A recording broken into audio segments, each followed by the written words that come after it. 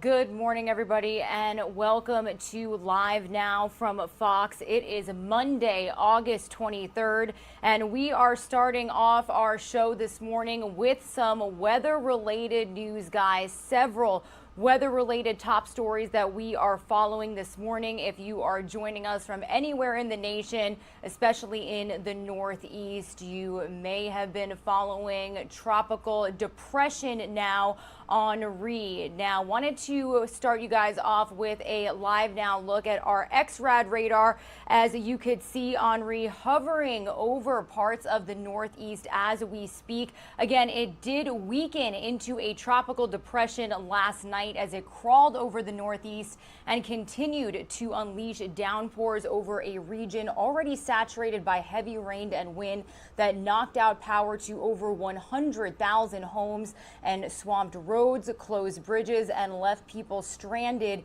in their cars. Henri made landfall Sunday on the coast of Rhode Island, and the National Hurricane Center warned that the slow-moving storm would continue dumping heavy rains on wide swaths of the region. Now, I actually do have several reporters out there in the Northeast. We would not be possible without the help of the reporters with our owned and operated stations across the nation. So around 6:45 a.m. Eastern time, we will be heading out to New Jersey, specifically Princeton Junction, where our Fox 29 Philadelphia team will be joining us with a live report.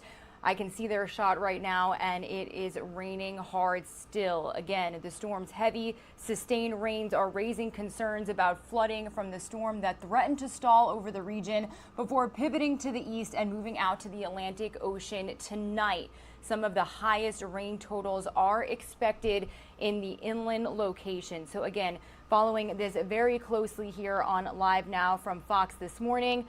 Let me introduce myself to you all. Good morning, everybody. My name is Regina Gonzalez, joining you live from the Live Now from Fox East Coast Hub in Orlando, Florida. You have me all morning long until 11 a.m. Eastern time. That's when we pass things off to our Live Now from Fox headquarters in Phoenix, Arizona, where you are joined by Mike Page, Daytona Everett, Andrew Kraft, Christy, bringing you all of your morning news out there on the West Coast, as well as afternoon and evening news here on the East Coast. Again, we are following several top stories this morning. We've got tropical depression Henri hovering over the Northeast as we speak, bringing rain and flooding waters to several communities out in the New York, New Jersey, Connecticut area. So again, we will be expecting some live reports from our owned and operated stations out there this morning. We're also following some devastating, deadly flooding out in the state of Tennessee. And again, we are also continuing to bring you any developments from Afghanistan. We actually do have a live now look right now of the Kabul skyline, everybody. And I do want to bring you that here on Live Now from Fox. Bear with me, everybody.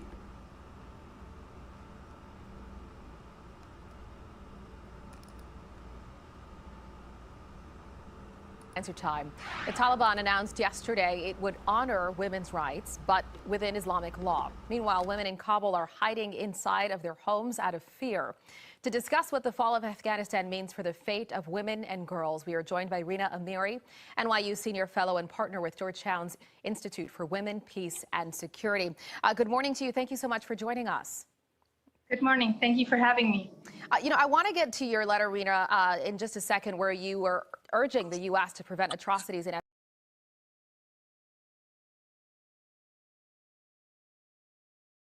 My apologies, everybody, for that bit of technical difficulties. I was about to bring you a live look right now. We have President Joe Biden is urging Americans to plan on getting a COVID-19 booster shot starting next month. Forgive me. We'll try this one more time. There we go. So again, continuing to follow several stories out here in our show this morning. I do want to bring you, though, an update on the deadly flooding as well as Tropical Storm Henri this morning. So let's get the latest from our Fox News team bringing us the latest on these conditions.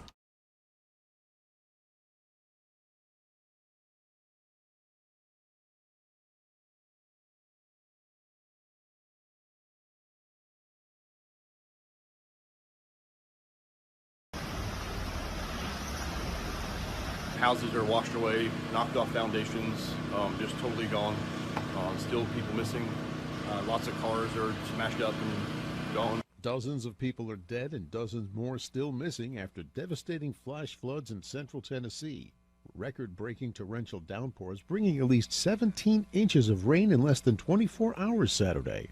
It's a total loss. Causing water levels in creeks and streams to overflow, toppling trees and power lines, tearing apart homes and buildings, and flipping over vehicles. Serious structural damage. Look at this. You can see right into the house. All of this from water. Search efforts for the missing are still underway, as some folks reported seeing people being swept away by the currents. Meanwhile, Storm Henri is leaving communities across the Northeast underwater, the system making landfall in Rhode Island Sunday as a tropical storm, whipping up heavy surge and lashing the coast with winds up to 60 miles per hour, knocking out power to more than 100,000 homes. We're acting to prepare for and prevent damage as much as possible, and to speed help to affected communities so they can recover as quickly as possible. Henri also triggering flooding in parts of New Jersey and New York, where people turned to paddleboards as roads became rivers. Strong winds and rain also affecting parts of Connecticut and Massachusetts this weekend, but forecasters predict Henri will weaken as it makes its way back out to the Atlantic Ocean Monday. Sal Giangrasso, Fox News.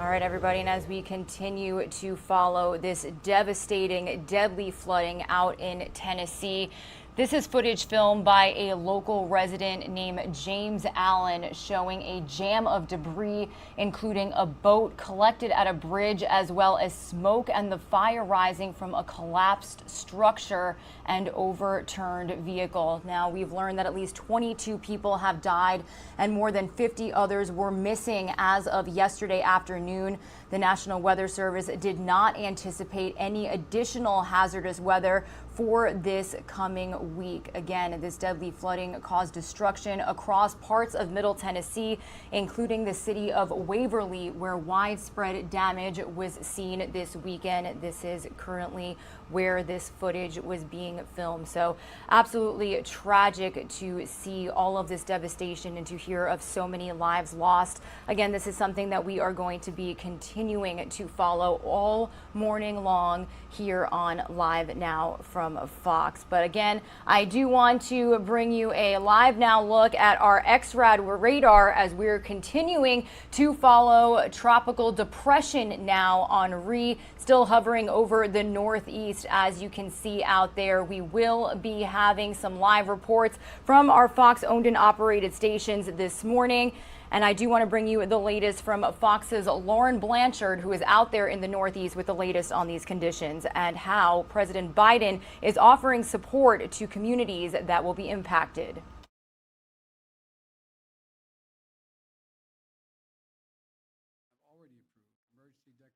For Rhode Island, Connecticut, and New York. President Biden offering support to the Northeast after Henri made landfall Sunday in Rhode Island. At one point a Category 1 hurricane, it weakened just before landfall, but still brought flash flooding. Federal officials are currently on standby to assist in recovery efforts. FEMA has already pre-positioned resources in the region to speed our ability to respond, including food, water, and life-saving communications equipment. I also want to encourage everyone to do their part to prepare.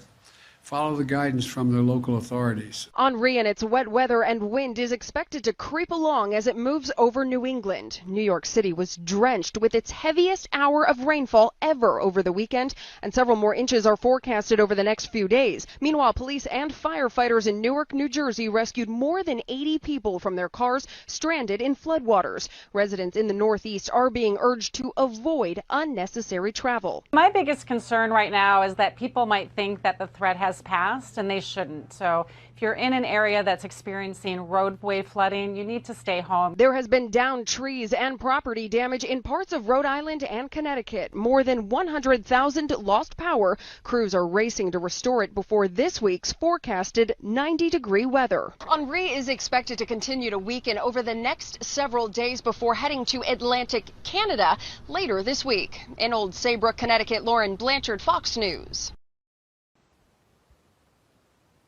I can't have. That house is evacuated. Helmet. That house is good.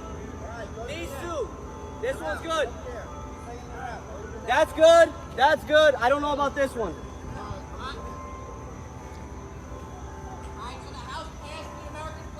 Yeah. Now this video, everybody, shows heavy flooding hitting Helmetta, New Jersey yesterday as Tropical Storm Henri brought a band of heavy rain to New England and surrounding areas. This footage filmed by Jermaine Corius shows downed trees as deep floodwaters encroach upon homes and submerge cars along Railroad Avenue in Helmetta. The flash flood warning across parts of northern New Jersey remained in effect until late last night when Henri was expected to move out of the region, according to the National Weather Service. And heading from New Jersey to the streets of New York City.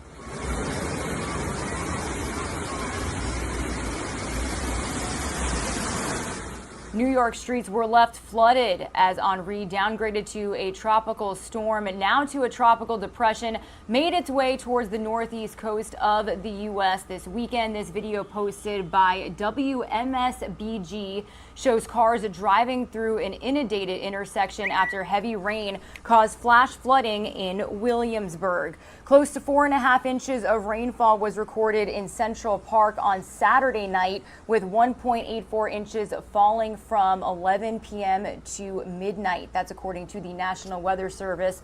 Henri is set to bring a dangerous storm surge, hurricane conditions, and flooding rainfall to parts of the northeast United States as it makes landfall. New York City Mayor Bill de Blasio did declare a state of emergency this weekend ahead of it making landfall. Now, we are expecting a report from Fox 5 New York's Robert Moses, who will be giving us the latest from Long Island as well as the New York City area very shortly. I do want to now head out to Connecticut. Make the best of it, right? It's not lightning or nothing, so why not?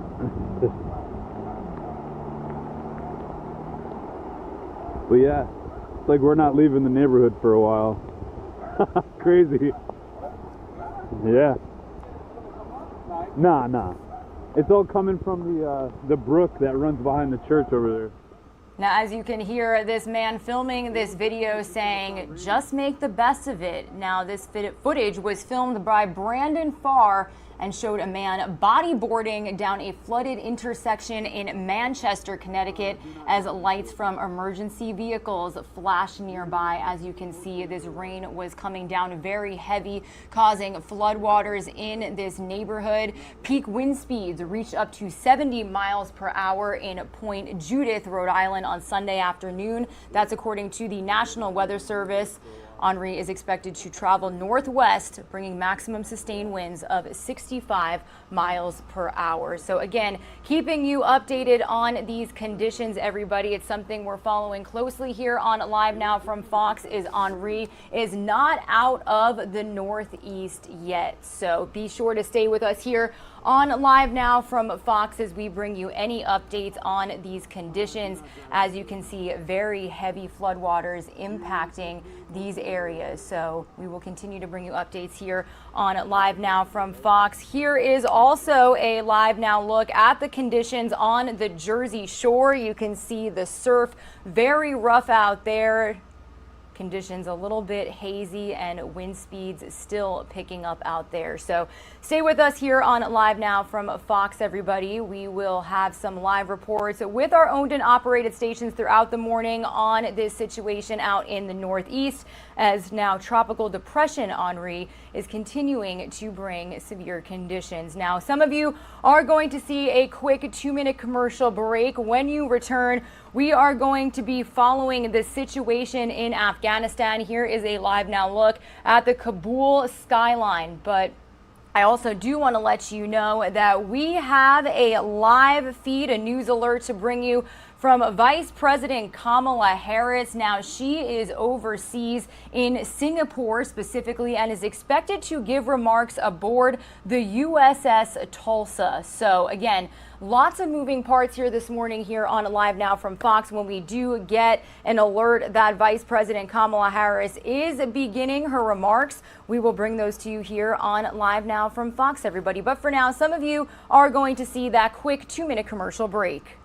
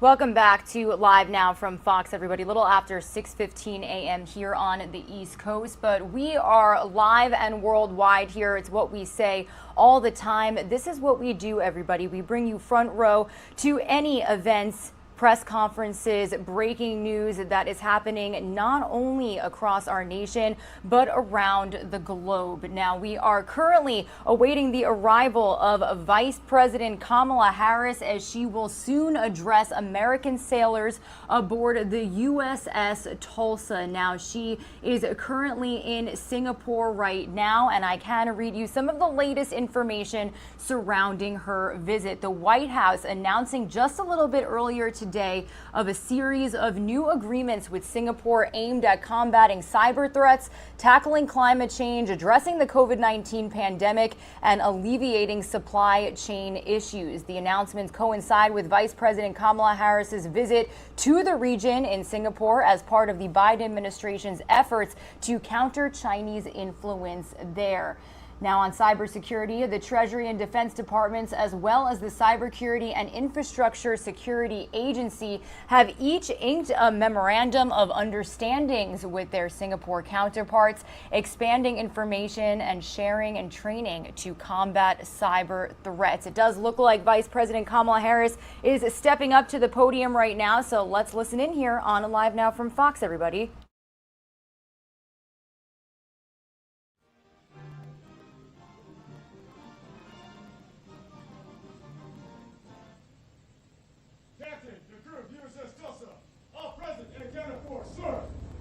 Very well.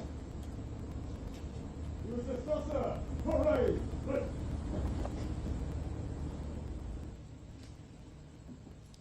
Good afternoon to the finest crew of the United States Navy, USS Tulsa Blue. Many of you have been here from the beginning, bringing life to the hull, laying a foundation of excellence for everyone else to follow. Your grit and willingness to do whatever it takes to accomplish the mission have resulted in our continued success and are on display now as we operate with our allies and partners in the region. The U.S. Navy's presence is enduring, and we will continue to operate forward in support of a free and open Indo-Pacific.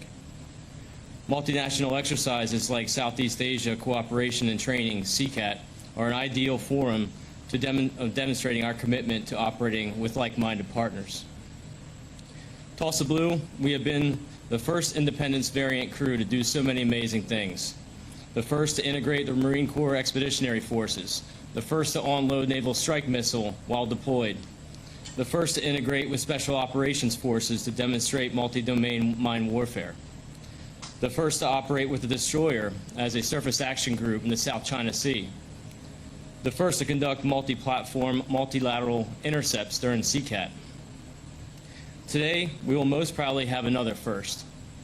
Today, we will be the first Independence variant littoral combat ship to host a vice president. Crew of USS Tulsa, ladies and gentlemen, it is an honor and an absolute privilege to welcome the Vice President of the United States, Kamala Harris.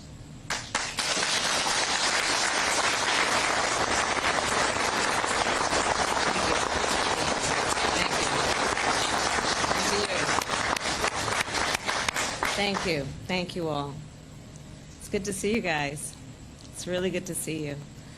I gave a speech today earlier. I was spent a large part of the morning with the Prime Minister of Singapore, and I was very proud to talk about you all. And I was sharing with Commander Corns that there is so much about our relationship with the countries in this region, which I'll talk about in a moment.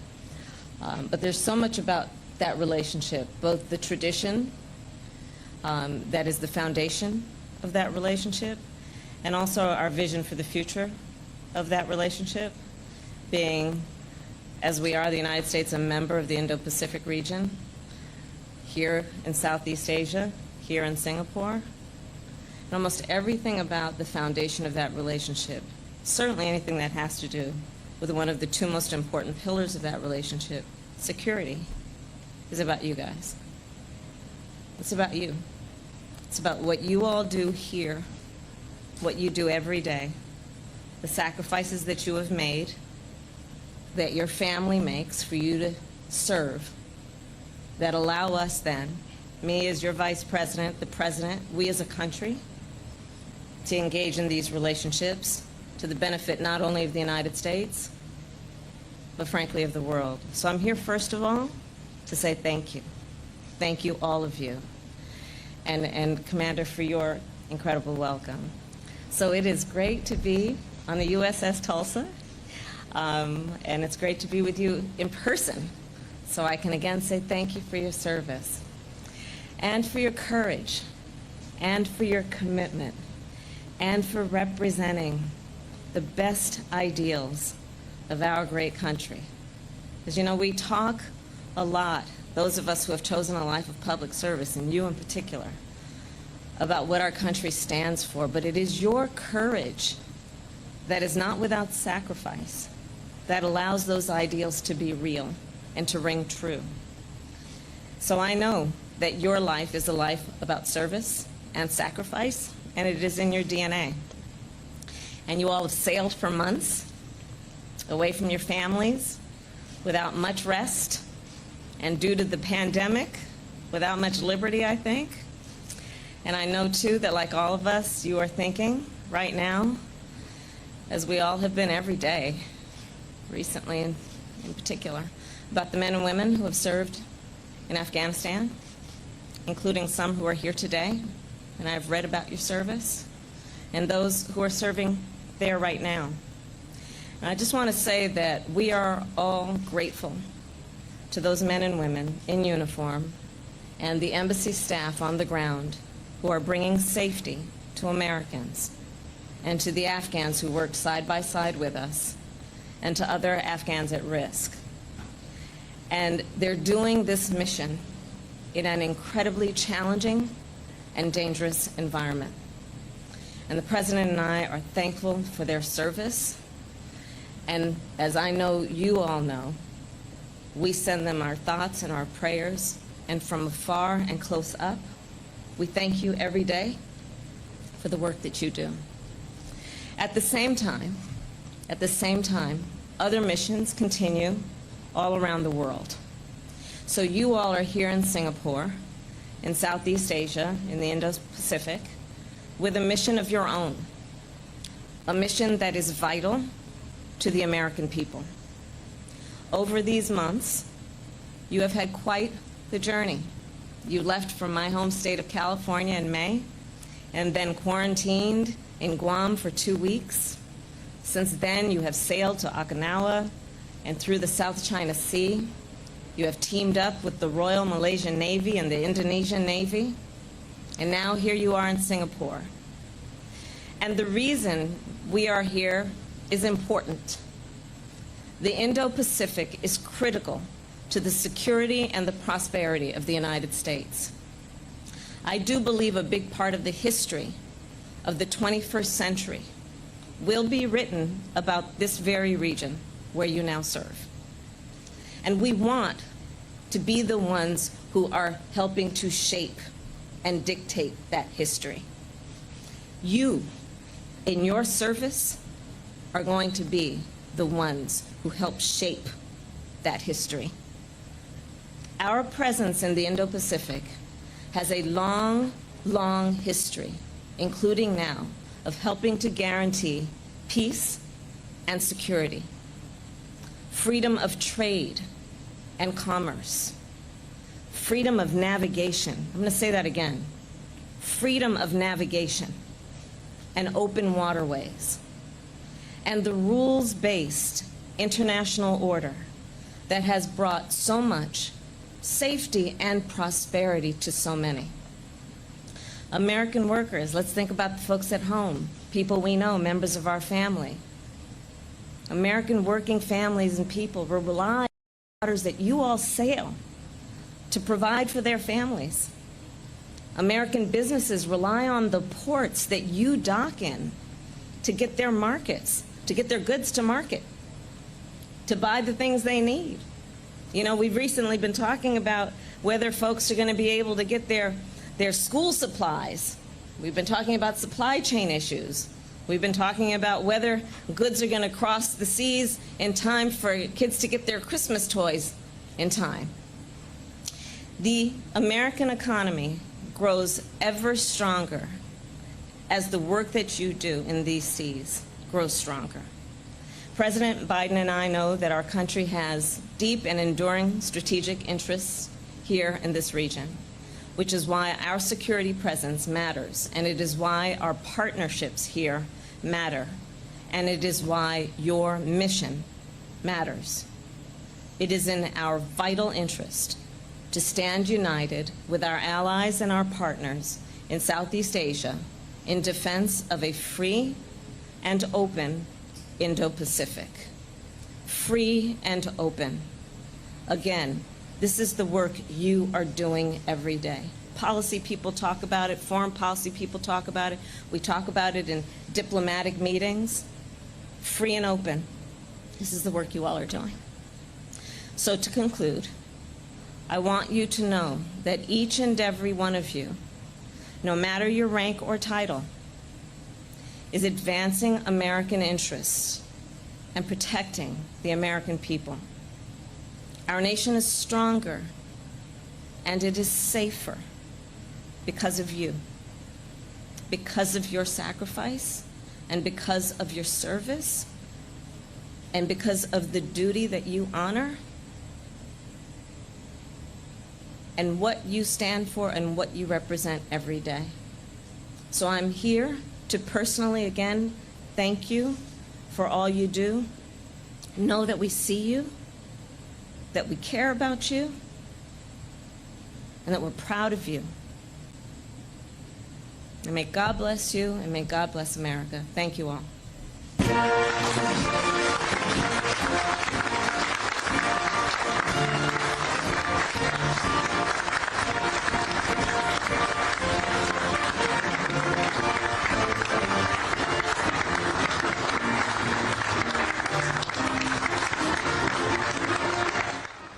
All right, everybody, that was Vice President Kamala Harris addressing American sailors aboard the USS Tulsa combat ship as she continues her tour overseas, talking about their importance of their presence in the Indo-Pacific and thanking them for their service, specifically also addressing the people who also have been serving and bringing Americans and evacuees to safety in Afghanistan. Now, some of you are going to see a quick commercial break. I do want to let you know that we've still got a live picture right now of the Kabul skyline out there overseas, continuing to follow the situation in Afghanistan. We did have President Biden making an address yesterday on Sunday, talking about what we can expect this week. I do, again, want to send some of you on a quick 2-minute commercial break. When we return, we are going to not only have the latest on his remarks, but we are also going to be following our Fox News team out there in Kabul, who has been speaking with people on the ground who are in fear for their life. So again, that story and more coming up here on Live Now from Fox after this quick 2-minute commercial break.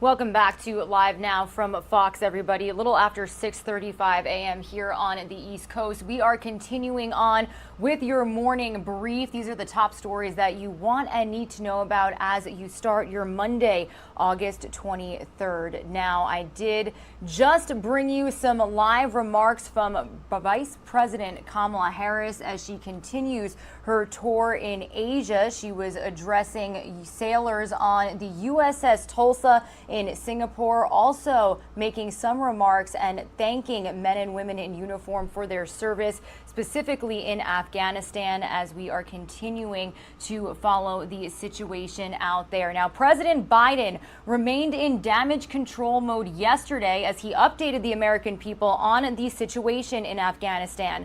Mr. Biden made it clear he stands by his decision to withdraw American troops from the country, even as thousands of Americans and American allies have massed at the airport in Kabul in a desperate attempt to get a flight to the United States. Fox News White House correspondent Jackie Heinrich has the latest.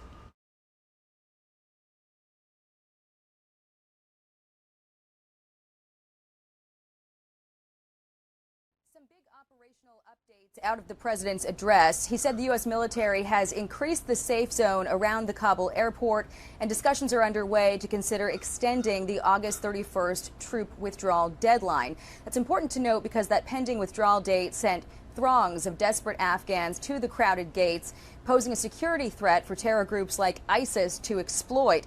It was also unclear on Friday whether the U.S. would use the military to go beyond the perimeter like other countries have been doing. He also gave detail about the screenings underway to ensure people who come to the U.S. have passed background checks, saying anyone who comes to, quote, their new home in America will have been vetted.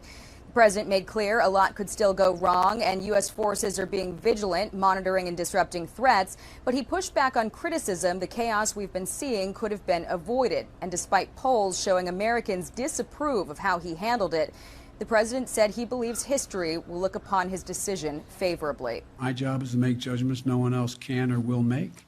I made them. I'm convinced I'm absolutely correct in not deciding to send more young women and men to war for a war that, in fact, is no longer warranted. The president said again the Taliban, by and large, have made good on their promise to let Americans through, adding that they've not attacked U.S. forces. But he was asked again if he trusts the Taliban and said this to a reporter from CBS. Do you trust them now that you have to negotiate with them? I don't trust anybody, including you. I love you. But, you know, there's not a lot of people I trust. Taliban has to make a fundamental decision. Is the Taliban going to attempt to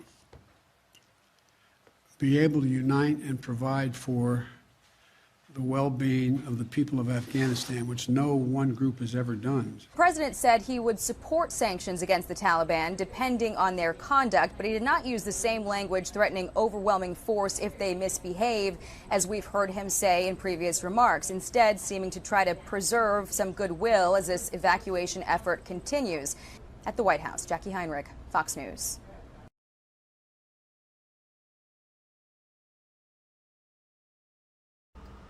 Meanwhile, it's a story making headlines this morning that we wanted to bring you as part of your morning brief here on Live Now from Fox. An Afghan mother gave birth to a baby girl aboard a military aircraft after it landed at a United States military base in Germany on August 21st, according to Air Force officials. In a Twitter post, the U.S. Air Mobility Command said the woman and her baby were, quote, in good condition after the mother experienced complications and delivered the baby aboard a U.S. Air Force C-17 at the Ramstein Air Base. They said, quote, during an evacuation flight from an intermediate staging base in the Middle East, the mother went into labor and began experiencing complications due to low blood pressure. The aircraft commander made the decision to descend in altitude to increase air pressure in the aircraft, which helped stabilize and save the mother's life. After the aircraft landed at the military base, a medical crew came aboard and delivered the baby. So quite a crazy situation out there again as people are continuing to try and evacuate out of the Kabul area. Meanwhile, as the U.S. military continues evacuating Americans and American allies from Afghanistan, commercial jetliners are being pressed into service to aid in the evacuation effort. This comes as desperate Americans say it's not even safe to travel to the airport to make the trip home. Fox News correspondent David Spunt has the latest from Washington. Defense Secretary Lloyd Austin activated the Civil Reserve Air Fleet. That's a measure to help transport people once they've left Afghanistan and bring them to the United States. Let's take a look at some of the companies that are participating. These are private airlines: American, Delta, Atlas, Omni, Hawaiian, and United Airlines. Yesterday, a plane with Afghan refugees landed at Dulles International Airport just outside Washington, D.C. in Northern Virginia. Some of those on the plane will take shelter at the Dulles Expo Center until they find something more permanent. There are also reports the Biden White House is weighing options to order airstrikes to destroy our equipment the Taliban stole and is using against us. Families are desperate to leave, and the airport in Kabul is the only hope. Officials are reporting some Americans are not able to get to the airport, including this American woman in Afghanistan. Please, Mr. President, please evacuate us. We need help. Given up on the hope of going to the airport because it's not possible to make it through all those people. People are getting shot left and right. The tear gas is being released on people. It's so devastating that I don't even know how to explain it. It's a nightmare. I want to wake up. I want to wake up from this nightmare. Here in the United States, refugees are being housed at Fort McCoy in Wisconsin, Fort Bliss in Texas, and Fort Lee in Virginia. In Washington, David Spunt, Fox News. All right, thank you to David Spunt for that report. Again, everybody, my name is Regina Gonzalez, joining you live here from the Live Now from Fox East Coast Hub in Orlando, Florida. To the top side of your screen, you can see a live picture we have right now of the Kabul skyline. Now, we actually do have a Fox News correspondent, Trey Yingst, out there. He's been on the front lines of the situation in Afghanistan for the last week and has been speaking with evacuees and people on the ground. So I do want to bring you his latest report here on Live Now from Fox. We've just arrived in Kabul, Afghanistan, where evacuations are continuing at this hour. You can see behind me visa applicants and those who have been approved and vetted are here at the airport waiting to take flights out of the country. Many have been waiting here for hours, but it does seem like the flights are picking up. The Taliban took control of Afghanistan just 1 week ago, and there are still thousands of Afghans and Americans trapped. How did you get here? What was the process like of getting to the airport? The airport was very hard to get in 4 days, 5 days. I get on the gate, it was very hard to come over here. They need to go by the 6%. Who is the first eligible people? They need to come.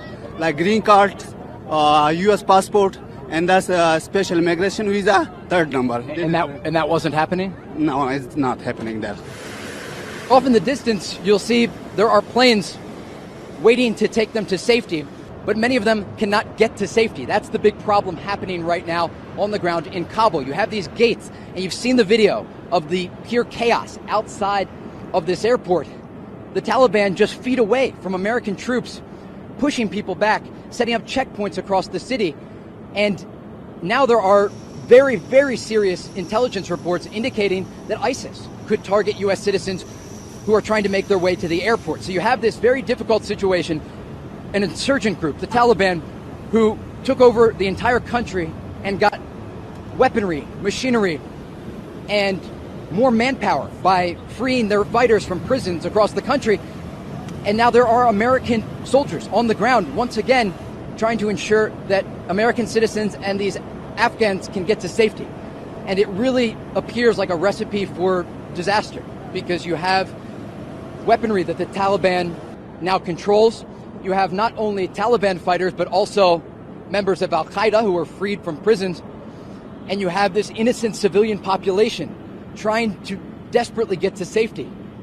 And it's moving along, but people are frustrated and they want to get out, and they're concerned that if they make it out, their family members and their friends who are left behind will be in danger from the Taliban.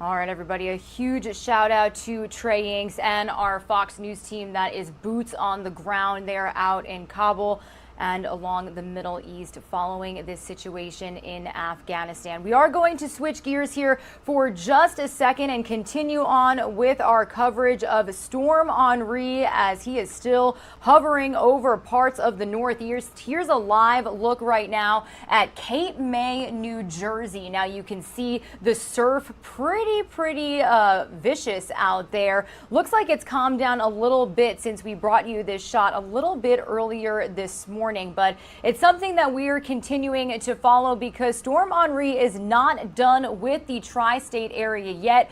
Rain is continuing to fall this morning in various locations across New Jersey. So I actually do want to bring on Fox 29's Dave Kinchin. He is in Princeton Junction right now, bringing us the latest on conditions out there. Dave, good morning to you. Looks a little wet out there. What can you tell us? Good morning to you. Yeah, the rain really is coming through quite steadily. It actually was a bit heavier a few moments ago. I'm going to step out of the way here on Washington Road and show you what the rain has brought us so far.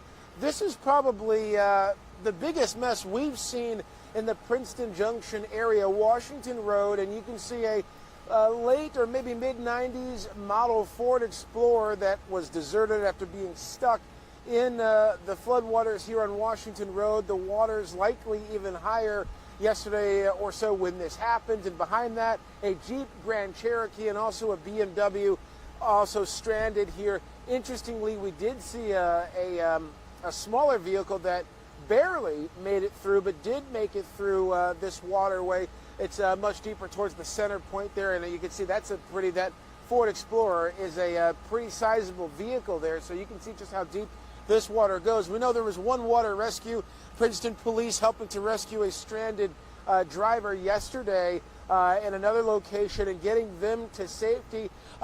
We haven't seen much in terms of power outages. We understand that there's sporadic outages here and there, but we've seen traffic lights and everything on, but we've seen a lot of roadblocks as well, this one being the most significant one all around the Princeton area.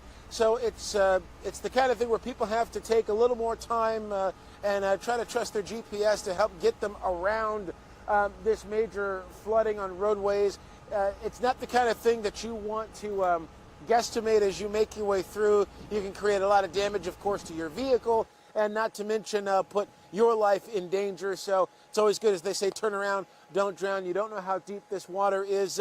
But Tropical Depression Henri has certainly damaged created a lot of flooding all across the East Coast. The rain, as we said, has been coming down. In fact, let's even show this one area. You can see, once again, where it's kind of coming onto the roadway there from what looks like a secondary channel or river there. We're near the Little Bear Brook, which I think looks like one of the Great Lakes probably now with all of this rain that's happened in this area. But the New York area got a lot of flooding, of course, all up and down New England, a lot of flooding and damage. And the Biden administration is standing by, ready to help states and local officials with any damage that's needed.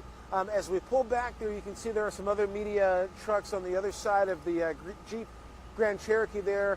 Some first responders pulling through, monitoring that spot there. So I think this is probably one of the most significant areas that we've found in terms of flooding damage, but there's a lot of it all over the Princeton, Central Jersey area.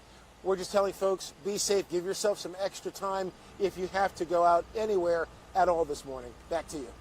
Yeah, Dave, I'm actually playing some video over you right now. It's of floodwaters surrounding homes, just like the streets behind you. So have you spoken to any residents? I know flood damage is not easy to clean up. So what are locals saying after seeing these waters this weekend?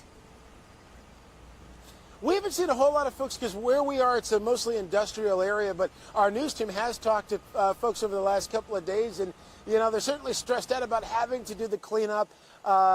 They feel like this storm, you know, based on the storms that have hit this region in the last few years, certainly people think back to Superstorm Sandy, gosh, almost 10 years ago, I think now. And so folks are saying, they're telling our news team it's been worse. They've definitely dealt with worse, but they would rather not deal with any of this at all, but certainly it could be a lot worse. The cleaning up, it's a hassle, that sort of thing, especially when you're dealing with insurance and questions based on whatever the damage might be. But where we are now, it's been mostly industrial and a business complex by the Carnegie, kind of the Carnegie business complex.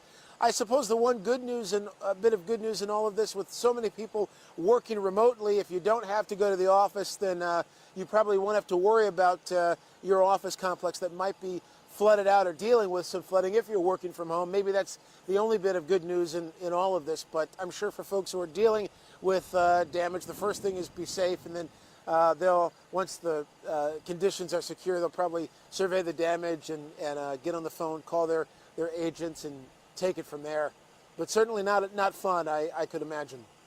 Yeah, and Dave, speaking of the point you made about, you know, offices potentially being flooded, people working from home, my family is actually up in New York. I know my sister, they had school canceled, my parents' jobs, they had alerted them that there wouldn't be work as of yesterday. So do you know of a lot of businesses and schools closing because of these conditions?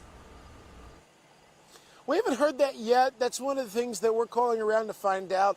I know that there's probably some late starts out there in terms of either work days or schooling of that sort. We haven't heard a whole lot of that. We literally have just been kind of making the rounds, trying to find the spots with the most damage this morning. But I certainly would imagine that there could be a lot of that to come, especially the rain hasn't stopped. I mean, it's kind of spitting right now. It's tapered off a little bit, but the clouds are still thick and they're still low. And as the rain continues on, I think a lot more of that could, in fact, happen. Yeah, and like you said, our hearts go out to the folks in New York dealing with this because they were very hard hit in all of this. All right, well, Fox 29 Philadelphia's Dave Kinchin out there in Princeton Junction, New Jersey. Thank you so much for bringing us this live update here on Live Now from Fox. Stay dry and stay safe out there. Absolutely. Thank you so much. Once again, everybody, here is a look at the Jersey Shore. Conditions on the beach out there in Cape May, New Jersey, to be specific. Again, as you saw, the conditions behind Dave, so devastating to see cars stuck. Again, turn around, don't drown. If you are joining us from any of these impacted areas, we advise you to stay inside. Don't go outside unless you absolutely have to. And again, stay with Live Now from Fox for any updates on these conditions as Storm Henri, now a tropical depression, is continuing to hover over the northeast. Rainfall continuing into this morning and parts of this evening for the tri-state area out there, New York, New Jersey, Connecticut. Some of you are going to see a quick commercial break. We'll have more top stories when you return.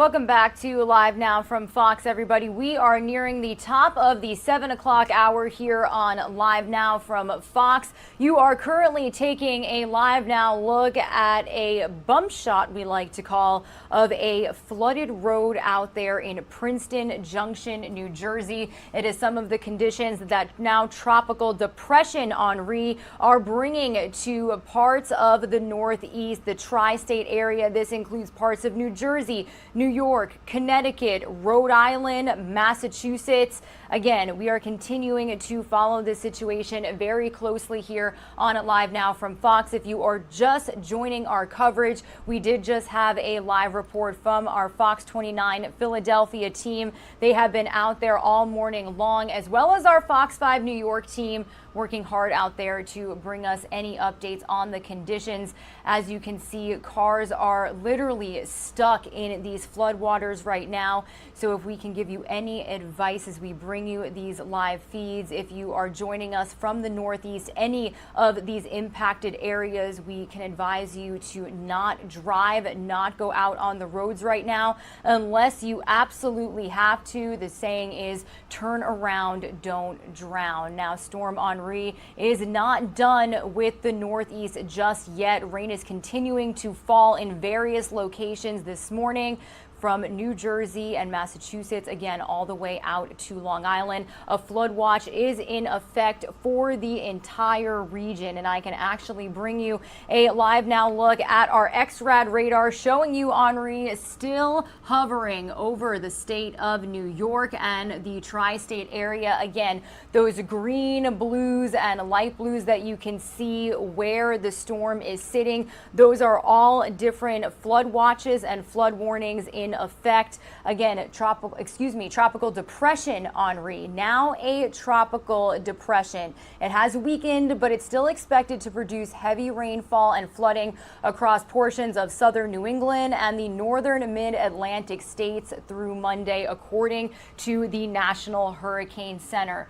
The storm was downgraded from a hurricane before reaching New England late last night, leaving many to breathe a sigh of relief, but there were a few early reports of major damage due to wind or surf. So again, our show would not be possible without the help of our owned and operated stations across the country. So we are working to get some more live updates from our teams out there. We do have Fox News correspondents in the Massachusetts area, in New York, as well as in Tennessee, because something that we are very tragically following is deadly flooding reported in parts of Tennessee. We've learned that at least 20 have died and at least 50 are still missing. So very tragic weather updates to bring you this morning here on Live Now from Fox. And we are going to give you another run through of all the top stories you want and need to know about this Monday morning here in just a couple of minutes as we follow this weather, the situation in Afghanistan, COVID-19 related topics, and some more news out of New York. We've got New York Governor Andrew Cuomo officially stepping down today after resigning amid sexual harassment allegations. So again, getting to this all this morning here on Live Now from Fox. Again, everybody, if you are just tuning into our show, my name is Regina Gonzalez with you here from the Live Now from Fox East Coast Hub in Orlando, Florida. You will have me all morning long before we pass things off to our Live Now from Fox headquarters in Phoenix, Arizona at 11 a.m. Eastern time. That's where you're joined by Christy Larson, Mike Page, Daytona Everett, Andrew Kraft. And be sure to tune in to Live Now from Fox on the weekends, everybody. We're a 24/7 nonstop stream of breaking news, live events, and any stories that you may be following each and every day. We have Rain Augustine hosting the show on Saturday and Sunday mornings before passing things off to Stephanie Weaver in Los Angeles, California. So a nationwide operation here on Live Now from Fox. And again, if you are new to our show or not familiar with how the show operates, we would not be possible without the help of our owned and operated stations across the nation. They give us live reports. They bring us live updates on stories just like Storm Henri, as well as the situation unfolding in Afghanistan and any other breaking news we bring you each and every day. Your hosts actually control the entire show from Mission Control, as we like to call it. I like to say that it's the cockpit of an airplane. The hosts that you see control the audio, the visuals, the graphics. So everything you see, everything that you view on Live Now from Fox is brought to you by the host, but it is an entire team effort to bring you this content. And again, we would not be possible without the help of producers and our owned and operated stations across the nation. So again, my name is Regina Gonzalez, bringing you another round of your morning brief this morning. Again, we are following deadly flooding in Tennessee, as well as the conditions that Tropical Depression Henri are continuing to bring to the Northeast this morning. I actually do have a live now look at the Jersey Shore coastline this morning, specifically in Cape May. Now you can see conditions a little bit rough out there. The ocean pretty rough. Absolutely nobody on the beach, except you can kind of see one person there by the lifeguard stand. Now, we did have a live report with Fox 29 Philadelphia just a couple of minutes ago, and they did report lots of flood damage. You can see extensive flooding in their live shot. I can actually bring you a live picture of it right now. This is in another part of New Jersey where flooding is being seen, specifically in Princeton Junction, New Jersey. So you can see in the way back, cars stuck in the floodwaters. If you are joining us from any of these areas, guys, turn around, don't drown, don't get in your car unless you absolutely have to. Now, I do want to bring you the latest from our Fox News team as we continue to follow these conditions. The search for survivors is on after severe flash floods leave at least 22 dead and roughly 20 others missing in Tennessee. This is as Storm Henri batters communities along the Northeast. So let's get the latest from Fox News' Salgio Ingrasso. He has a look at the immense damage and recovery efforts.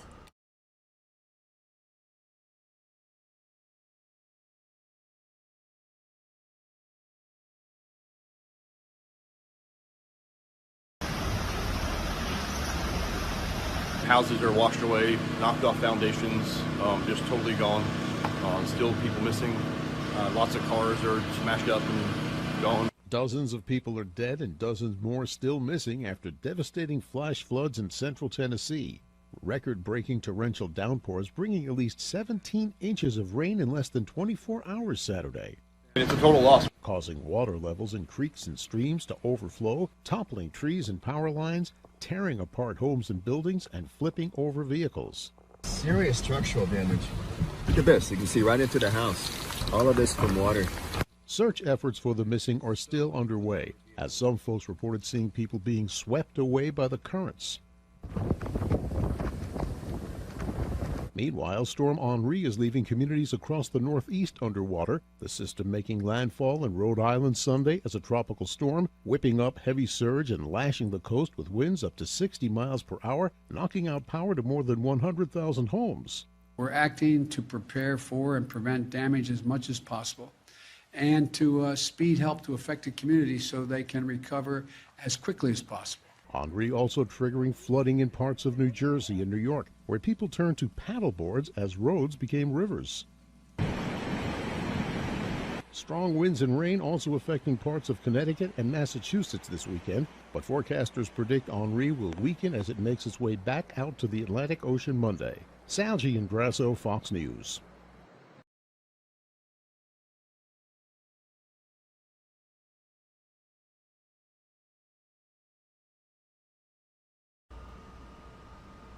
And everybody taking a live now look over the camera we have over our Fox News headquarters in New York City. Again, still seeing rainy conditions out there as Henri is not done bringing rain and flood watches to the Northeast.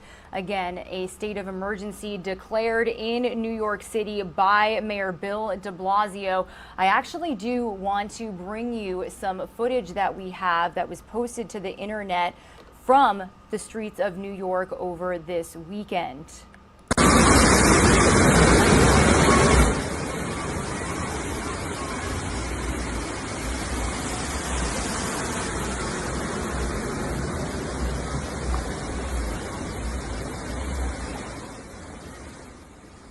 New York City streets were left flooded as Hurricane Henri downgraded to a tropical storm, and now a tropical depression made its way towards the northeast coast of the United States on August 21st.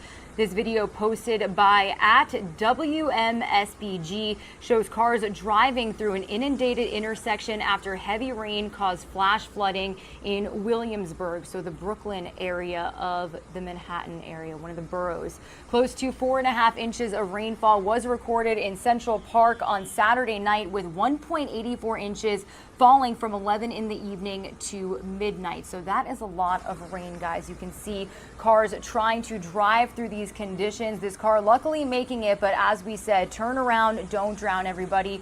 If you don't have to get in your vehicle, it is advised that you don't, especially with conditions like these. We also have more video of the tragic Tennessee flooding that has been deadly. We are learning of at least 22 dead and at least 50 missing after these conditions have been seen across parts of the state. Absolutely tragic. You can see this boat floating down a river, houses torn apart, debris all over the streets and this neighborhood. Now, the deadly flooding caused destruction across parts of Middle Tennessee, including the city of Waverly, where widespread damage was seen on Saturday. This footage was filmed by local resident James Allen, showing a jam of debris, including a boat collected at a bridge, as well as smoke and fire rising from a collapsed structure and overturned vehicles. At least 20 people have died and more than 50 others were missing as of yesterday afternoon. So again, we're continuing to follow this situation very closely here on Live from Fox, everybody. Very tragic situation out there. I do want to switch gears here and let you know that we are following some more top stories here on Live Now from Fox, specifically some news out of New York as well, guys. Governor Andrew Cuomo officially stepping down today, and we will have the first female governor of the state, Kathy Hochul, taking over today. She was the lieutenant governor and will soon be the governor of New York State.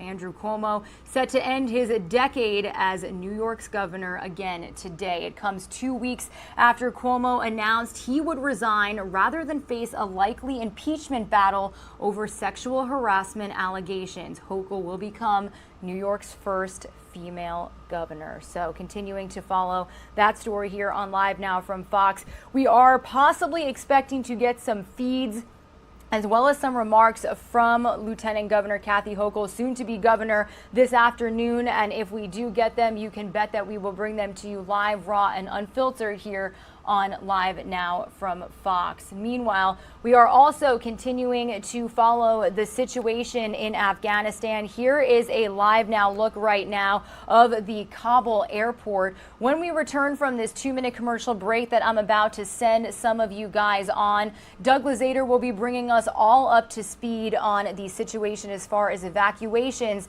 and how commercial airlines are being pressed to aid in these evacuations overseas. So stay with us, everybody. That story coming up after this 2-minute commercial break.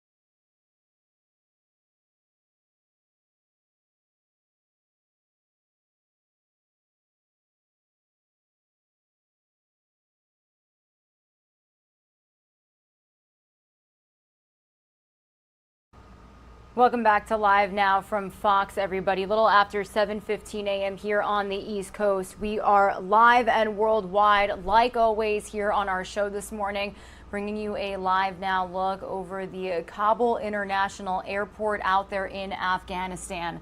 President Biden admitting that his timeline to pull U.S. troops out of Afghanistan may have to change. And now the White House is reaching out to U.S. airlines for help.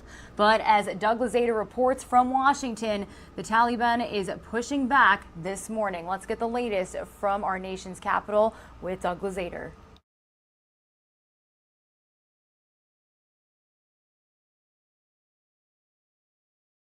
The Taliban this morning says that extending the presence of U.S. troops in Afghanistan is a red line, but President Biden is running out of options. Desperate scenes outside the Kabul airport. Those hoping to flee Afghanistan are running into violent resistance from the Taliban. I'm convinced I'm absolutely correct.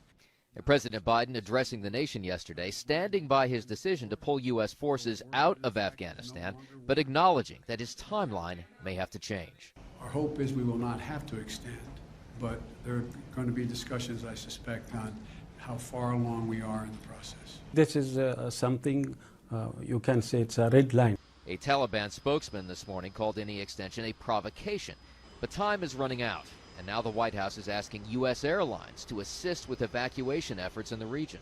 We cannot give you a precise number. The White House National Security Advisor says he's not even sure how many Americans are in Afghanistan. And critics say this has been bungled from the beginning. We have a lot of Americans in harm's way. We have a lot of people we made promises to beyond the wire of the airport. And you heard the president say just shameful falsehood after shameful falsehood this week. And this morning, President Biden will get an update from his national security team on where things stand in Afghanistan. In Washington, Doug Lazater, Fox News.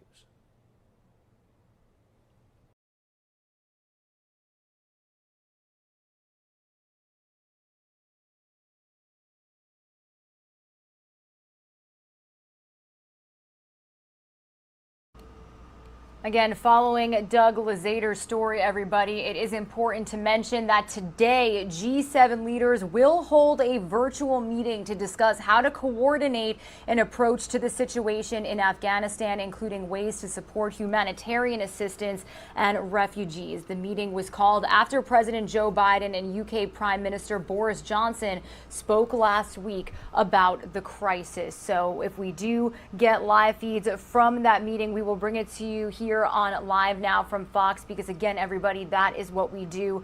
We continue to bring you front row to all of these live press conferences, live remarks. It is so important to keep you updated on every development here on our show, and we are here to do that for you 24/7.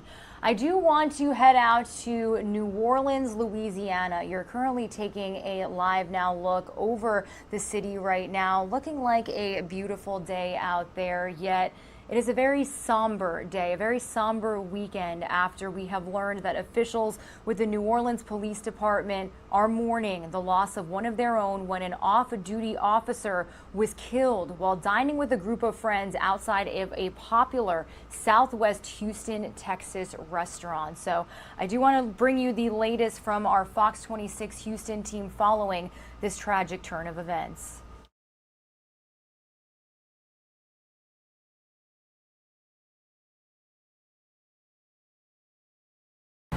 A manhunt now underway in Houston following Saturday's deadly restaurant shooting. HPD releasing this surveillance photo of the apparent suspects and their getaway car. Somebody knows them. I want everybody in every neighborhood to stand up, give us some information so we can get these individuals in custody. Confirm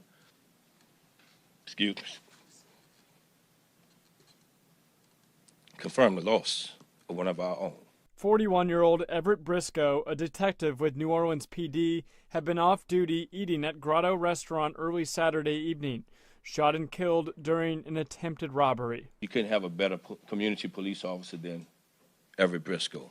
A second man, also shot, rushed to a Houston hospital. The other victim, he's in critical condition at the hospital. Again, pray for him. I've known Everett for a very long time. New Orleans Councilman Jay Banks, a close friend of Everett Briscoe. He loved this community. A 13-year NOPD veteran leaving behind a wife and 2 kids. Those boys are wonderful young men. And now they got to grow up without their daddy who loved them more than anything. A manhunt now underway in Houston following Saturday's deadly restaurant.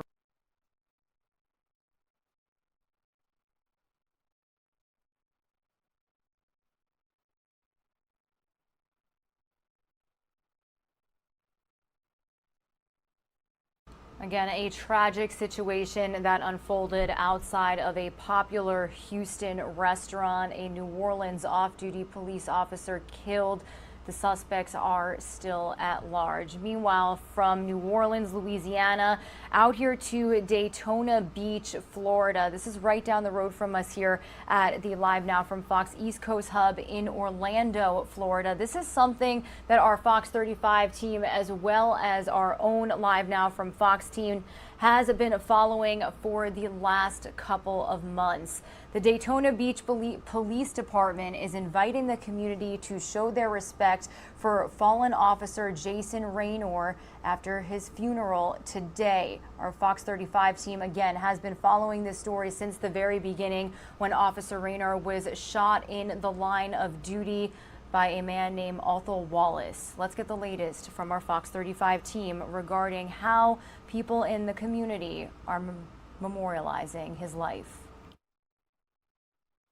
It makes me feel really sad. An outpouring of support. I really think it's great of the Daytona community to pull together and support him and his family. Hundreds stopped by fallen Daytona Beach police officer Jason Raynor's viewing at the News Journal Center on Sunday. We weren't allowed inside, but Daytona Beach Police Department spokesman tells us Raynor's casket was draped in an American flag with 2 honor guards standing next to it. It means a lot because that shows that a lot of people care about him too, and that is a really good thing. Raynor was shot in the head in June while responding to a call. He died Tuesday. A community clinging together through grief. It's absolutely awful. It's horrible. But, I think it really goes to show what these police officers put on the line every single day. Raynor's service will include a flyover and a 21-gun salute. Daytona Beach Police Chief Jakari Young is among the list of speakers. The service starts at 11 a.m. Reporting from Daytona Beach, Jessica Ely, Fox 35 News.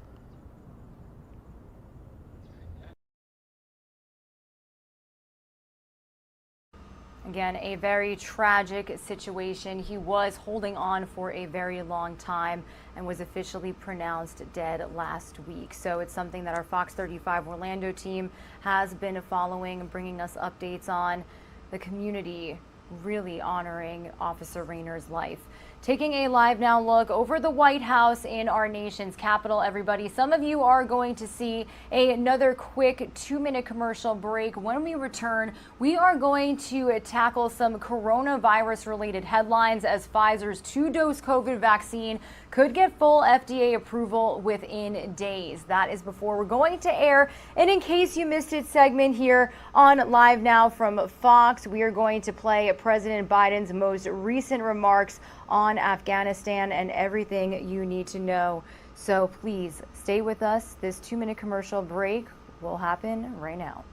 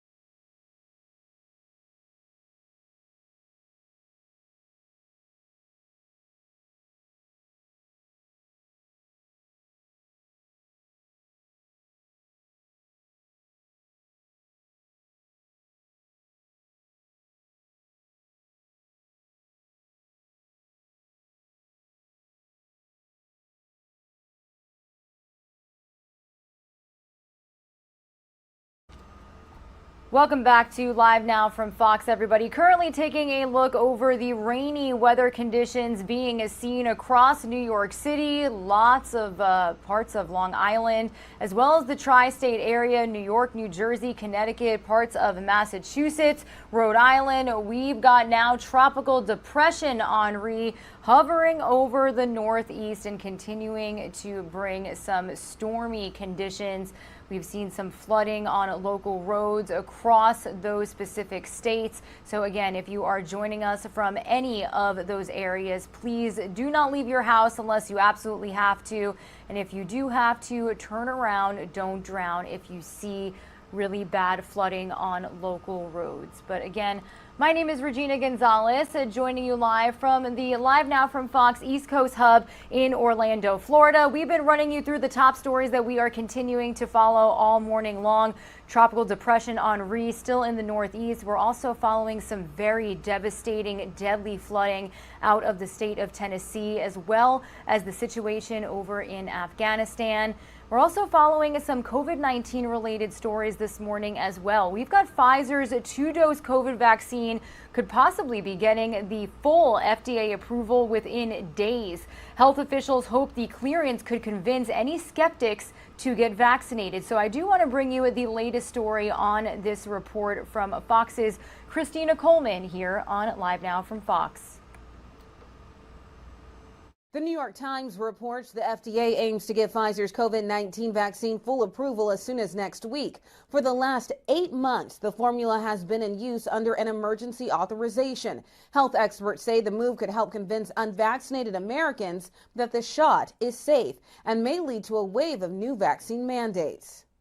The full approval, called biological licensing application, now allows them the ability to require vaccination and not be as concerned about lawsuits and other challenges that might arise. Vaccine hesitancy has been an obstacle in getting eligible adults vaccinated against COVID-19, but more people are making the decision to get their shots. The White House announcing Friday 200 million Americans have received at least one dose. Health officials say there's a renewed urgency to get people vaccinated as the Delta variant spreads. It's spreading like wildfire, and it's putting our children in the hospital in record numbers. Over the past week, the U.S. averaged 11,000 new hospital admissions. The CDC says at the current pace, we could reach a record high within a month. Florida now accounts for about 1 in 5 COVID patients hospitalized nationwide. And doctors in Jacksonville say more children are also being treated due to the virus. We're seeing the ages decrease from what we saw in the previous variants. The young are sicker, and they're sicker quicker. This week, the U.S. reported more than 1 million new COVID cases for the first time since February. In Los Angeles, Christina Coleman, Fox News.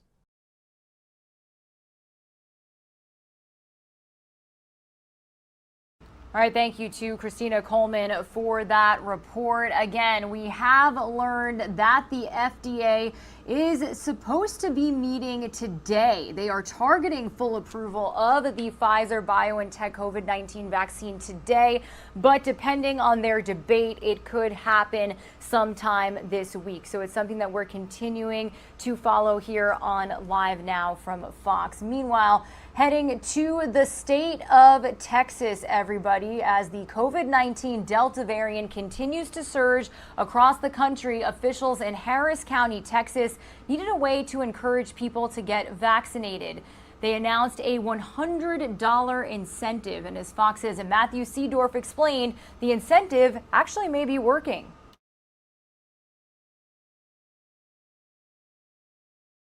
The push for COVID-19 vaccines returning to Houston. Skyfox above NRG Stadium Thursday, and for the first time in weeks, there's a line. Why'd you wait so long to get the shot? There was never really a need, but now that they have the Delta, I think there is a need. Harris County now giving people $100 for their first coronavirus shot. Did that help your decision to get it? It motivated me, like it's nothing but an incentive, but these two right here is what really prompted my decision. The turnout is beyond what we expected. Demand for vaccines more than tripling since Tuesday's $100 announcement in Harris County. rising from about 400 first dose shots a day to now 1,500. We've approved around $2.3 million right now for the first tranche. The funds are coming from the American Rescue Plan dollars, the federal dollars that Harris County is receiving. They're for these kinds of purposes. For the last few weeks, anyone could drive up and get a shot, but now demand is so high that they're having to turn people away that don't have appointments. I had to be registered. Every time I've come up here, yesterday and today, it's some kind of excuse. 64-year-old Peggy Bean paid for a ride here Thursday. The variant is scaring me. She doesn't have a car and still no shot. Just haven't had second thoughts up to now. Now I got my nerves up to take the shot. They tell me I can't get it. I don't understand it. COVID-19 cases again surging across Texas. Governor Greg Abbott ordering 5,500 nurses and doctors to the state, now facing a medical worker shortage. A lot of us will die for our kids, but will you live for them? And that's the idea. I'm living for mine.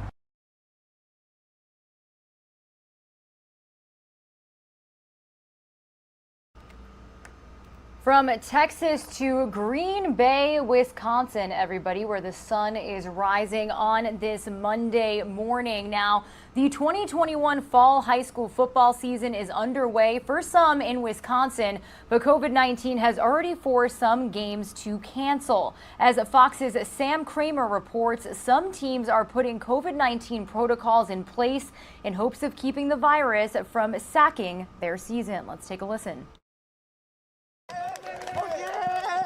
As another year of high school football kicks off in Wisconsin, Milwaukee Pius head football coach Jamal Napoleon touts his team's effort in preparing for this season, mastering the playbook, Pius 4, knowing their assignments, following COVID-19 protocols to a T. We always try to have masks on when we're indoors, social distancing, disinfecting everything, and then also just making sure the kids take care of themselves, make sure they're healthy. Because if the players aren't healthy, they just won't play. The Cudahy Packers were forced to cancel this week's game due to health and safety protocols. And in Burlington, the district says 16 unvaccinated players are in quarantine after a COVID-19 exposure. It's not easy. Pius Athletics Director Kevin Keha says just having a full season comes down to communication and accountability. It's not what they do at school so much, it's what they do out of school. It is what I'm worried about. But we try to make sure that they all understand that, you know, if we're all in this together, we'll take care of this together. On Thursday night, that means disposable cups instead of sharing water bottles. Team staff are even sanitizing footballs between plays. Because win or lose, playing the game is better than no game at all. You want to have a full season, a successful season, and that starts with being safe off the field before you're safe on the field as well.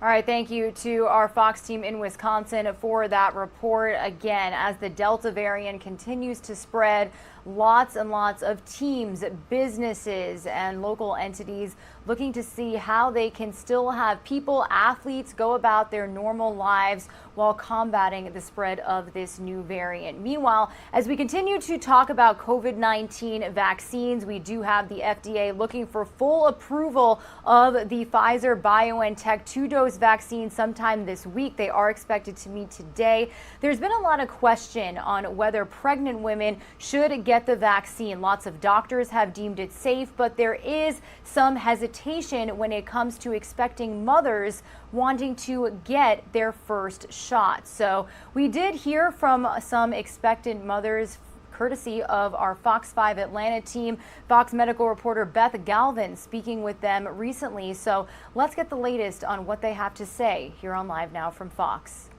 Madison and Alex McCool got married in the middle of the pandemic. And then last winter, as Americans began to roll up their sleeves for the COVID-19 vaccines, they found out they were pregnant. I was very hesitant to get the shot, only because there's just not, in my opinion, enough research. And I just didn't feel that the risk necessarily outweighed the benefit. So while her husband and family got vaccinated, the 32-year-old decided to wait until after she gave birth to Wyatt, who arrived July 4th, to get her shots.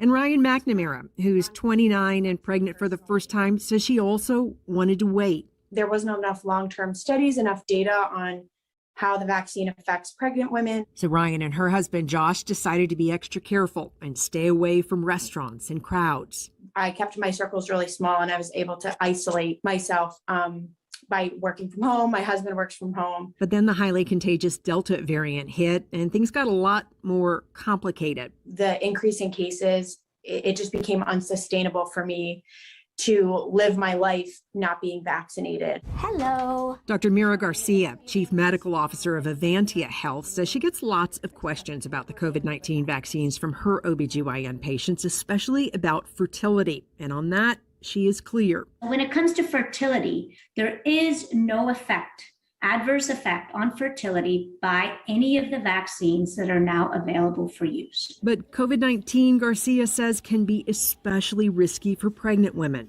I have seen patients come in very, very sick early in pregnancy, and because of all the fluid shifts and the cardiovascular changes, they end up getting, a faster ticket to the ICU, getting intubated, and devastating consequences, of course, occur to them and their unborn children. For your Fox Medical team, I'm Beth Galvin.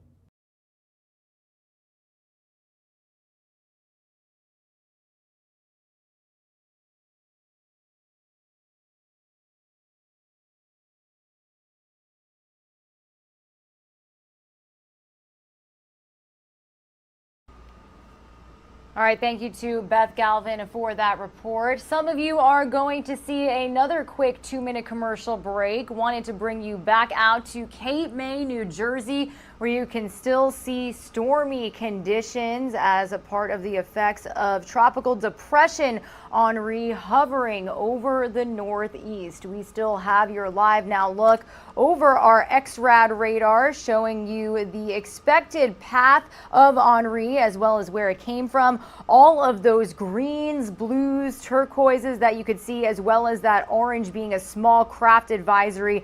That is as far as waves on the shoreline. They are warning you that they could be a little high, lots of high surf being seen across Long Island and parts of the Jersey Shore. But those colors being flash flood warnings for all parts of that tri-state area. So again, we are continuing to follow Tropical Depression Henri as it has impacted millions in the Northeast. However, when we do return, we are going to continue following the situation in Afghanistan as evacuations are still underway. We do have a live now look right now of the Kabul International Airport, where you can see military jets out there on the runway right now. We are going to hear from our Fox 11 Los Angeles team as they spoke with Representative Mike Garcia on the situation in Afghanistan. We are also just minutes away from being joined by political analyst Mike Herodopoulos, who will be speaking with us about this situation as well. So stay with us, everybody. More on this story coming with you after this 2-minute commercial break.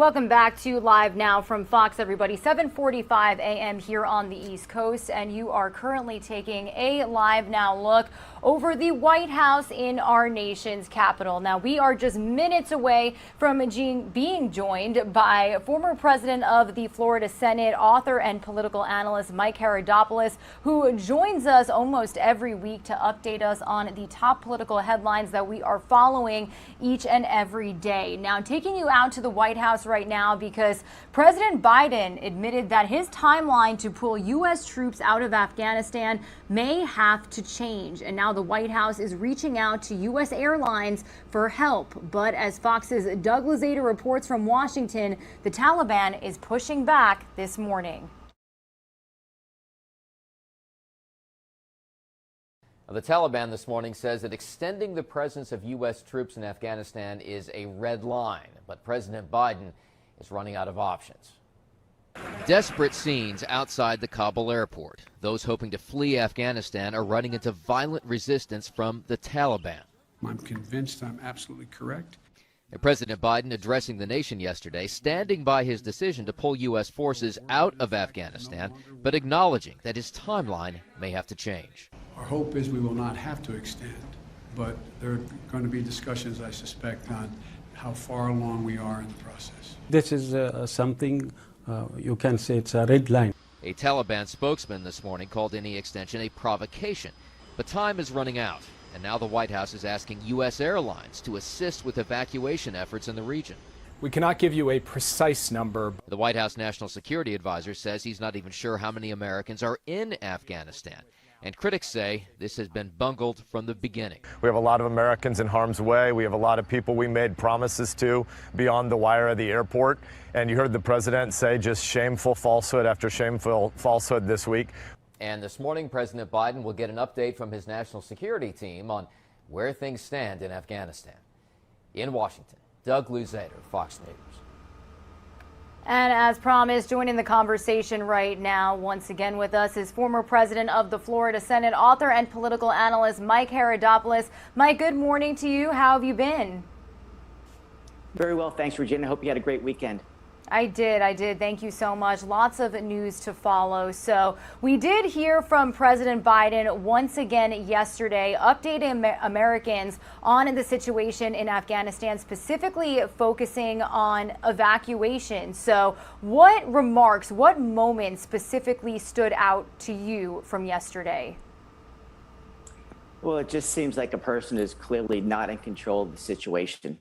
From the moment of this crisis, as it started to bubble up, it's very clear that the president has really just bungled the job, is the only way to put it. The word incompetency is starting to be used more and more in public discourse when the person says, hey, no problems at all in Afghanistan, it'll be a smooth and orderly transition and everything's running finally. And then 30 days later, the entire nation blows up and we leave tens of thousands of Americans behind, if not more, Afghanis who've been helpful to our cause in Afghanistan. It didn't have to be this way. It's the only way to put it. And any leadership book says, look, first and foremost, don't blame others, take responsibility and embrace the truth. And unfortunately, at this point, the president has not followed any one of those basic leadership principles. And now people's lives are in jeopardy, if not already lost in many cases. And so there are going to be long-term ramifications here, but we could have done it better. This was simply about organization and thinking the process through, as opposed to just trying to grab headlines with getting out of Afghanistan before 9/11, 2021. Now, Mike, I feel that it is an obvious question in a sense that Biden did announce the pulling back of U.S. American troops. But I want to ask you in retrospect, why are the Taliban taking over now? Well, what happened, and just to kind of give some historical perspective here, we all know that back in the 1970s, the Afghanis were very successful in removing the Soviet Union. And we actually kind of helped the Afghanis back in the day. And then over the last 20 years, of course, it's been American support that really allowed the Afghanistan government to be propped up because of our military, et cetera. President Trump was saying, look, we've been there for 20 years. Our job was not nation building. It was knocking out Al-Qaeda, ISIS, et cetera, the terrorist threat. And now what happened over the last course of the roughly 18 months is that President Trump drew down the troops from roughly 15,000 to about 2,500 when he left office. And there was an implied situation here. It was to the Taliban, we're going to leave, but we're going to leave in an orderly, smart way. And remember this, Taliban, if you get out of line, there will be consequences, meaning if they did things that were outside the protocols of the agreement signed by Secretary of State Pompeo and, of course, President Trump, that the American military will make sure there are consequences. And so what happened over that time period is that as the transition took place, you saw the Taliban was starting to test the new administration. And to put it simply, the new administration did not enforce the previous doctrine. I don't know if it's because they didn't like President Trump or they had a different thing in mind. But at this point, it's pretty clear they didn't really know what's going on in Afghanistan, especially given the comments by President Biden just a month ago when he said there was no threat of the Taliban coming in. But much like Vietnam, what did happen, in my opinion, is this, is that the government of Afghanistan was a bit corrupt, to say the least. And they did not pay their soldiers for a long period of time. These soldiers were eventually saying, who am I going to be loyal to, especially the people out in the provinces? And so they started making deals with the Taliban because the Taliban had strengthened some of these smaller communities. And over the last 8 to 10 months, they've been picking up steam. They've been making it where there was almost no fighting in some of these provinces. And very quickly, because people started to distrust their own government, they realized, look, the Taliban's serious. They're going to be here long term. The government's being propped up by the United States, in our opinion. And we saw the tidal wave happen in a very short period of time. But again, what anyone would do in this situation is this. Before you thinking about pulling out, you go and get out your civilian Americans first. Then you probably help those Afghanis, the interpreters, et cetera. You help them get some type of transition. And then, and only then, are you going to start removing your military equipment? And finally, you remove the military. It seemed like the Biden administration had no concept, one, what was going on in the rural areas, the provinces, as I said before. And second, they did not prioritize American citizens, let alone those people who have been good to Americans during our stay there. And finally, what is most maybe disturbing long-term is that we left so many weapons behind that is nonsensical to see that we're actually giving, quote, our enemy the weapons to conduct not only war potentially, but at least suppress the very people that we were trying to help. It's a tragic situation. And sadly, as I mentioned before, this is simply incompetent. And now they're trying to make up for it, which is good. But this never should have happened in the first place with any kind of logical leadership model. Now, Mike, going off of some of the points that you just made, President Biden last week actually said even with the Taliban in power in Afghanistan, he sees a greater threat from outposts of al-Qaeda and its affiliated groups in other countries. So what specific countries is he necessarily talking about? Well, these are the usual suspects around the world, as we know. I mean, these are the countries like Venezuela in our hemisphere, of course, nations like North Korea. But that area is a hotbed of jihad and people who want to hurt the United States. And what's sad about this is that Afghanistan will now be a training ground, much like it was before 9/11, as a safe area for groups like ISIS and Al-Qaeda. Remember, the caliphate that had been established during the Obama years was completely eradicated during the Trump years. And they were decimated. They're nowhere to be seen. Now they can reconstitute themselves in Afghanistan. It's the reason why you kind of shake your head saying, why would the American government allow this kind of situation to deteriorate to such a degree that this will become, again, another haven for the people who want to destroy our nation and, of course, do harm around the world, not just the United States. And so it's the chaotic situation. And what's troubling on top of this is, to build on the idea, is we're letting in people from Afghanistan right into the United States. We're not exactly sure if all these people are true, loyal folks to America and have the background checks, and they're coming right into our soil right away. You'd think they'd send them to an American air base or military base first, make sure they screen these people who are not Americans and make sure that they're not a threat to the United States, much like we need to be very careful about who comes across our southern border. So it's chaotic. And again, to answer your question best, there are nations around the world who will harbor some of these folks. And whether it be outside of Israel and other places, this is only going to make the world a hotter, more difficult place to handle. And nations like Russia and China, who are not our friends, are looking at the United States saying, maybe they're not as strong as they once were. We're going to continue to test the United States in other manners. And this makes our nation simply less safe.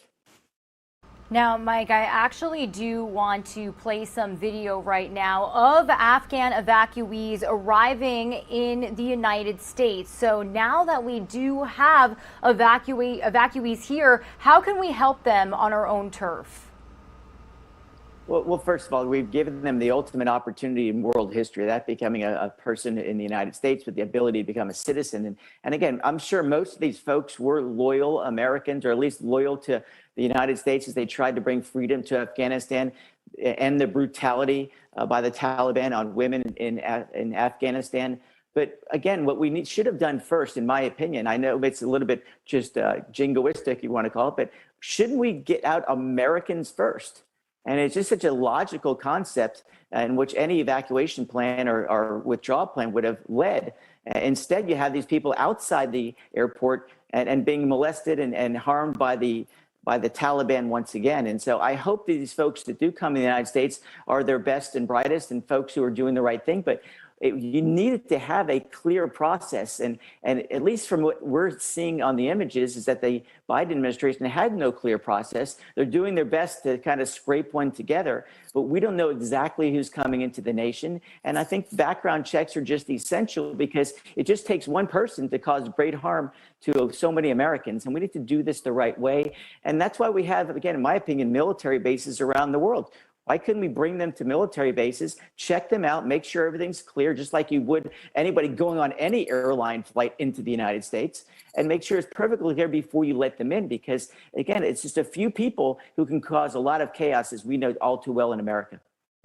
Yeah, and as far as evacuations go, Mike, Americans are still very obviously trapped behind enemy lines out there. What have U.S. officials said as far as evacuation plans? Because I know that there are reports that Taliban checkpoints have actually stopped some of these designated evacuees. Exactly. I mean, look, let's not fool ourselves like the Taliban reformed themselves in the last 20 years. They were just laying in wait for when the United States would leave the country. They'll placate some people in the short term. And once they get power, as you just saw it in your comments perfectly, they now have a red line. They're saying we make the rules, not the United States. And so what this might mean, again, might be a need for an increased military presence in the United States to evacuate American citizens, which means that there's probably going to be more bloodshed because of it. Again, obviously, I'm a Republican, and I know folks might be listening, so I was just a Republican trying to bash the president. But the president of the United States is responsible for the troops, let alone the citizens in Afghanistan, to have an orderly withdrawal.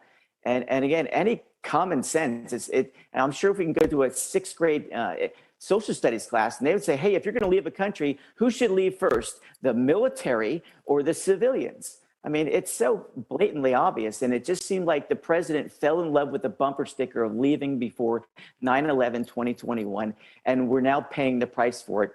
And Russia and China and other nations are looking at this and say, you know what?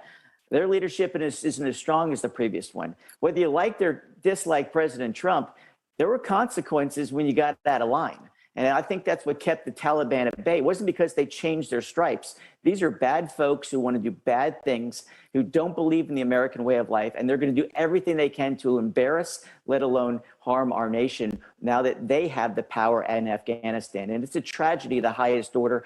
I can't even imagine what's going to happen to the women of Afghanistan, let alone those folks who have helped us in the last 20 years in Afghanistan. It's absolutely tragic. And again, I hate to say it for the third time, but it didn't have to be this way had they just been prepared as opposed to falling in love with a bumper sticker. Now, Mike, G7 leaders are actually expected to hold a virtual meeting today to discuss a coordinated approach to the situation in Afghanistan. These are including humanitarian assistance and refugee programs. So as a lawmaker yourself, what can we maybe expect to come out of this unified meeting? Well, look, let's hope that we can all kind of band together with the troops that are remaining in that area. I know that other nations are getting some of their citizens out with the difficulties that they were faced. And again, let's hope this is a positive. And all you can do at this point is move forward. You can't rehash the past too much. But I hope it sends a message to our own new administration here that they need to step up their game, right, not only here, but at the southern border. And let's hope that our allies can assist Americans, let alone their own citizens, getting out of this battle-torn nation that is clearly going to be in a chaotic situation for months, because there's going to be reprisals, unfortunately, for those people who helped the previous Afghani government. And unfortunately, as I mentioned also, that because they have weapons, they're a more deadly force. So these troops that are going to come together with the G7 to try to help those civilians, they're going to be facing people with their own weapons. And because we left them there. And so I wish them the best. You have to send your prayers to these folks in Afghanistan.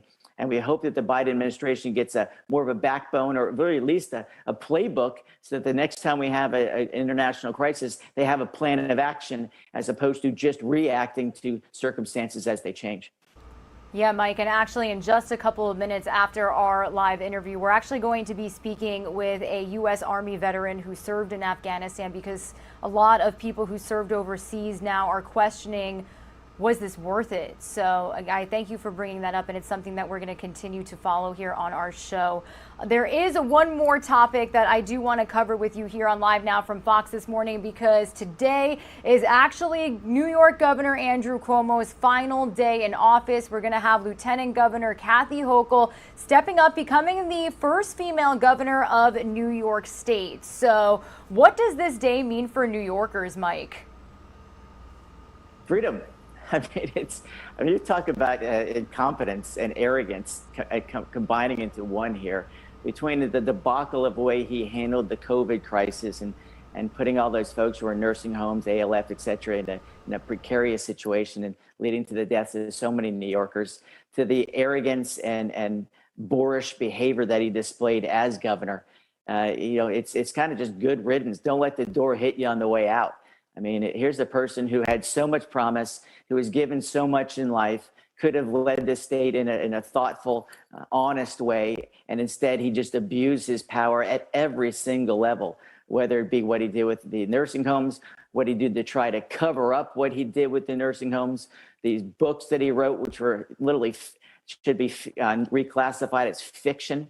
And finally, the abuse of women in his own administration. He should leave, and rightfully so. It's embarrassing that a person like this could lead one of the leading states in the nation, my former home state. And I think it's a good thing for New Yorkers that there's a new leader in New York. And let's hope that some of these troubles are, just like we're talking about in Afghanistan, are put behind them as best they can. But it sends a message to a lot of these elected officials that you're going to be called out on the carpet. And kudos for the Democrat liberal press for once for finally calling this guy out, though I think it took an actual impeachment threat to get him to finally move on. But it was time for a change. And shame on you, Mr. Cuomo, for just on every step of the way he just handled himself in a non-professional manner. And it's just a shame that New Yorkers had to kind of witness that, and kids had to see that, sadly, that was their own governor acting in this way. But it was good riddance. And again, I wish the people of New York the best. I know that's going to be a challenge to make this transition, but you can't do any worse than you had with Cuomo, in my opinion. Yeah, and it's important to mention that to this very day, this very moment, he has blatantly denied these accusations, even referencing in his resignation speech the fact that he's Italian and he likes to give people hugs. So kind of denouncing these claims from the very beginning. So again, we are expected to hear from soon-to-be Governor Kathy Hochul today. So we will bring it to you here on Live Now from Fox. Mike Herodopoulos, is there anything else you want our viewers to know about Afghanistan, about Governor Cuomo, or anything else before we send you off? Well, again, I think to stress my point for the fourth time, probably, it didn't have to be this way. And as you're about to have American servicemen come on your show, I mean, here's a person who risked their lives, spent so much time away from their loved ones, their family back home. We, as taxpayers, spent probably trillions of dollars in Afghanistan. And this is our lasting legacy. It's just abysmal. And you know, shame on Joe Biden. I mean, he was in the United States Senate when Saigon took place in 1975. Remember, he's been in office since 1972. And he literally thought he knew it all. And the arrogance and hubris that he displayed prior to this is the penalty we're all paying. And my heart really goes out to not only people in Afghanistan, but just the member of the service that's going to come on your show. Here's a person who thought they're doing a better thing, making the world a safer place, doing the tough work every single day. And you have a politician, to put it for lack of a better term, just kind of just saying, oh, I know what's best. And undermining what should have been a successful mission out of Afghanistan, where the Afghani government had an opportunity and a thought process of how to make this transition, as opposed to just kind of one day walking in the room and say, hey, here are the keys, see you later, and then leaving all these people behind. So it's going to be a challenge. And I think that the press, who propped up President Biden and helped him win the election clearly because of their dislike of President Trump, are now kind of coming home where, you know, maybe we didn't make exactly the right decision in helping this guy get elected, because he's, in most people's opinion, after watching this debacle, he's probably not up for the job. And there are people's lives that are putting at risk, not just tax dollars being wasted. All right, well, Mike Herodopoulos, we thank you so much for joining us here on Live Now from Fox. Very extensive and evolving topic that we're continuing to follow. So we hope you have a great rest of your week, and we'll check back with you next Monday. We look forward to it, Rita. Thanks for the time as always, and have a great week.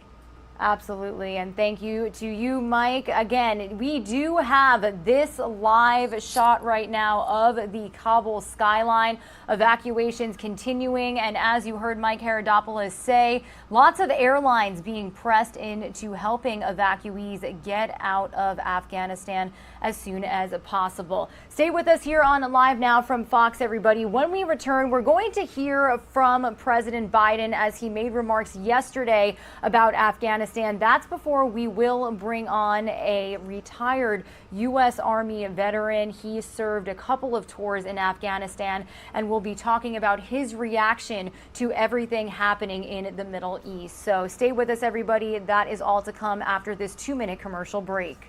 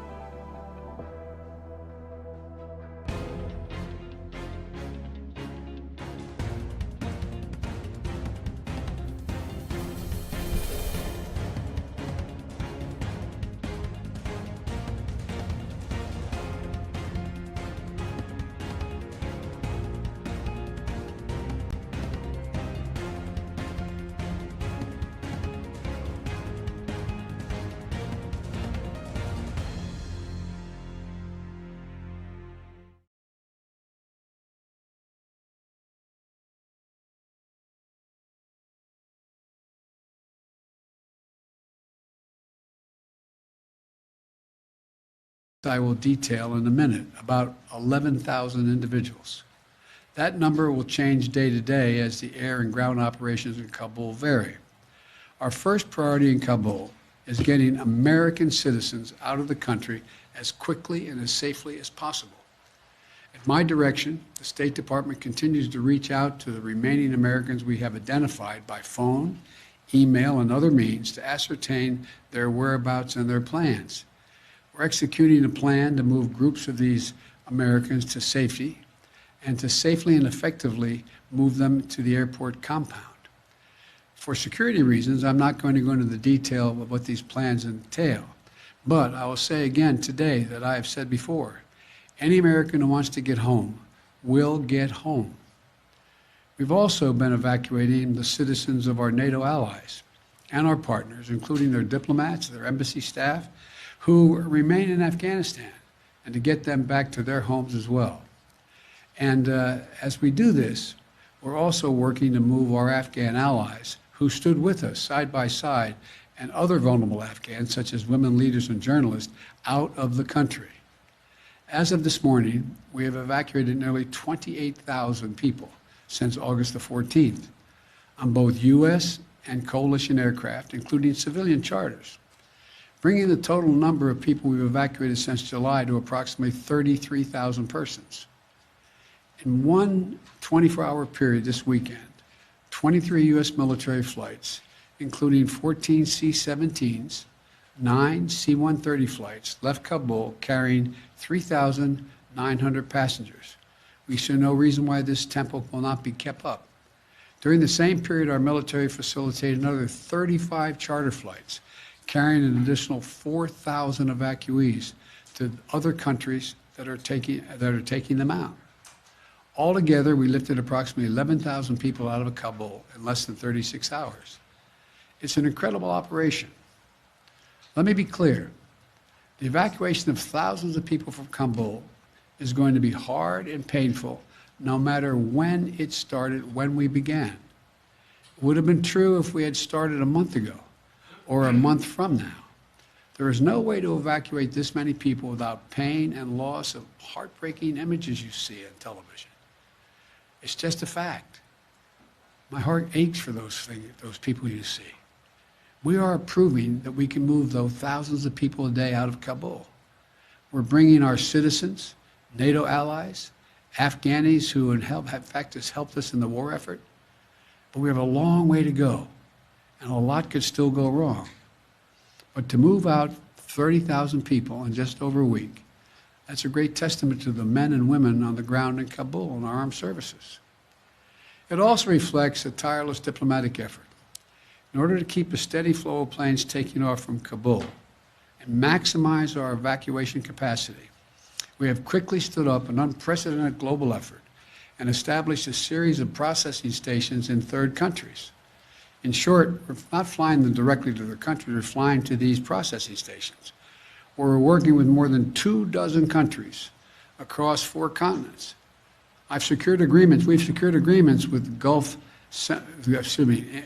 across the Gulf, in Central Asia, and in Europe, including processing centers in Qatar, Germany, Kuwait, Spain, and elsewhere. It allows us to sort and process these evacuees. These transit centers provide a safe place for the SIV applicants and other vulnerable Afghanis and their families to complete their paperwork while we conduct security screenings and background checks before they continue on to their final destination in the United States or in another country, one of our NATO allies as well. And so from Asia to Africa, from Europe to the Western Hemisphere, nations are making generous offers to support resettlement efforts. And I've been in personal contact with the leaders of many countries, including Qatar, Germany, Spain, Italy, the UAE, and others. They're making vital contributions. To thank them for their support and to discuss how we can continue to coordinate our efforts in Afghanistan moving forward is the reason why I continue in contact with them. And I want to again thank all of our partners for their continuing to stand together. We've also activated the first stage of what's referred to as the Civil Reserve Air Fleet to help with the onward movement of evacuees from these transit centers. Our military aircraft and others will get them to these centers, but then we're going to get the Civil Reserve Fleet. It's a program was designed in the wake of the Berlin airlift after World War II to use commercial aircraft to augment our airlift capacity. This is a voluntary program for our commercial airlines, and we're grateful for those airlines and the U.S. carriers who are supporting us. This effort will only use 3 or 4 planes from each of the major carriers, vast fleets of aircraft, so there should be no effect or a minimal effect on commercial air travel, and we'll stay in close coordination with our partners to mitigate any impact. These Civil Reserve flights will be helping facilitate the safe movement of people from staging locations and transit centers like Qatar or Germany to the United States or to a third country. None of them will be landing in Kabul. Now, the American aircraft that part of this will not be going to any country but the United States. As this effort unfolds, I want to be clear about 3 things. 1, planes taking off from Kabul are not flying directly to the United States. They're landing at U.S. military bases and transit centers around the world.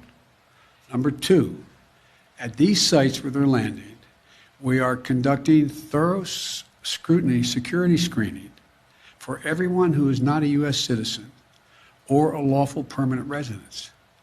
Anyone arriving in the United States will have undergone a background check. Number 3, once screened and cleared, we will welcome these Afghans who helped us in the war effort over the last 20 years to their new home in the United States of America, because that's who we are. That's what America is. You know, I've been touched by the outpouring of support that we've seen from communities, organizations across America mobilizing to support these efforts.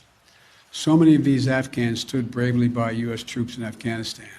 And now, the United States, including veterans groups, refugee settlement agencies, religious organizations, and so many others, are standing with our Afghan allies. It exemplifies the best of America. And I want to say again, just how difficult this mission is and how dangerous the dangers it poses to our troops on the ground. The security environment is changing rapidly. There are civilians crowded at the airport, although we've cleared thousands of them. We know that terrorists may seek to exploit the situation and target innocent Afghans or American troops. They're maintaining constant vigilance we're maintaining the constant vigilance to monitor and disrupt threats from any source, including the likely source being ISIS-K, the Afghan affiliate referred to as ISIS-K. But we're under no illusions about the threat. I said on Friday, ISIS-K is a sworn enemy of the Taliban, and they have a history of fighting one another. But every day we have troops on the ground. These troops and innocent civilians at the airport face the risk of attack from ISIS-K from a distance, even though we're moving back the perimeter significantly. We're working hard and as fast as we can to get people out. That's our mission. That's our goal. And our determination to get every American citizen home and to evacuate our Afghan allies is unwavering. We continue to see not only the enormous scope and scale of the effort, we will see the individual lives that are affected, the families that are desperate to get home to their loved ones in America, the communities of veterans who have mobilized to try to help their former interpreters get to safety, the frightened Afghans who aren't sure what to do. To state the obvious, it's heartbreaking. We're all seeing it. We see it, we feel it. You can't look at it and not feel it. Nothing about this effort is easy, but the women and men of the United States Armed Forces are acting bravely and with professionalism and with a basic human compassion. I want to offer my profound thanks to our service members on the ground in Kabul and to all those at U.S. bases around the world who are welcoming and caring for these evacuees. And to all the diplomats and civil servants who are working around the clock to rescue American citizens, the citizens of our allies, our Afghan partners, vulnerable Afghans such as women leaders and journalists. What we are doing is extraordinary. And you have to think of all they're doing. Thanks to the people from all over the world who are helping this effort. So I want to thank you, and I'll keep you informed every day as we move forward. May God protect our troops and our diplomats and who are serving in harm's way. Now I'll take a few questions. Darlene from the Associated Press. Mr. President, Thank Yes. you. We're 9 days away from the August 31st deadline. Will you extend that deadline, or what is your thought process on extending the evacuation operation? There's discussions going on among us and the military about extending. All right, everybody. Regina Gonzalez joining you here on Live Now from Fox. You were currently taking a listen into an In Case You Missed It segment. President Biden addressing Americans yesterday, talking about getting Americans out of Kabul and evacuation plans that he does have in place as we continue into this week following the situation in the Middle East. To the left-hand side of your screen, you can take a live now look at the Kabul skyline. It's a live shot we have courtesy of our Associated Press team out there. Now, he is taking questions from the media, which is a perfect time to introduce our next guest. We are being joined by Mr. Joe Reagan. He served 8 years active duty as an officer in the U.S. Army, including 2 tours in Afghanistan, and he is now Wreath Across America's Director of Military and Veteran Outreach. And he is joining us now because he has some words of encouragement for all veterans who may be having a tough time with what is happening overseas. So, Joe, thank you so much for joining us here on Live Now from Fox. How are you doing? Good morning, and thank you. You're doing very well this morning, and over the past couple of weeks, it's been very difficult for a lot of our veterans to have to figure out how to handle some of the things that they're seeing on television, and how to reprocess what we're seeing in Afghanistan day in and day out. It's been tremendously encouraging to see the actions of our service members and what they're doing overseas today. But I think at the same time, looking, especially with our work at Wreaths Across America, working with so many amazing Gold Star families across the country, and to see how they're having to process this as well. So it's been very difficult for a lot of people. Now, Joe, you were kind enough to provide us some pictures of your time in Afghanistan. Can you tell us a little bit about your experience serving for the U.S. Army, especially overseas in Afghanistan? Of course, and in leading troops in the Army was one of the best things that I think I have ever done. Shortly after leaving kind of my basic officer training, was assigned to the 10th Mountain Division and was overseas within probably a year and a half of graduating college. My responsibilities was out there running missions each and every day. And even myself, earlier in the week, was watching television, saw a reporter broadcasting live from one of the bases that, my soldiers built. And to see those types of things and to have those memories come back, really encouraged me to start reaching out to folks and make sure that they're doing okay. Now, Joe, you wrote a really heartfelt piece that I had read before having you on our show. Specifically, I want to mention an excerpt that you said, you've been watching these reports of Afghanistan, seeing it all on the news, and this is making you relive a lot of memories. Specifically, you told us a story about an open space cemetery that you were working on, and, you said in Afghanistan, when I was serving, every single day was taking a few steps forward and taking a few steps back right after. So what does that mean? Yeah. Well, when you look at what our service members have gone through, and I think that we have been very fortunate since 9/11 to have serve in a time when our nation was tremendously grateful for the service and very supportive of our military. But we've really put the entire burden of that conflict on less than 1% of the population. In fact, if I think you do the math, it's about 0.7% of the American population that served after 9/11, all volunteers. And when you're overseas and when you're asked to execute these missions, and oftentimes you don't have all the resources that you need, to me that story of landing helicopters in a graveyard and having spent hours trying to work through with those elders to come to amends and come to an agreement. And then as soon as it's over, a helicopter comes in, and despite our best efforts to wave it off, lands right there and sandblasts us. And I think that a lot of folks, with similar experiences, a lot of veterans that have the exact same stories, are going through those types of memories, and they're having to, ask themselves, was it worth it? And, it pains me to talk to folks that I served alongside to hear them asking that question, because, as someone that had the opportunity and the privilege to lead soldiers, I'm tremendously proud of what those soldiers have done. I couldn't be more proud of what our soldiers and service members are doing today. They are the epitome of everything that is American values: compassion, bravery, and they're out there on the front lines doing their best to make sure that we get everyone home.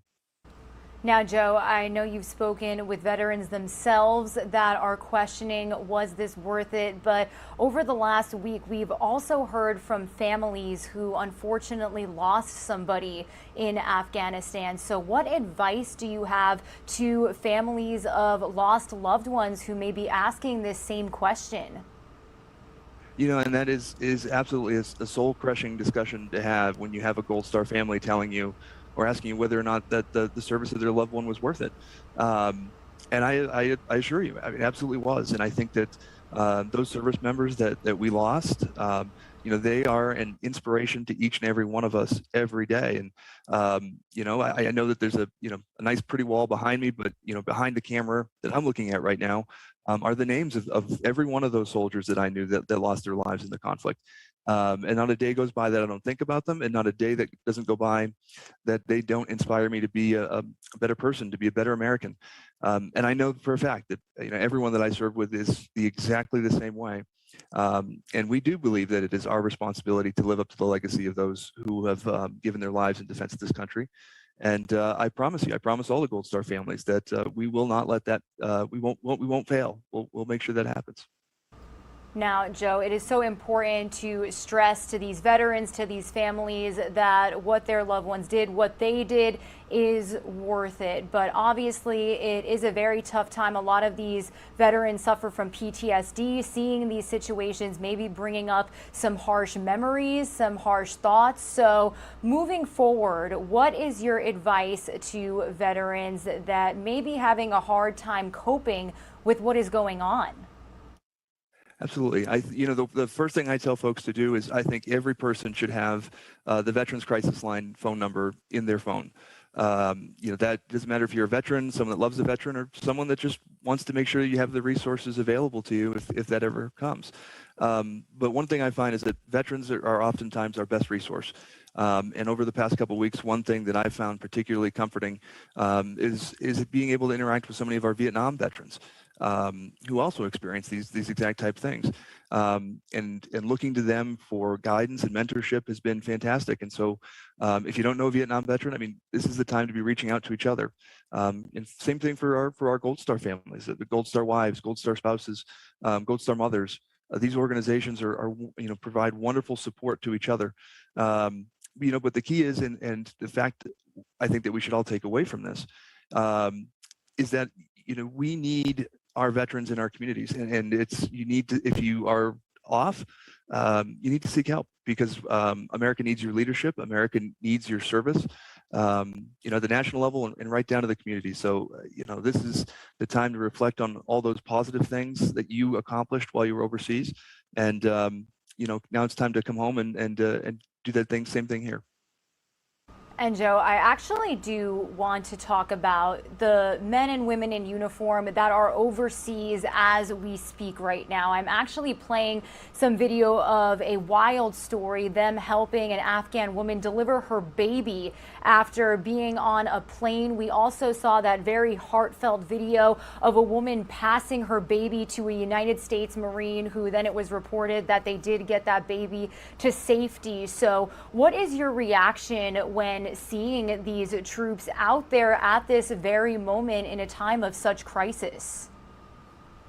Pride, 100% pride. This is the best that America has to offer. And if we've ever questioned whether or not that our men and women in uniform are truly the greatest ambassadors for what is the American spirit, these are the men and women that make America great. And I'm just extremely proud to see everything that they're doing.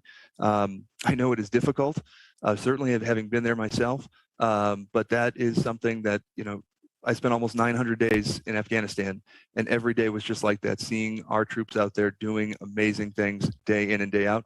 And that should be an inspiration to all of us. Every one of us should look at that and strive to show that same level of compassion and humility in everything that we do throughout the course of the day. Mr. Reagan, your message is it's okay not to be okay right now. So before we send you off, any final remarks, any final advice or words to people, whether they are veterans who've served or people serving or just people watching this unfold overseas? Any remarks that you want to say before we send you off? You know, at times like this, often we all find ourselves wanting to stay 100% up to date on everything that's happening. And sometimes it's just smart to take an hour and walk away, take a walk, go for a run, do something, or more importantly, find some productive output for that negative energy. When you look at our Gold Star families, they're a wonderful model. So many of them have given up so much, and yet they continue to do amazing things in our community, and that should serve as an inspiration to each and every one of us. All right. Well, Joe Reagan, former U.S. Army officer, now with Wreaths Across America. Thank you so much for joining us here on Live Now from Fox with your inspiring words and your insight. We really appreciate your time. Thanks for having me. Once again, everybody, we do have a live look at the Kabul International Airport as evacuations are continuing this Monday morning. Now, this is something that we are going to stay on top of here on Live Now from Fox. Some of you are going to see a quick 2-minute commercial break. We'll have more top stories and more coverage of not only the situation in Afghanistan, but Tropical Depression Henri and the deadly flooding in Tennessee when you return.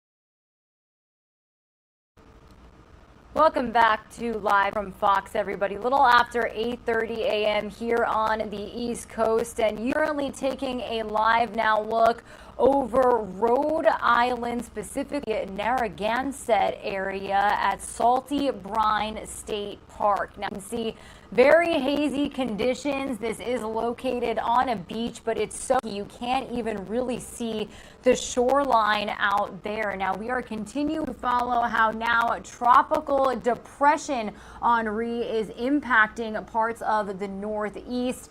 We do know that it knocked out power of more than 100,000 homes and businesses and drenched parts of New York City with more than 8 inches of rain. So here is a live now look at our XRAD radar showing you depression Henri hovering over the Northeast in parts of New York. We've got Connecticut, New Jersey, the tri-state area, parts of Delaware, Rhode Island, Massachusetts, all impacted by the storm. You can also see very rainy conditions still out there in New York City right now. This is a camera courtesy of our Fox News team over our Fox News headquarters. It was raining pretty heavy a little bit earlier. It does look like the conditions died down a bit, so that is good news. Now, we did hear from New York Governor Andrew Cuomo yesterday talking about the impacts Henri will have on New York State today.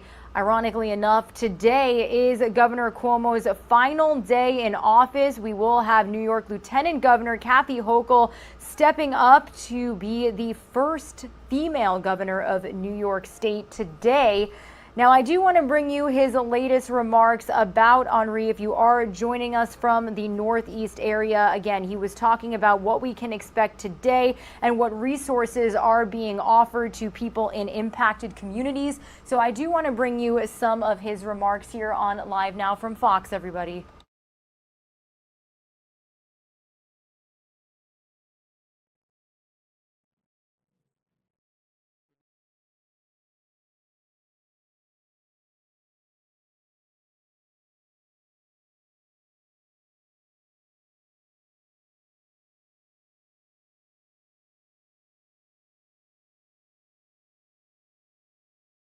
Storm. Okay, so forget the specific track of the storm, the eye of the storm. What is the affected area by the storm? And that's what you see here. The numbers are the inches of projected rainfall.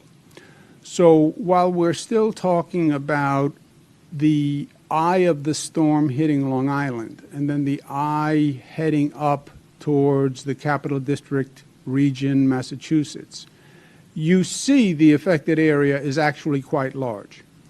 And the amount of rainfall is actually quite large in many of these areas. And that's what we're concerned about.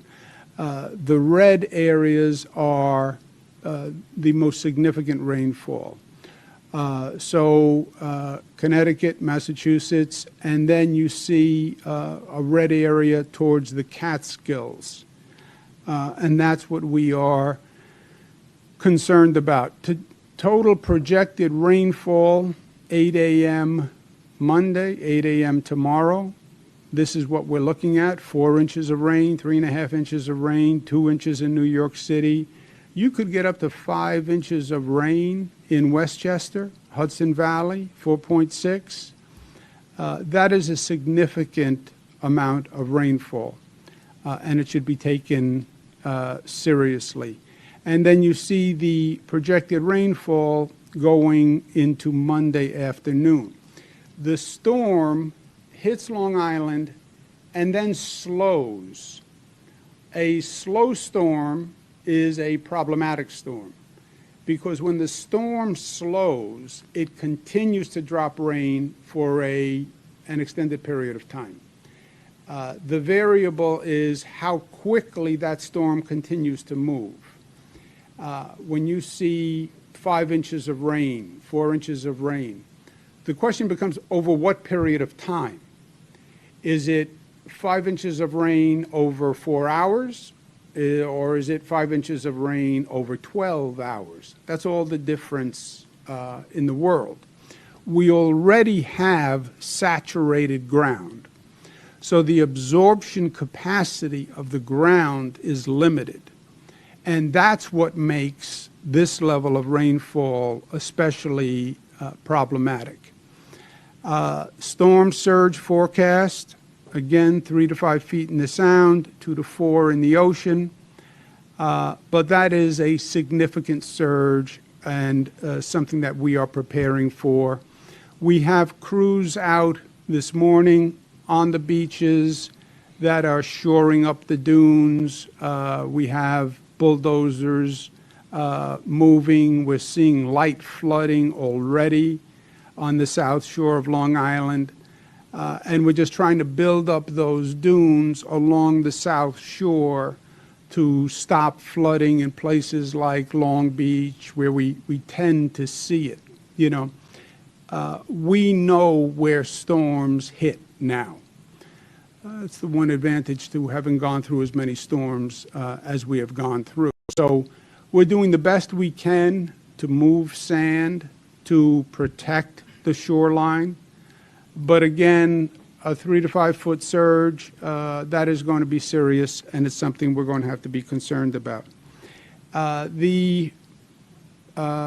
More good news, President Biden has approved our emergency declaration today.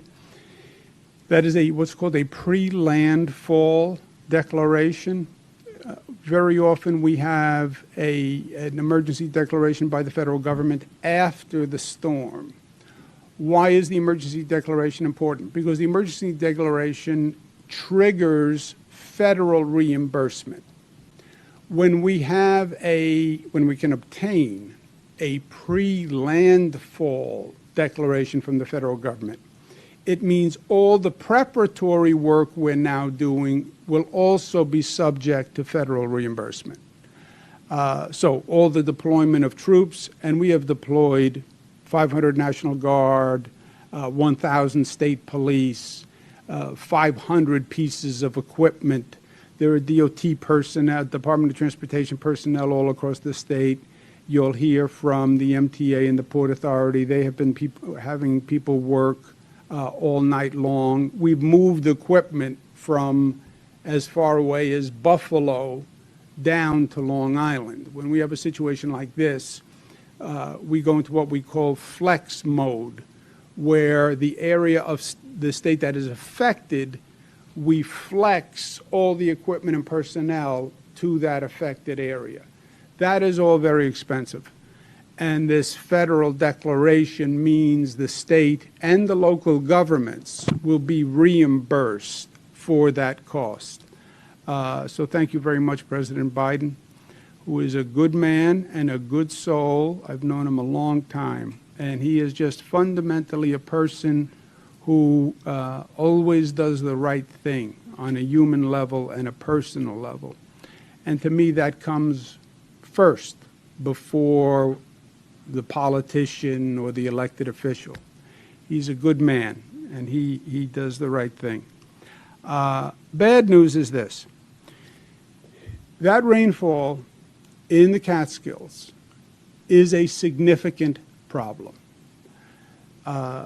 Remember, think Irene and Lee, not Superstorm Sandy. Think Irene and Lee. We sat in this room. It was forecast to hit New York City. And it turned and it didn't hit New York City. And everybody said, whoa, amen, it didn't hit New York City. But when it turned, it hit the Catskills. And it hit the Catskills with rain. And rain and a high level of rain over a short period of time is highly problematic for that entire Hudson Valley. The Hudson Valley, think of the topography. You have hills, you have creeks. The water comes running down those hills, hits what was a creek, and turns it into a ravaging river. I have seen towns float away. We spent weeks and weeks digging out towns. I've seen homes floating by, Margaretville, Prattsville, small towns in these mountainous areas get devastated by the rain. Westchester, they're talking about a possible 5 inches of rain. So the problem has shifted. Long Island is going to have problems, but the number one priority for us now is keeping an eye on that Hudson Valley, Capital District South. Mike Copey can explain more. But 5 inches of rain, 4 inches of rain, saturated soil, creeks turning into ravaging rivers, homes being destroyed, that is still a very real possibility. We know what happened with Irene and Lee. It wasn't that long ago. Think back to that. Think back to those areas. Think back to Esopus. Think back to those creeks. You know the creeks that will overflow. You know the creeks that have debris and wind up backing up. Those areas we have to take special precaution. I'm going to turn it over to the MTA, General Lieber, and Port Authority, Rick Cotton, for their update. But first I want to share you one quick abbreviated story I was thinking about today, Sunday. The cynical man in the storm. You know the story about the cynical man in the storm? Cynical man is listening to the politicians, and the politicians are on TV warning about the storm, and the cynical man says, they're politicians. I don't trust them. They don't know what they're talking about. And he says, I'm a God-fearing man. God will take care of me. And he does nothing. And the rain keeps coming, and the rain keeps coming, and now there's about 2 feet of rain and flooding. And the emergency officials come out in a truck, and they knock on the door, and they say, we have a big truck. You were supposed to evacuate, but we have a big truck, and we can take you and your belongings to safety. And the cynical man says to the emergency officials, no, I'm a God-fearing man. I go to church every Sunday. He will take care of me. And the emergency officials leave. Rain keeps coming. Now 6 feet of rain. A boat pulls up in front of the house with the emergency officials. They say, there's 6 feet of rain. We have a boat. Come out. We'll put you in the boat. We'll take you to safety. Man says, no, I'm a God-fearing man. I go to church every Sunday. The Lord will take care of me. They said, I know you said that before, but now you have 6 feet of rain. No, they leave. Now it keeps raining and raining, and the creek turns into a river, and it comes over the banks. Now the cynical man is standing on the roof of his home, and the water is up to his neck, and it is lapping his mouth. Just his head is above the water. And he's looking up at the sky, and he hears a rumbling sound. And from the rumbling sound, the clouds start to part. All right, everybody. Regina Gonzalez back with you here on Live Now from Fox. Currently listening in to a few remarks by Governor Andrew Cuomo out there in the state of New York. These are some remarks he made yesterday as Henri was hovering over parts of New York State and the tri-state area. You heard him talking about the National Guard being available for certain impacted communities. He was also projecting the rainfall that is expected this morning into the rest of today and even tomorrow. We do have a live now look right now of our Fox News headquarters in New York City. It was raining pretty heavily earlier this morning, but as you can see, it's died down a little bit. We also do have this live shot of a park located on the shore of Rhode Island, where you can see some pretty hazy conditions. But again, we are keeping track of now Tropical Depression Henri here on Live Now from Fox. However, I do want to switch gears entirely here, and we are going to head out to Kenosha, Wisconsin. Now, it has been 1 year, everybody, since Jacob Blake was shot by Kenosha police. Now, this is video footage of 1 year ago today.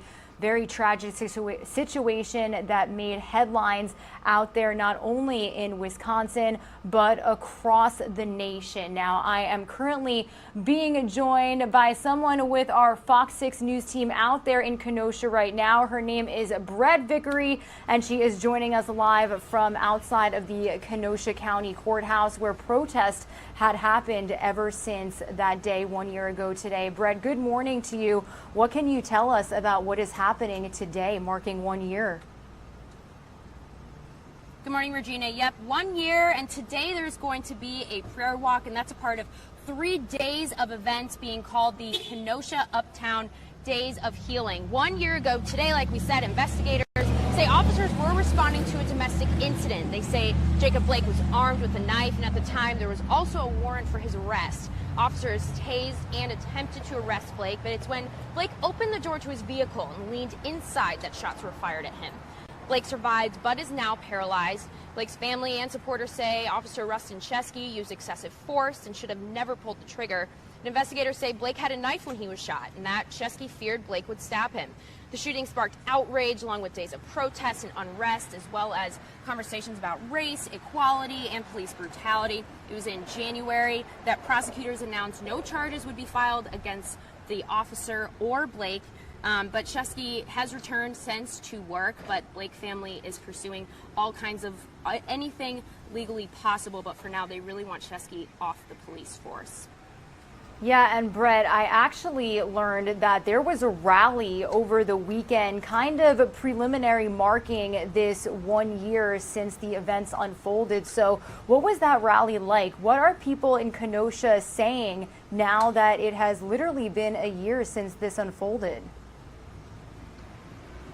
Sure. Well, that rally was called Justice for Jacob Blake Still, and kind of encompassing that it's been 1 year. Of course, his family was there. His father gave a few words. Multiple speakers actually kind of came up and just shared their thoughts, just how they're feeling a year later. Like I said earlier, his family really wants Chesky off the police force, so that was a big point that was made. I know Jacob Blake, he FaceTimed in to the crowd. I know that was a big deal as well. So that kind of just prefaced what's coming up this week and the events coming up, like the prayer walk tonight, Tuesday and Wednesday too. That was my next question to you, Brett. Have we heard from Jacob Blake over the course of the last couple of months? To be honest with you, Regina, I did just get to Milwaukee a few months ago, so I'm still I heard the national headlines just like everybody did. But as far as hearing from Jacob Blake, how active he's been, I'm not sure. I know that, that on Saturday at that rally, that was a big point that he wanted to make sure to acknowledge that everybody was there, even though he wasn't present. And now you also said that this has been 3 days of memorial events, really. So what can we expect moving forward? Is it just today, or will these events happen over the course of the next couple of days as well? Sure. So it's today, tomorrow, and Wednesday. So today is the prayer walk, and then tomorrow is going to be, they're calling it Kenosha Talks, where people are going to be meeting up at a lounge. And anyone from the public can come, kind of share their thoughts, poems, grievances, really anything that they want to talk to and reflect on in the last year, what they want moving forward, just kind of an open platform. And then on Wednesday, they're having a community cleanup day, and that's just kind of, as much as it's not necessarily Jacob Blake related, but it encompasses the healing aspect of what their mission is and just keeping their city clean, especially after just all the protests that had happened last summer. It's been a big mission here in Kenosha that they maintain their city and keep it safe and clean and looking healthy. All right, Fox 6 Milwaukee's Brett Vickery out there in Kenosha, Wisconsin with this update. Thank you so much for joining us here on Live Now from Fox. We really appreciate your time. Absolutely. And here is a live now look, everybody, at Green Bay, Wisconsin. Again, this was a case that not only made headlines in the state of Wisconsin, but around the nation. And as you heard Brett say, there's going to be 3 days of events marking 1 year since that tragic day. Again, Jacob Blake did FaceTime in to a rally over the weekend, so seems to be appreciative of this support from people in his home community. Some of you are going to see a quick 2-minute commercial break. We'll have more top stories when you return.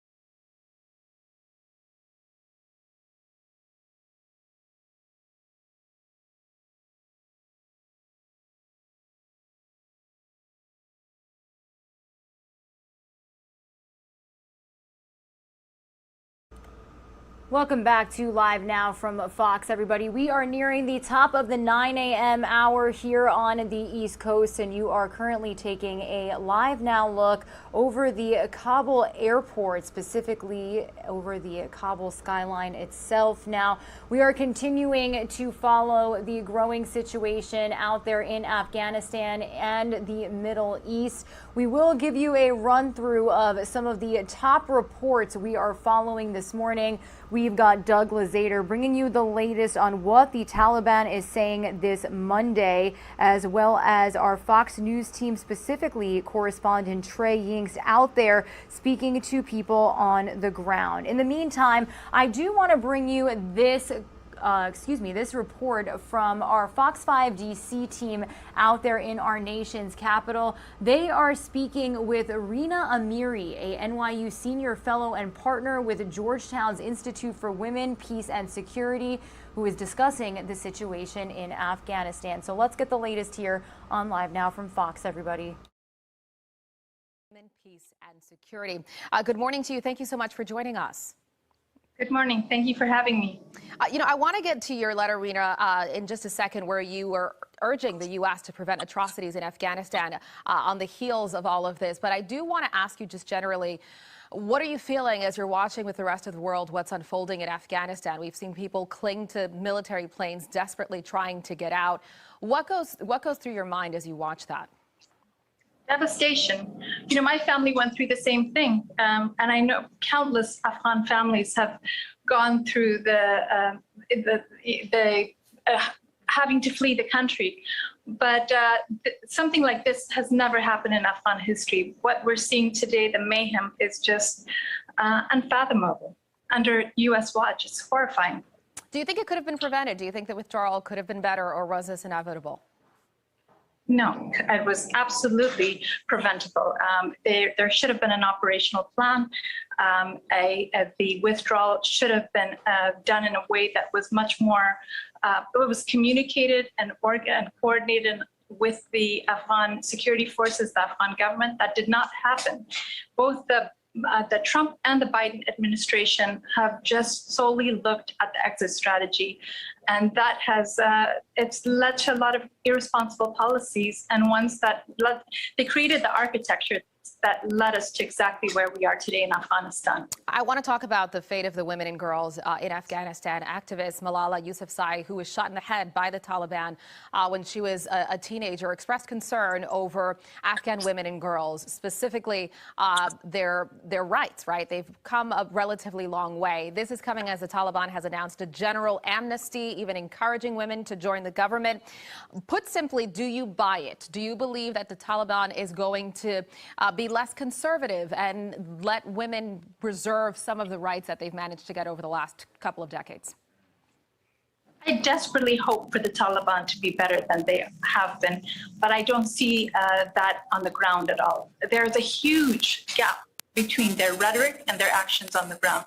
What they do as soon as they take over a province is they have lists and they go to women's doors. They have their names, they intimidate and interrogate them and their families. This is what has left women terrorized. So if they wanted to demonstrate to the Afghan women that they had changed, they certainly have not reflected that in their action. Moreover, in their statements, what they note is that they will give rights in accordance with the limits, the confines of Islam. Who's Islam? Is it going to be the Islam that they practice, that their interpretation from the 1990s, or the Islam that has been practiced by as the Islamic Republic for the last 20 years? Rina, they're wrapping me here, but I want to make sure we talk about this. I know in your letter you urge the U.S. to prevent atrocities there. What does that look like really quickly? What can the U.S. do? And then also what can just regular citizens do to help out here? The U.S. can have a plan. First of all, they need a senior humanitarian and refugees coordinator. They need to devote resources. They need to ensure that the exit of the human rights defenders and women are ones that are much more orderly than we've seen. And they need to hold the Taliban accountable that neither the Trump or the Biden administration has done. And what has been framed as a peace process, but has essentially only been an exit strategy. And lastly, just really quickly, we know Afghan refugees are arriving as we speak to our region. What can other people, viewers, do if they want to help out? There are certainly a number of sites of the ICRC. There's a number of women's organizations that are collecting funding for supporting these individuals. But I would say beyond anything else, welcome them. Recognize that these are people that have sacrificed for the last 2 decades and that have aligned themselves with the values that America embraces: women's rights, human rights, democracy, moderate Islam. These are the people that have been America's strongest allies. Welcome them. I know, as you mentioned there, you know firsthand how important it is to feel welcomed after having been through a whole lot for some of the folks there in Afghanistan. Rina Amiri, NYU Senior Fellow and partner with Georgetown's Institute for Women, Peace and Security. I appreciate your time this morning. Thank you. Thank you very much. All right, Marissa.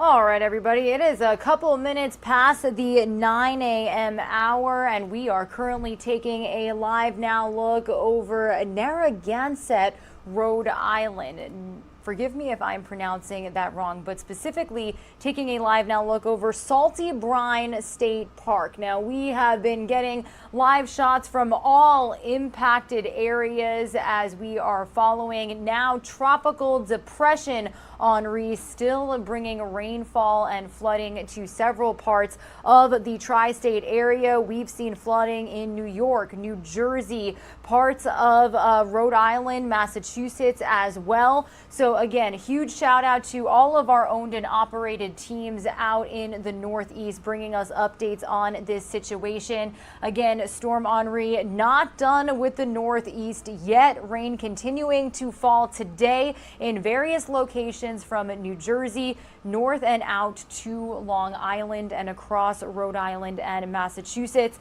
A flood watch is in effect for the entire region. The storm weakened into a tropical depression yesterday night as it crawled over the Northeast and unleashed downpours over a region already saturated by heavy rain and wind that knocked out power to over 100,000 homes and swamped roads, closed bridges, and left people stranded in their vehicles. So again, really following closely the impacts of Tropical Depression Henri. We did have some reports with our reporters from Fox owned and operated stations, specifically at Fox 29 Philadelphia earlier this morning. We did see cars stuck in the water. So if you are joining us from any of these impacted areas, everybody turn around, don't drown, make sure that the conditions are okay for you to drive in, or if they are not, just don't leave your house unless you absolutely have to. Again, my name is Regina Gonzalez. Thank you so much for joining me on this Monday, August 23rd. I'm here with you live from the Live Now from Fox East Coast Hub in Orlando, Florida. Tropical Depression Henri's path, just one of the many top stories that we are following this morning.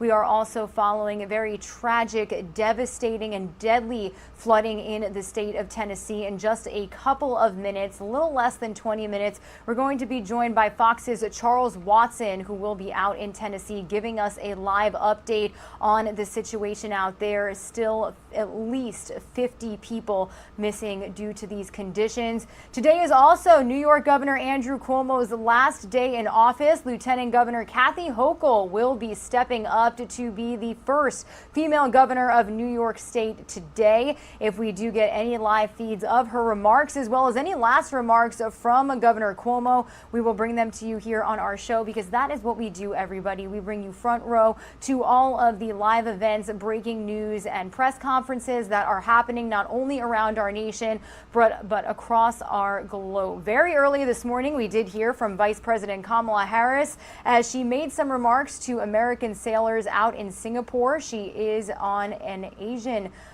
Indo-Asian tour, exactly, and she will be out there for a couple of days. We are also following the situation in Afghanistan, evacuations continuing into today, and Doug Lazader will be getting us all up to speed on that situation here in just a couple of minutes. But in the meantime, I do want to bring you the latest from our Fox News team on this tragic Tennessee flooding. The search for survivors is on after flash floods leave at least 22 dead and roughly 20 others missing in Tennessee. That number of people missing creeping up to 50 this Monday morning as Storm Henri batters communities along the Northeast and brings heavy rainfall this morning. Fox News' Sal Giangrasso has a look at the immense damage and recovery efforts that are taking place right now. So let's get the latest from Sal Giangrasso here on Live Now from Fox, everybody.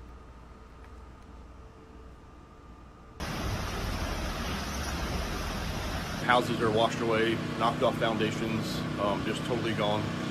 Still people missing. Lots of cars are smashed up and gone. Dozens of people are dead and dozens more still missing after devastating flash floods in central Tennessee. Record-breaking torrential downpours bringing at least 17 inches of rain in less than 24 hours Saturday. It's a total loss. Causing water levels in creeks and streams to overflow, toppling trees and power lines, tearing apart homes and buildings, and flipping over vehicles. Serious structural damage. Look at this. You can see right into the house. All of this from water. Search efforts for the missing are still underway, as some folks reported seeing people being swept away by the currents.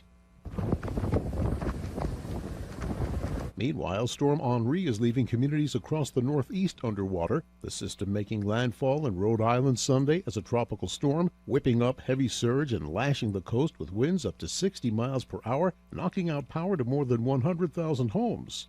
We're acting to prepare for and prevent damage as much as possible, and to speed help to affected communities so they can recover as quickly as possible. Henri also triggering flooding in parts of New Jersey and New York, where people turned to paddleboards as roads became rivers. Strong winds and rain also affecting parts of Connecticut and Massachusetts this weekend, but forecasters predict Henri will weaken as it makes its way back out to the Atlantic Ocean Monday. Sal Giangrasso, Fox News.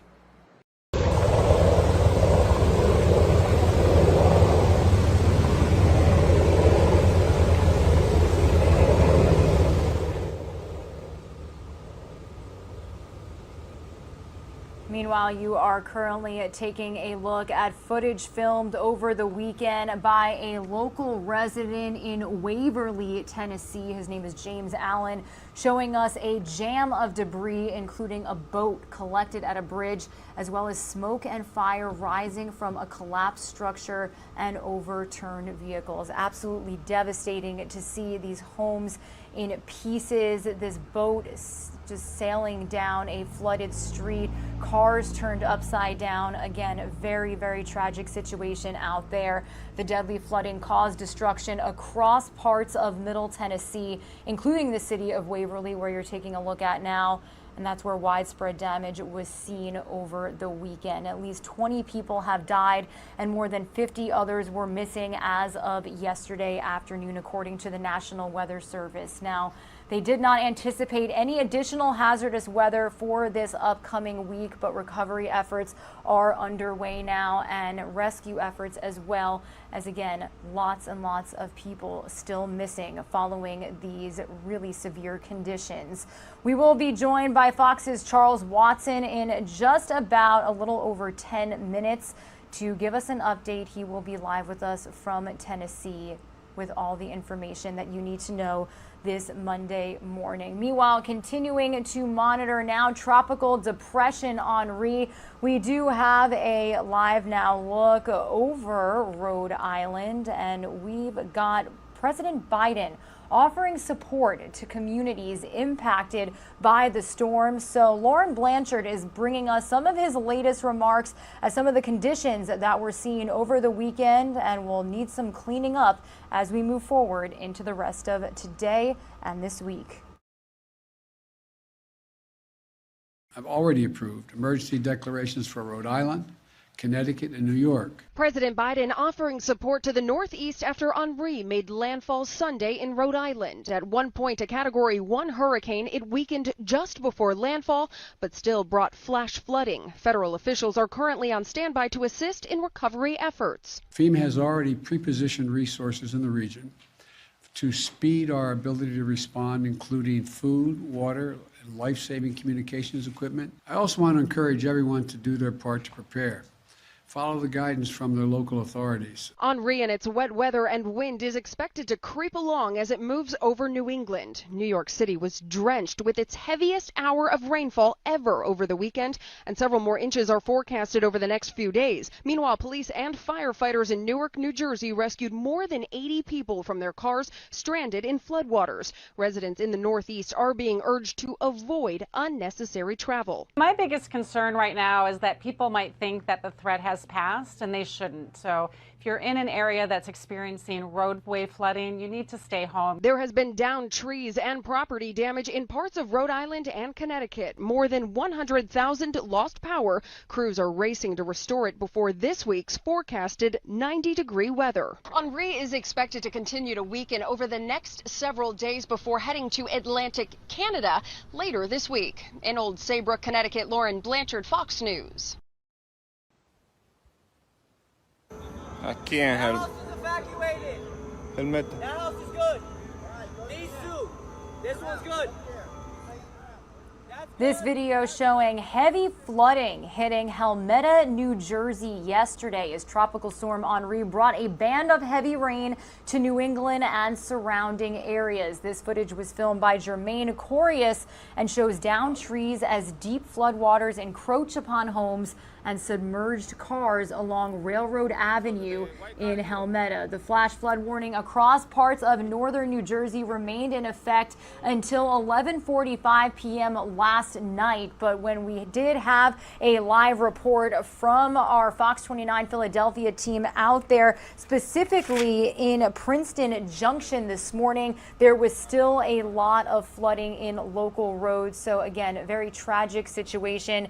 If you are in these areas, everybody, turn around, don't drown. Meanwhile, from New Jersey to the streets of New York City. I did want to bring you this video here on Live Now from Fox as New York streets were left flooded as Henri made its way towards the northeast coast this weekend.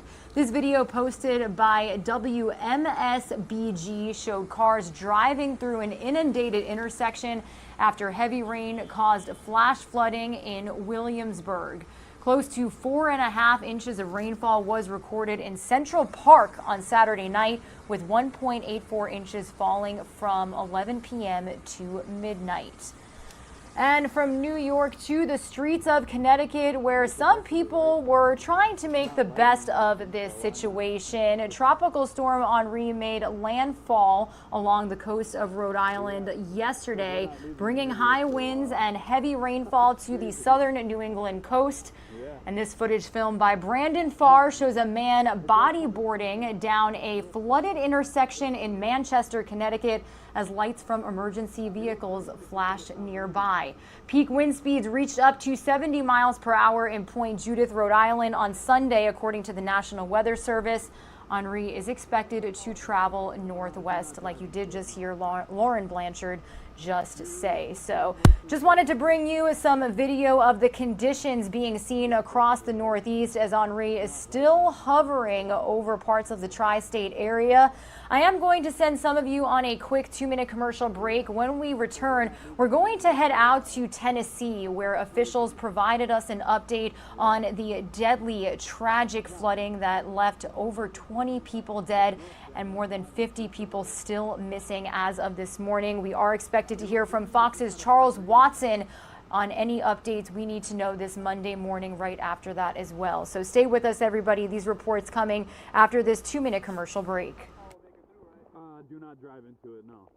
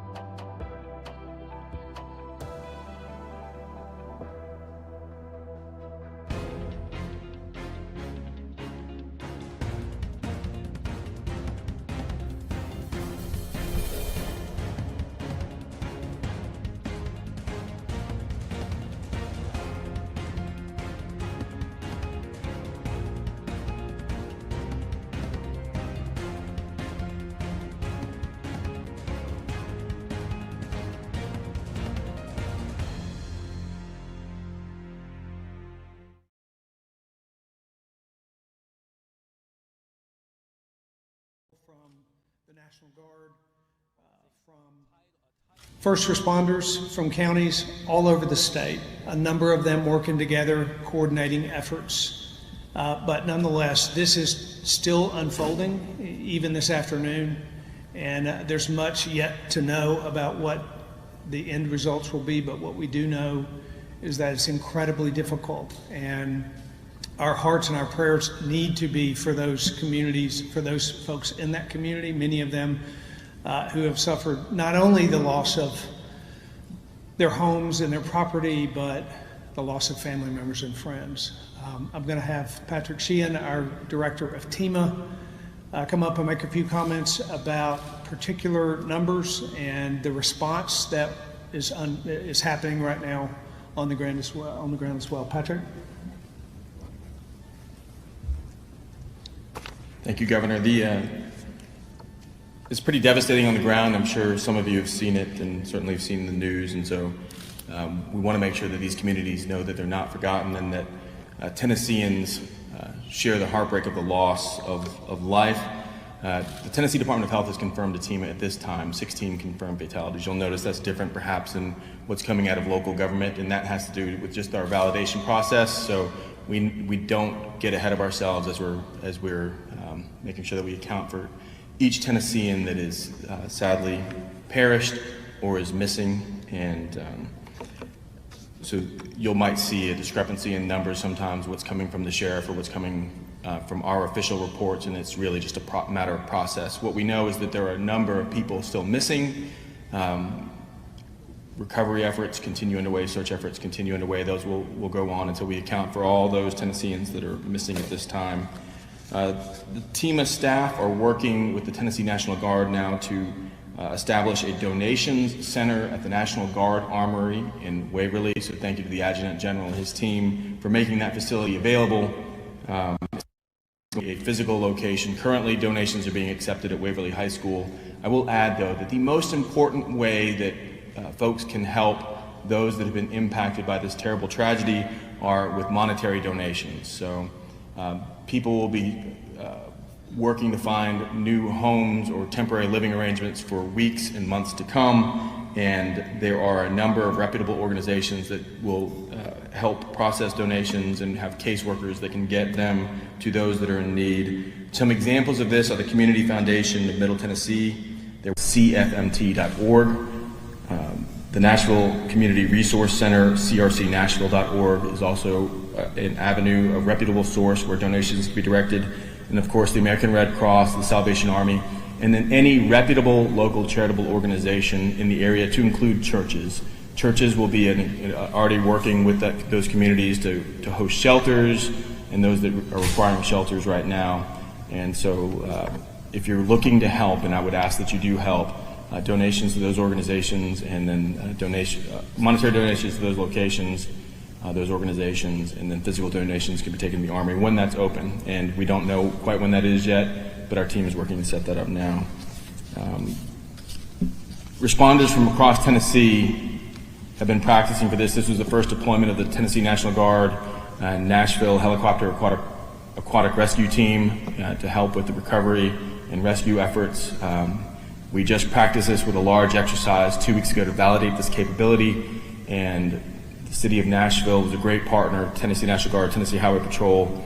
I'm sure if you've been in the area, you've seen those helicopters flying to help find those that are missing and rescue those that need rescuing.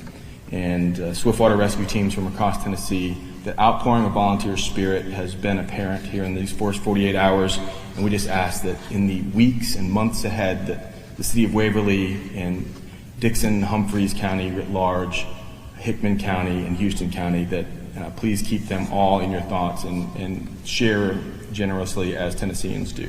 Thank you. Thank you, Patrick. Also on the ground with us today were Senators Haggerty and Senator Blackburn. If you'd like to make some comments, be welcome. Thank you, Governor. Yes, we have seen so much devastation today, and have talked with families, loss of life, livelihood, loss of their homes, and the needs for Humphreys County are just going to be tremendous. But as Patrick said, the volunteer spirit is indeed alive and well, and they have shown up today, and volunteers from all across the state coming to help with the search, coming to help people to salvage what they can from homes that were completely moved off of their foundations. And I had a conversation with Secretary Mayorkas from Homeland Security. They are waiting and ready to respond. So we look forward to doing our part to work with the governor and also with the local mayors to address the tremendous need that is going to be on the ground.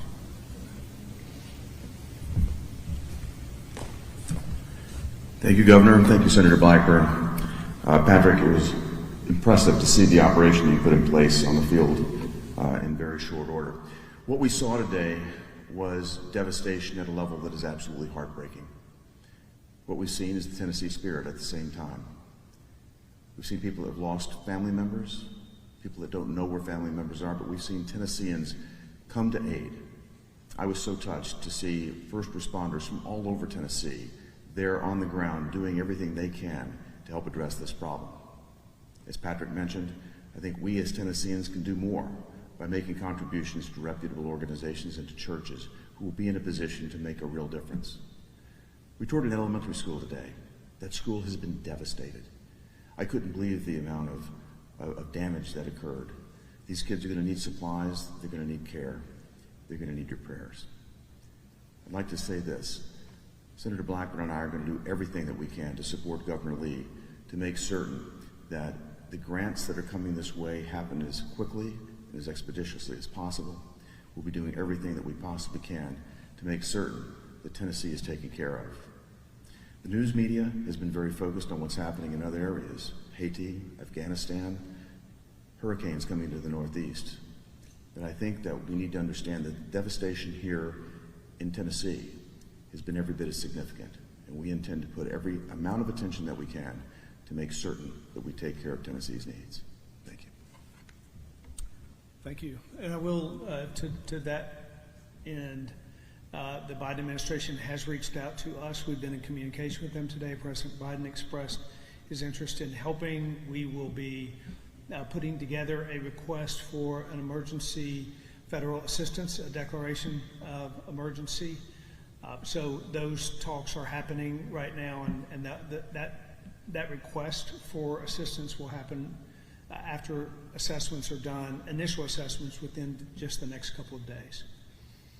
Be happy to answer any of your questions. Yes. Governor, I would imagine, given how quick it was, how unexpected, that there's a lot of folks who did not have flood insurance, don't think of themselves in a floodplain, who are affected here. I mean, I know, there's this FEMA money with the declaration, but it's almost never nearly enough. Mm-hmm. Is there something that you've been contemplating? Is this a special circumstance where the state steps in a new and different way?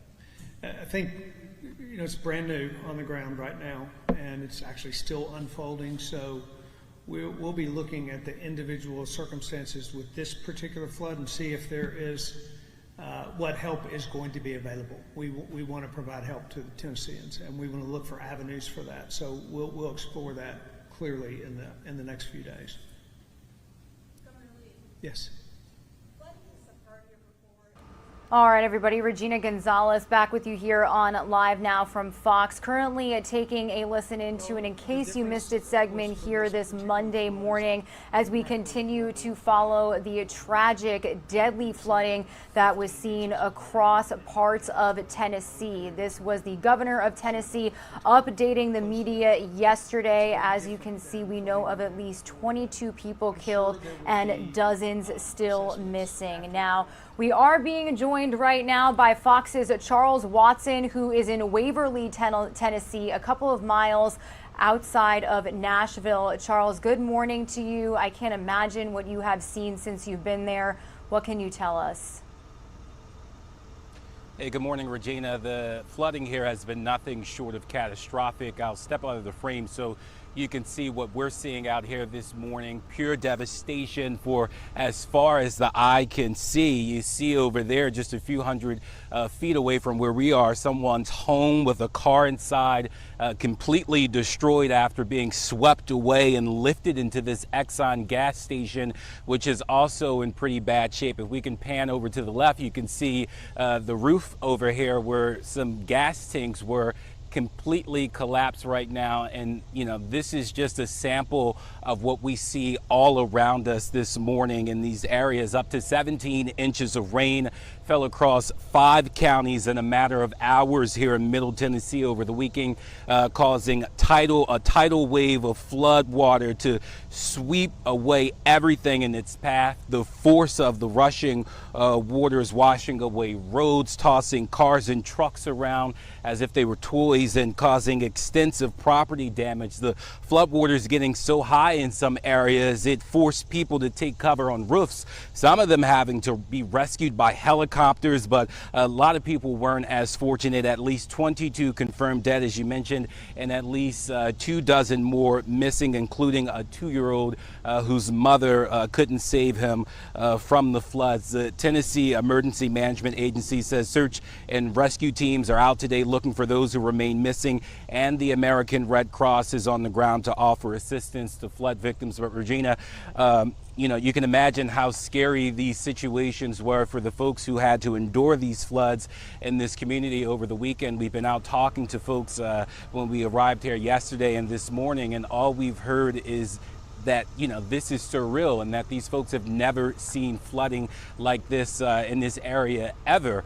We spoke to a woman yesterday who told us about her ex-husband calling her urgently, desperately, because he was stuck in the floods, and as she went out, she encountered 4 people in an ambulance that her and the sheriff had to help rescue before she made it to her ex-husband. So, these are the situations, life-threatening situations these folks were in when these rushing floodwaters came rolling through these counties here in Middle Tennessee over the weekend, Regina. Yeah, and Charles, you mentioned the just insane floodwaters. Now, is it true that this was actually a record number of rainfall that they've seen out there? Regina, one more time, I couldn't hear your question clearly. Sorry, Charles. I was saying we've seen reports that this was actually a record high rainfall. Is that true? Yeah, this was a record rainfall for this area. Where we are in Waverly, they got about 15 inches of rain in a matter of hours. And to give you some perspective of how much that is, I looked it up. The average rainfall for Waverly is about 54 inches a year. So you're talking about a quarter to a third of the rainfall that they usually get in a year falling down in a matter of 4 to 6 hours. So you can imagine that much water in such a short amount of time falling in these areas would cause the type of devastation that we see out here today. But when you look at this, it is still surreal to see homes lifted off of their foundation, cars smashed and toppled on top of one another, roads just completely washed away, and people left to sort of pick up the pieces of their lives. Regina? Yeah, and Charles, actually an interesting point that I wanted to bring up. We actually did learn that because of the water getting into these structures and a lot of these structures collapsing, have you guys seen some fires out there as well? Well, I have seen some fires on at least one property, sort of a pile of wood and metal just smoldering and smoke and flames. And actually right now you can smell some smoke in the air right now. Not sure where the fire is, but it is clear that fires are popping up over the areas right now. There are some down power lines and utility poles, but we've seen the AT&T trucks and the utility companies out here trying to restore cell phone service. I can tell you it is a lot better out here today than it was yesterday, when you can barely use the internet or get a phone call to go through. Things do seem to be improving, but when you look at a mess of this proportion, you can imagine that it's going to take quite a while to get things back to any resemblance of normal. Regina. All right, well, Charles, we appreciate you joining us with this update here on Live Now from Fox. Please stay safe out there, and we really appreciate your time. You bet. All right, everybody, a huge thank you to Charles Watson out there giving us that live report. Unfortunately, not the only flooding being seen across our nation. Here's a live now look right now at Rhode Island as we are continuing to follow the impacts of now Tropical Depression Henri. But again, this flooding in Tennessee, absolutely devastating. To show you again, this is some of the footage that we brought to you earlier of this boat just floating down this flooded street. You can see homes just ripped apart. And as you heard Charles mention, because of the floodwaters getting into these structures, getting into electrical wires, there have been reports of fires sparking in several parts of the impacted areas. So it's something that we are going to continue to bring you updates on here on Live Now from Fox. As you heard Charles say, still that number of 22 confirmed deaths remains this Monday morning, and be sure to stay with us here on Live Now from Fox. We will hope to get an update from the governor of Tennessee today on any recovery and rescue efforts. Some of you will see another quick 2-minute commercial break. More Live Now from Fox will return right after that.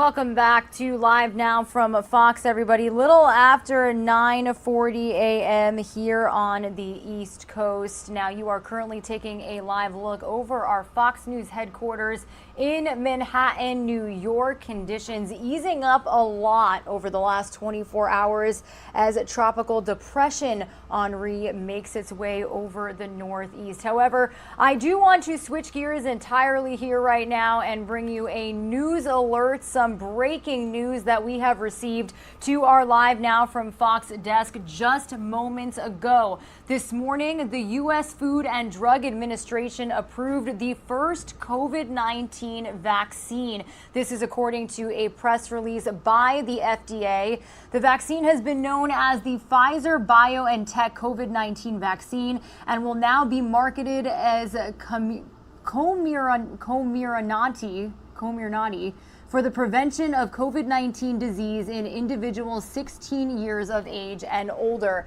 The vaccine also continues to be available under emergency use authorization, including for individuals 12 through 15 years of age and for the administration of a third dose in certain immunocompromised individuals.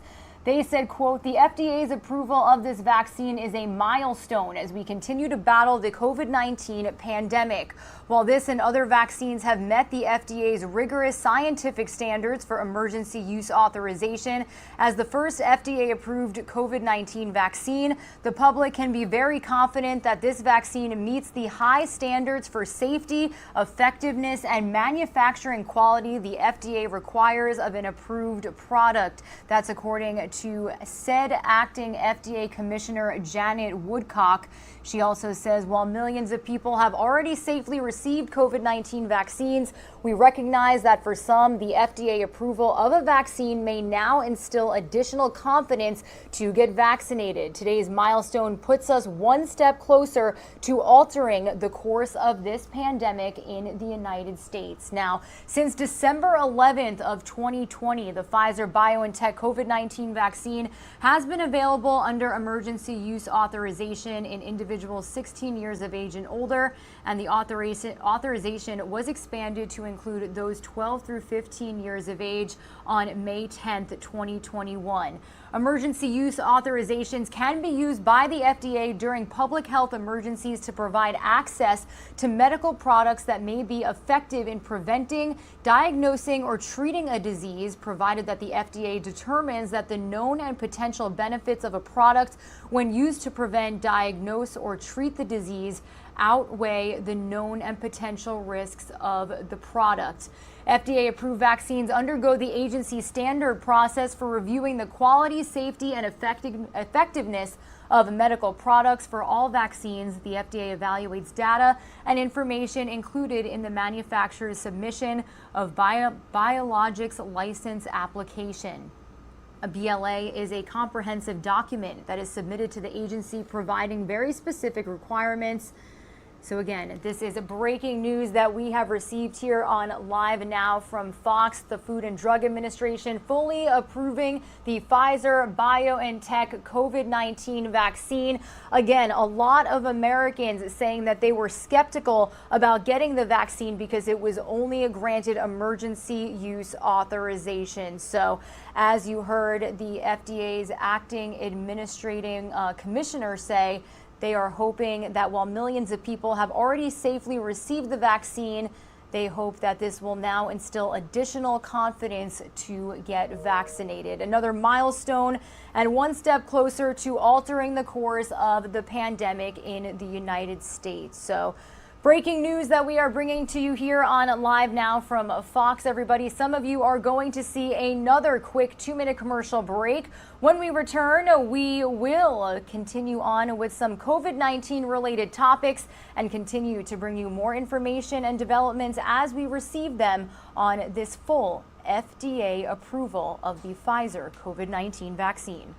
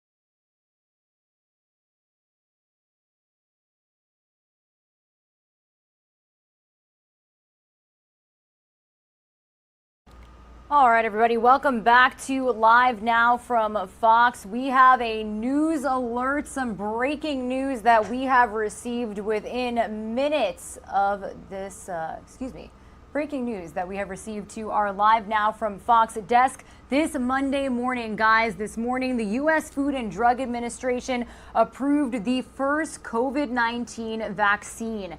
The vaccine has been known as the Pfizer BioNTech COVID-19 vaccine and will now be marketed as Comirnaty for the prevention of COVID-19 disease in individuals 16 years of age and older. This is according to a full press conference from the U.S. Food and Drug Administration, which I want to read to you right now. The vaccine also continues to be available under emergency use authorization, including for individuals 12 through 15 years of age and for the administration of a third dose in certain immunocompromised individuals. A quote and statement from acting FDA Commissioner Janet Woodcock reads, "The FDA's approval of this vaccine is a milestone as we continue to battle the COVID-19 pandemic. While this and other vaccines have met the FDA's rigorous scientific standards for emergency use authorization, as the first FDA-approved COVID-19 vaccine, the public can be very confident that this vaccine meets the high standards for safety, effectiveness, and manufacturing quality the FDA requires of an approval product." She also goes on to say, while millions of people have already safely received COVID-19 vaccines, we recognize that for some, the FDA approval of a vaccine may now instill additional confidence to get vaccinated. Today's milestone puts us one step closer to altering the course of this pandemic in the United States. Now, it was breaking news that we brought to you on December 11th of 2020. That's when the Pfizer BioNTech COVID-19 vaccine was available under emergency use authorization in individuals 16 years of age and older. And then the authorization was expanded to include those 12 through 15 years of age on May 10th of this year. Now, emergency use authorizations can be used by the FDA during public health emergencies to provide access to medical products that may be effective in preventing, diagnosing, or treating a disease, provided that the FDA determines that the known and potential benefits of a product when used to prevent, diagnose, or treat the disease outweigh the known and potential risks of the product. So again, breaking news that we were bringing to you here this morning. Here is also a tweet from the FDA themselves. As you can see, FDA's quote, "Scientific and medical experts conducted an incredible, thorough, and thoughtful evaluation of this vaccine. Although we approved this vaccine expeditiously, it was fully in keeping with our existing high standards for vaccines in the United States." That is according to Director Dr. Peter Marks. Again, the FDA tweeting this just a couple of minutes ago. So another step forward, everybody, another milestone as we continue to combat the COVID-19 pandemic, especially as the Delta variant continues to surge across the United States. So this is what we do, everybody. This is what our show is all about. When we get news just like this, we break it and bring it to you here on Live Now from Fox. We will be on standby and let you know if we are expecting to hear from the COVID-19 White House Task Force, Dr. Anthony Fauci, or even FDA officials themselves about this milestone and full approval of the Pfizer and BioNTech COVID-19 vaccine. So again, thank you so much for joining us here on Live Now from Fox, everybody. My name is Regina Gonzalez with you here from the Live Now from Fox East Coast Hub in Orlando, Florida. It's been a busy morning, lots of moving parts, lots of top stories to follow here. We did just receive that breaking news, the Pfizer and BioNTech vaccine getting a full approval from the FDA. They are now hoping that this will inspire more people to get the COVID-19 vaccine and maybe settle any hesitancy they've had about receiving a shot of whether it be the Pfizer, the Moderna, or the Johnson & Johnson vaccine. So again, wanted to bring you that breaking news here on our show. We are also continuing to follow now Tropical Depression Henri as it is in the Northeast before it will make its way to Atlantic Canada. later this week. We did have reports from our owned and operated stations across the Northeast this morning. We saw some flooding in New Jersey as well as the New York, Connecticut, Massachusetts, Rhode Island areas. So continuing to follow that, as well as catastrophic deadly flooding that has been seen across the state of Tennessee. We know at least 22 people are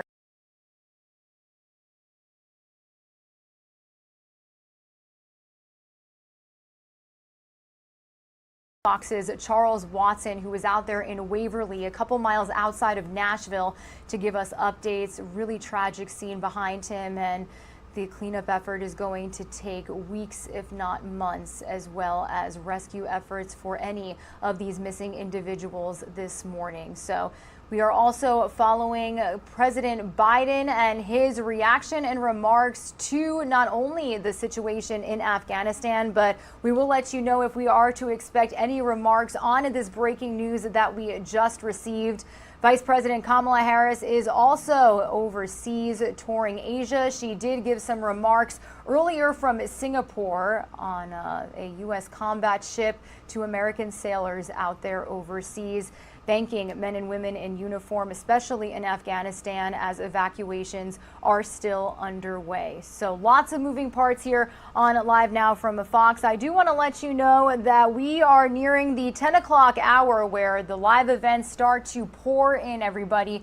Currently on standby for a live briefing from New York City Mayor Bill de Blasio. Now, these are usually COVID-19 related, but he did declare a state of emergency for the New York City area this weekend following the arrival of then Tropical Storm Henri, now Tropical Depression. As you can see from this live picture we have right now of our Fox News headquarters in Manhattan, conditions have really died down. It was really rainy there this morning, and we did see some very flooded streets out there in New York City over this weekend. I can actually give you a look now at the conditions that were seen right there. Specifically, this is in Williamsburg, Brooklyn, but lots of inches of rain, lots of record rainfall being seen specifically in Tennessee, where they did see that devastating and now deadly flooding. This is a look at the conditions in New York over the weekend. Right now, we do have a live picture of Rhode Island where the sun is out, everybody. It does look like conditions did die down there as well. Parts of Rhode Island did see some floodwaters due to Henri as well. So again, if we get any updates from officials in any of these impacted states, we will bring them to you here on Live Now from Fox. We did have President Biden address the nation yesterday, not only on Afghanistan, but on the resources being made available to the impacted communities that Henri was expected to make way through. So again, following several stories here on Live Now from Fox, everybody. Some of you are going to see a quick 2-minute commercial break. I also did just get word that as we follow the situation in Afghanistan, we are expecting a live press briefing from Pentagon officials. This has been almost a daily occurrence as the situation has unfolded in the Middle East. So again, we are monitoring several live feeds here on Live Now from Fox. Some of you will see that quick 2-minute commercial break. We will run through some more top stories at the top of the 10 o'clock hour when we return.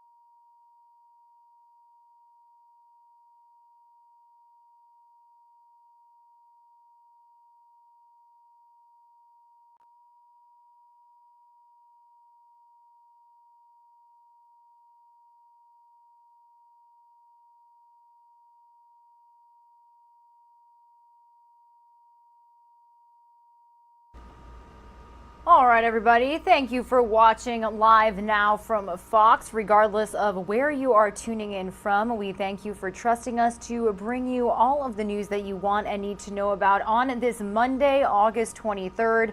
We are a little past the 10 a.m. hour here on the East Coast, which means we're expected to get some live events that will be happening any moment now. I do want to let you know we are on standby for an update from Pentagon officials briefing us on evacuations, and the current situation in Afghanistan is something that we've been keeping on top of all morning long here on Live Now from Fox. We are also on standby for an update from New York City Mayor Bill de Blasio. Now, he is updating us on, I want to say, Depression Henri. Now a tropical depression hit the Northeast as a tropical storm yesterday, and Mayor Bill de Blasio on Friday did declare a state of emergency for the New York City area. We also did hear from New York Governor Andrew Cuomo yesterday about expected rainfall and the resources that will be available to impacted communities. So that is something that we are following closely here on Live Now from Fox. However, some of the biggest news that we can bring to you here, we have just received it moments ago, a news alert to bring you this morning. We have learned that the Food and Drug Administration has granted full approval of the Pfizer and BioNTech COVID-19 vaccine. Now, I do want to read you some of the latest from a full press conference that we received from the U.S. Food and Drug Administration. They are saying today the U.S. Food and Drug Administration approved the first COVID-19 vaccine. The vaccine has been known as the Pfizer BioNTech COVID-19 vaccine and will now be marketed as a Comirnaty for the prevention of COVID-19 disease in individuals 16 years of age and older. The vaccine also continues to be available under emergency use authorization, including for individuals 12 through 15 years of age and for the administration of a third dose in certain immunocompromised individuals. We did get a quote from the acting FDA Commissioner Janet Woodcock, who said, quote, "The FDA's approval of this vaccine is a milestone as we continue to battle the COVID-19 pandemic. While this and other vaccines have met the FDA's rigorous scientific standards for emergency use authorization, as the first FDA-approved COVID-19 vaccine, the public can be very confident that this vaccine meets the high standards for safety, effectiveness, and manufacturing quality the FDA requires of an approved product." She also goes on to say, while millions of people have already safely received COVID-19 vaccines, we recognize that for some, the FDA approval of a vaccine may now instill additional confidence to get vaccinated. Today's milestone puts us one step closer to altering the course of this pandemic in the United States. They also did tweet a couple of minutes ago saying, quote, "The scientific and medical experts conducted an incredible, thorough, and thoughtful evaluation of this vaccine. Although we approved this vaccine expeditiously, it was fully in keeping with our existing high standards for vaccines in the United States." Again, that's a quote from Director Dr. Peter Marks.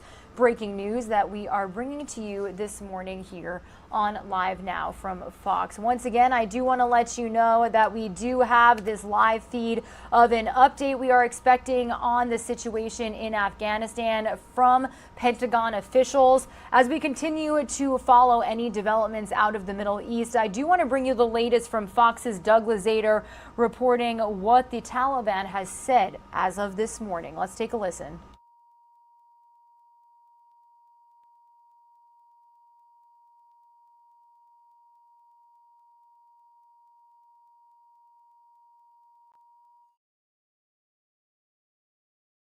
The Taliban this morning says that extending the presence of U.S. troops in Afghanistan is a red line, but President Biden is running out of options.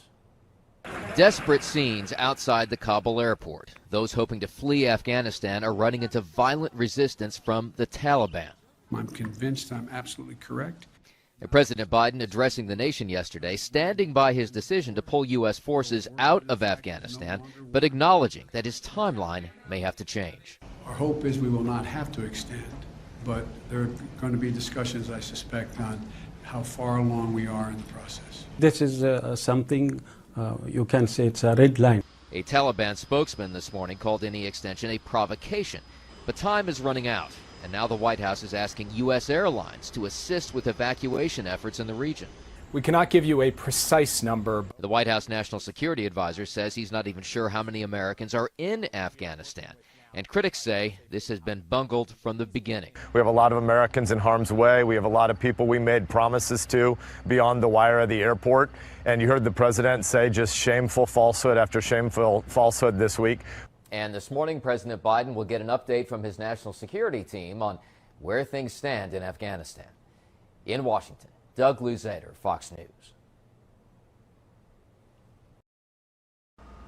All right, thank you to Doug Luzader for that report. I also do want to let you know we have another top story that we are following today, everybody. It is New York Governor Andrew Cuomo's official last day in office, nearing the end of his decade as New York's governor today. He's preparing to relinquish his tight grip on government to Lieutenant Governor Kathy Hochul in a midnight power transfer that will break another glass ceiling for women in state politics. Cuomo, a Democrat, was set to end his term at 11:59 p.m., just under 2 weeks after he announced he would resign rather than face a likely impeachment battle over sexual harassment allegations. Hochul was scheduled to be sworn in as New York's first female governor just after midnight in a brief private ceremony overseen by the state's chief judge, Janet DeFiore. The switch in leadership was happening in the aftermath of a tropical storm Henri, which narrowly missed Long Island on Sunday, but was dumping potentially dangerous amounts of rain over parts of the Catskill Mountains and Hudson River Valley, even after it was downgraded to a tropical depression. The storm drew Cuomo back out into the public view over the weekend. He gave 2 televised briefings, warning New Yorkers to take the storm seriously with the same mix of scolding and reassurance that once made his daily COVID-19 briefings popular. Perhaps if the storm had been catastrophic, Cuomo might have been tempted to put off his resignation. But as the potential for danger diminished, he said there would be no change in his plans. In his remarks, he did say, "My final day is tomorrow." Those were remarks he made yesterday. Hochul is a Democrat, and she will inherit immense challenges as she takes over an administration facing criticism for inaction in Cuomo's distracted final months in office.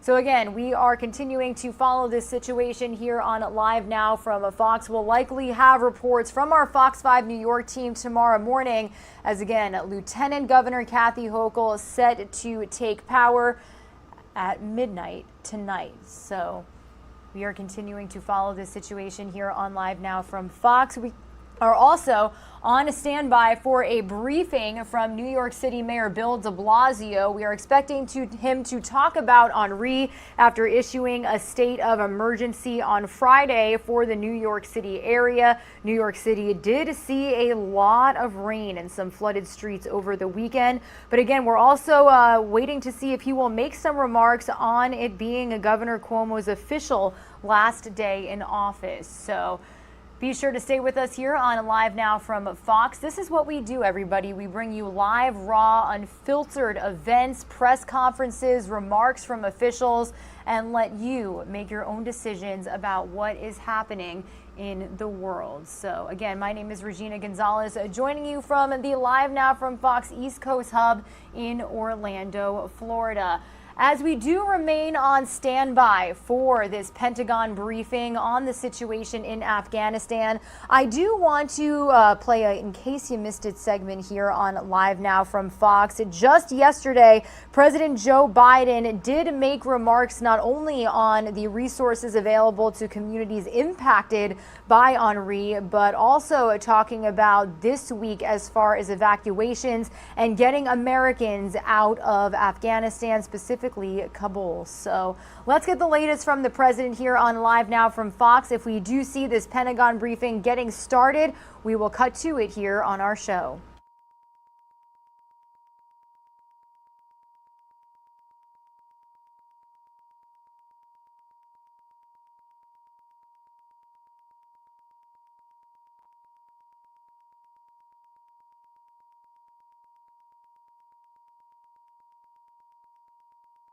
Tennessee and surrounding areas in Tennessee. I want to begin by expressing my deepest condolences for the sudden and tragic loss of life due to this flash flood. I know we've reached out to the community and we stand ready to offer them support. I've asked the administrator to speak to Governor Lee of Tennessee right away, and we'll offer any assistance they need for this terrible moment. Let me also say a few words was now tropical storm, not hurricane, Henri, which made landfall at approximately 12:15 this afternoon in Rhode Island. Henri is impacting much of the Northeast right now, and I want to talk about our efforts to prepare and respond to this storm. We have been closely monitoring Henri's progress and making the necessary preparations. Fortunately, it's no longer a hurricane. It's been downgraded to a tropical storm. And we are taking it seriously, though, because the size and the storm surge and the rainfall is producing. It's also impacting an area of the country that has already experienced heavy rainfall over the past several days. And while New Englanders are used to dealing with some tough weather, this storm has the potential for widespread consequences across the region with significant flooding and power outages that could affect hundreds of thousands of people. And so we're doing everything we can now to help those states prepare, respond, and recover. I can't think of anyone better to lead this operation than Deanne Criswell of FEMA. Before she headed up FEMA, she led the emergency response in New York City, and she was one of the key federal officials leading our response to Superstorm Sandy. She knows this area very, very well and knows what's needed better than anyone. Yesterday, I talked with the administrator and each of the governors in the key states most likely to be affected. I urged them to take advantage of the assistance FEMA can offer in advance and committed to do everything we can to support their communities through the storm and afterwards. FEMA has already pre-positioned resources in the region to speed our ability to respond, including food, water, and life-saving communications equipment, as well as generators. In close cooperation with the electrical sector, preparations are in place to address significant power outages, and resources and supports is staged at the edge of this storm to be able to move quickly in to help. Thousands of additional line crews and vegetation clearing crews from other states and from Canada are already heading toward the impacted states in New England, ready to serve and move in as soon as is feasible. They'll clean up fallen trees, help local utilities repair damaged lines, and restore electrical service as fast as possible. And I want to thank these crews for their commitment to helping their fellow citizens in time of need. I've already approved emergency declarations for Rhode Island, Connecticut, and New York, which activates funds and means we can get in there and help as soon as this extreme weather has moved through. We don't know the full extent of the storm's impact today, but we're acting to prepare for and prevent damage as much as possible and to speed help to affected communities so they can recover as quickly as possible. I also want to encourage everyone to do their part to prepare. Follow the guidance from their local authorities. Some places have already had heavy rains and winds and dangerous storm surges. Henri is going to continue to move across much of the Northeast, so it's important to monitor it closely and be prepared in your home, in your community. Make sure you have the supplies for your entire household, including necessary medications and food, water, battery-powered radios in case of extended power outages. And don't forget that you may need to seek shelter while you're battling the Delta variant and COVID-19. So wear a mask and try to observe social distancing. And to everyone across the country, don't get caught by the next storm. Get vaccinated. Get vaccinated now. Protect yourself and your family against COVID-19. It's going to be a vital part of emergency preparedness this year, for the remainder of this year. Now let me turn to Afghanistan. I've continued to make progress since I've spoke to you on Friday. We have moved thousands of people each day via U.S. military aircraft and civilian charter flights. In a little over 30 hours this weekend, we've evacuated an extraordinary number of people, as I will detail in a minute, about 11,000 individuals. That number will change day to day as the air and ground operations in Kabul vary. Our first priority in Kabul is getting American citizens out of the country as quickly and as safely as possible. At my direction, the State Department continues to reach out to the remaining Americans we have identified by phone, email, and other means to ascertain their whereabouts and their plans. We're executing a plan to move groups of these Americans to safety and to safely and effectively move them to the airport compound. For security reasons, I'm not going to go into the detail of what these plans entail, but I will say again today that I have said before, any American who wants to get home will get home. We've also been evacuating the citizens of our NATO allies and our partners, including their diplomats, their embassy staff, who remain in Afghanistan, and to get them back to their homes as well. And as we do this, we're also working to move our Afghan allies who stood with us side by side and other vulnerable Afghans, such as women leaders and journalists, out of the country. As of this morning, we have evacuated nearly 28,000 people since August the 14th on both U.S. and coalition aircraft, including civilian charters, bringing the total number of people we've evacuated since July to approximately 33,000 persons. In one 24-hour period this weekend, 23 U.S. military flights, including 14 C-17s, 9 C-130 flights, left Kabul carrying 3,900 passengers. We see no reason why this tempo will not be kept up. During the same period, our military facilitated another 35 charter flights, carrying an additional 4,000 evacuees to other countries that are taking them out. Altogether, we lifted approximately 11,000 people out of Kabul in less than 36 hours. It's an incredible operation. Let me be clear. The evacuation of thousands of people from Kabul is going to be hard and painful, no matter when it started, when we began. It would have been true if we had started a month ago or a month from now. There is no way to evacuate this many people without pain and loss of heartbreaking images you see on television. It's just a fact. My heart aches for those people you see. We are proving that we can move those thousands of people a day out of Kabul. We're bringing our citizens, NATO allies, Afghanis who in fact has helped us in the war effort, but we have a long way to go, and a lot could still go wrong. But to move out 30,000 people in just over a week, that's a great testament to the men and women on the ground in Kabul and our armed services. It also reflects a tireless diplomatic effort. In order to keep a steady flow of planes taking off from Kabul and maximize our evacuation capacity, we have quickly stood up an unprecedented global effort and established a series of processing stations in third countries.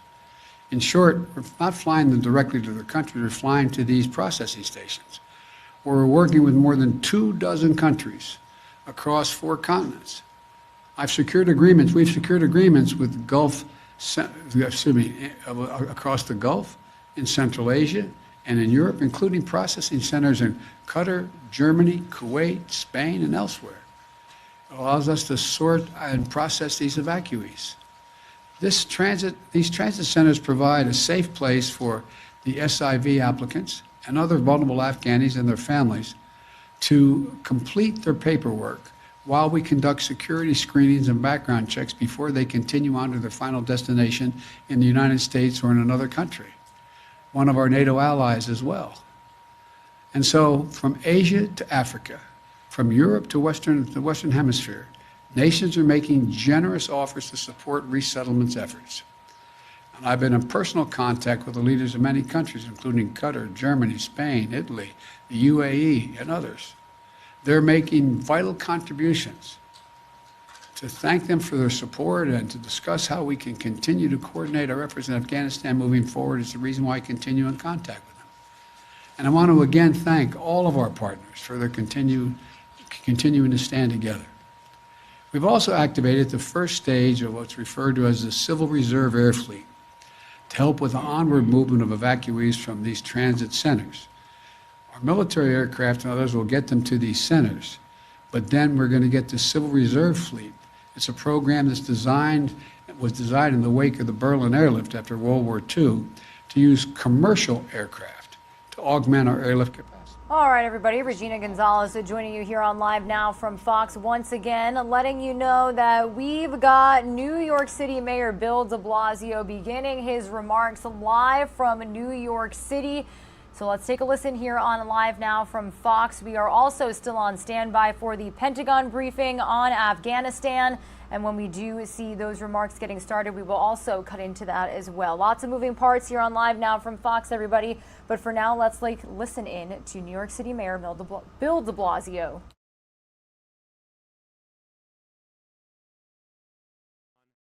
Island, who better than the borough president of Staten Island? It's been my honor to work with him for 8 good years. My pleasure to introduce Borough President Jimmy Otto.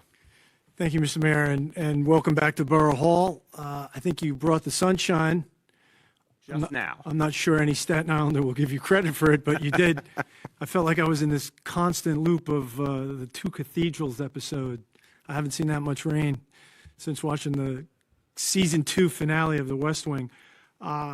This week is a really important week for us. It is, in some ways, on some issues, my last best chance to lock in or advance or complete a bunch of our remaining agenda items. In the past, this has been a really productive week, and I think Staten Islanders can expect some really good news and some big wins on the transportation front, the education front, the health front, the environment front, and I'm really looking forward to it. I will warn you, Mr. Mayor, those who follow my Twitter account have seen recently I'm toying with the idea of giving up caffeine for 30 days.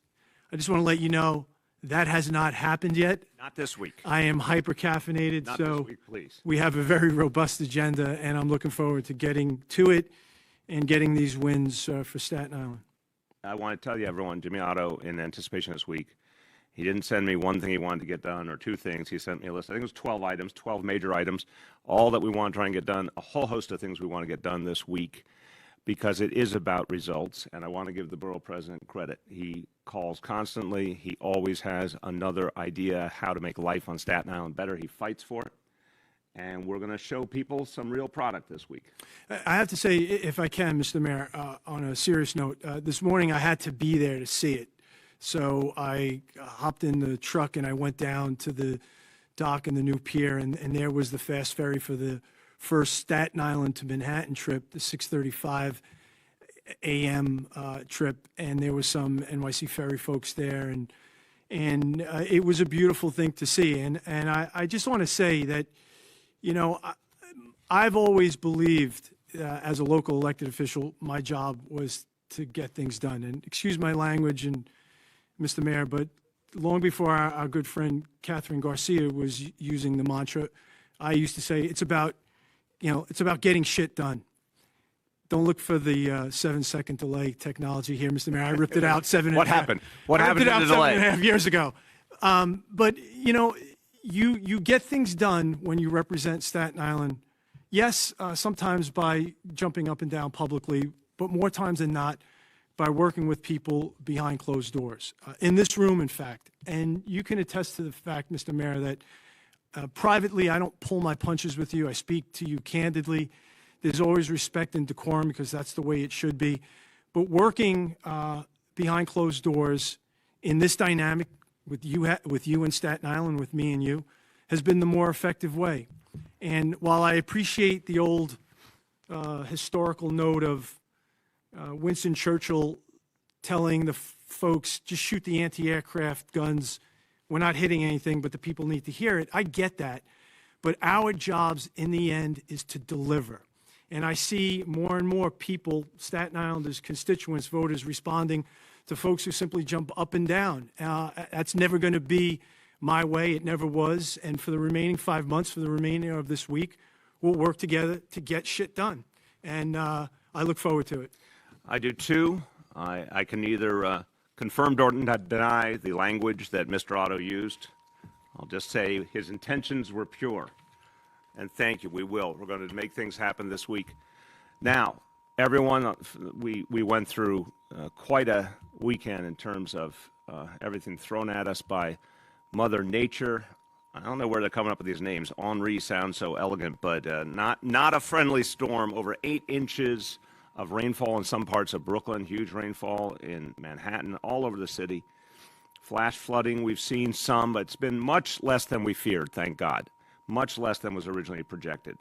We have a flood watch still in effect till 2 a.m., but the good news is we avoided the worst in a big way. And we really had some serious concerns about Henri. Turned out much better than feared. And our city workers. I want to thank everyone. Our folks at emergency management, at parks, DEP, sanitation, you name it, so many agencies. Thank you. All the city workers who are part of the response to Henri. Of course, our first responders, FD, PD, everyone. You did a great job and really helped keep things moving no matter what. We had scattered power outages. Last report over 65 downed trees, but nothing like we feared, and we're moving out of it now. Unfortunately, Henri took quite a toll on our Central Park concert, and it was really sad to see such an amazing moment cut short. But I got to tell you, I mean, you know, this is the classic. Literally, it was almost the exact halfway mark when the rain came. This is the definition of glass half full, glass half empty. It was really sad to see that show have to end. Profoundly sad, because it was getting better and better, stronger and stronger. But the first half alone is one of the best shows I've ever seen. I mean, absolutely stunning talent, Earth, Wind, and Fire. And from Earth, Wind, and Fire to the New York Philharmonic and Andrea Bocelli. I mean, it was a stunning combination. LL Cool J brought some of the greatest figures in hip-hop out on stage. I mean, it was unbelievable at that point. And everyone there really talked about how magical it was. And then even in the hours after, you know, amazing. The artists going live on CNN, Barry Manilow singing for Anderson Cooper, Gayle King live streaming The Killers from backstage. I mean, amazing stuff. The artists believe in New York City. They wanted to give back to New York City. Everyone felt New York City's comeback. And it was projected to the whole world. And I want to thank CNN for that. For hours and hours, people saw how strong and great this city is and were reminded of it. So that's beautiful. And it was another great example of the power of a vaccination requirement, because everyone at that concert, all those people who came and loved it, were vaccinated. What a difference that makes. And now, speaking of vaccination requirements, I want to say there are leaders in business, in government, nonprofits, you name it. There are leaders who step forward. There are organizations that step forward and make a big difference and show the path for everyone else. And I want to commend everyone out there who's making clear how important it is to get everyone vaccinated. Today, we're going to talk about the Barclays Center, which is walking distance from my home in Brooklyn, which has been an incredible success for Brooklyn and New York City. Home, of course, of the Nets and the Liberty. An early adopter of the Key to NYC approach in terms of making sure employees and customers are vaccinated. Now, really powerful effort being put together by the parent company BSE Global, the company that is behind the Barclays Center.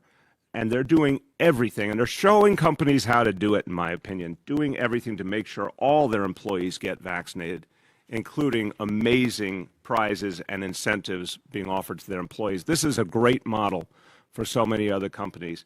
And I want you to hear about it from the CEO of the Brooklyn Nets and the Barclays Center. And I want to tell you what great work he and his team have done.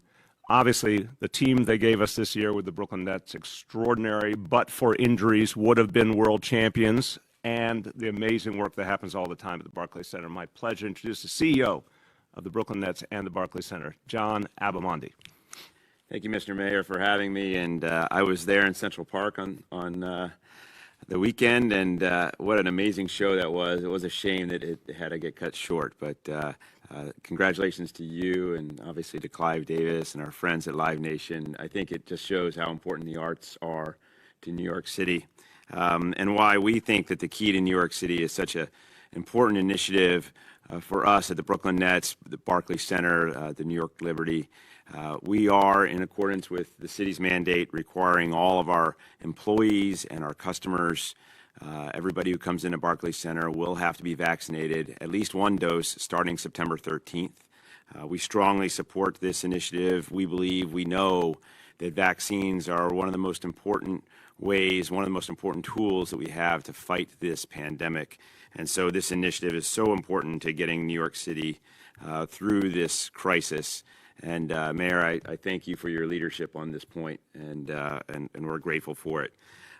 In our own way, to help encourage not only our staff to get vaccinated, but speaking also to all the vaccinated workers in the city who might have interest in working and joining us for this upcoming season, this NBA season that begins soon, and are interested in working at Barclays Center. We are launching a contest. We are going to be giving away $25,000. And to enter this contest, it's very simple. You just have to be a vaccinated worker, and you get one entry in the drawing for every shift that you make yourself available to work at Barclays Center for a game or for a concert. And we're going to be giving away other weekly prizes throughout this season. So we encourage all of our employees to get vaccinated. We encourage others who are vaccinated to apply at barclayscenter.com. And we look forward to seeing all of you at Barclays Center. Our season starts, the Nets season, I should say, starts. Our first preseason game is October 8th. We have a great slate of concerts coming up. Prior to that, we have the MTV Video Music Awards in September, and a great lineup of shows all throughout this fall. So we hope to see all of New York at Barclays Center this season. We hope to keep you all safe, and we know that vaccines are the key to doing that. So thank you. Amen. Thank you, John. John, repeat again. What is the top prize that people can win in your organization? It's $25,000. We're going to be giving that prize away on December 31st, New Year's Eve. And every shift that a worker makes themselves available to work, they don't even have to work. They just have to make themselves available to work. They'll be entered into the drawing every shift that they make themselves available. So long as they're vaccinated. As long as they're vaccinated. That's a damn good prize, let me tell you. I think so, too. I really appreciate that. I appreciate the leadership you're showing, the Nets are showing, Barclays Center is showing. I predict, it's breaking news, I want you to hear it here. Everyone's going to be healthy this year. That's my prediction. And when everyone's healthy, the Nets are going all the way. And this is going to be your championship year. There is my prediction. I feel it in my heart, and I'm looking forward to an amazing celebration of the Nets this year. The Nets are an amazing team. They did extraordinary stuff, and they will be healthy, and we will have a great parade starting at the Barclays Center. That is my prediction for the Brooklyn Nets. Now, I also want to say, people in this city who step up, it's amazing. John Abamondi, thank you for stepping up. And you mentioned Clive Davis, Doug Davis, what they did for this city with the concert. Labor of love, for sure.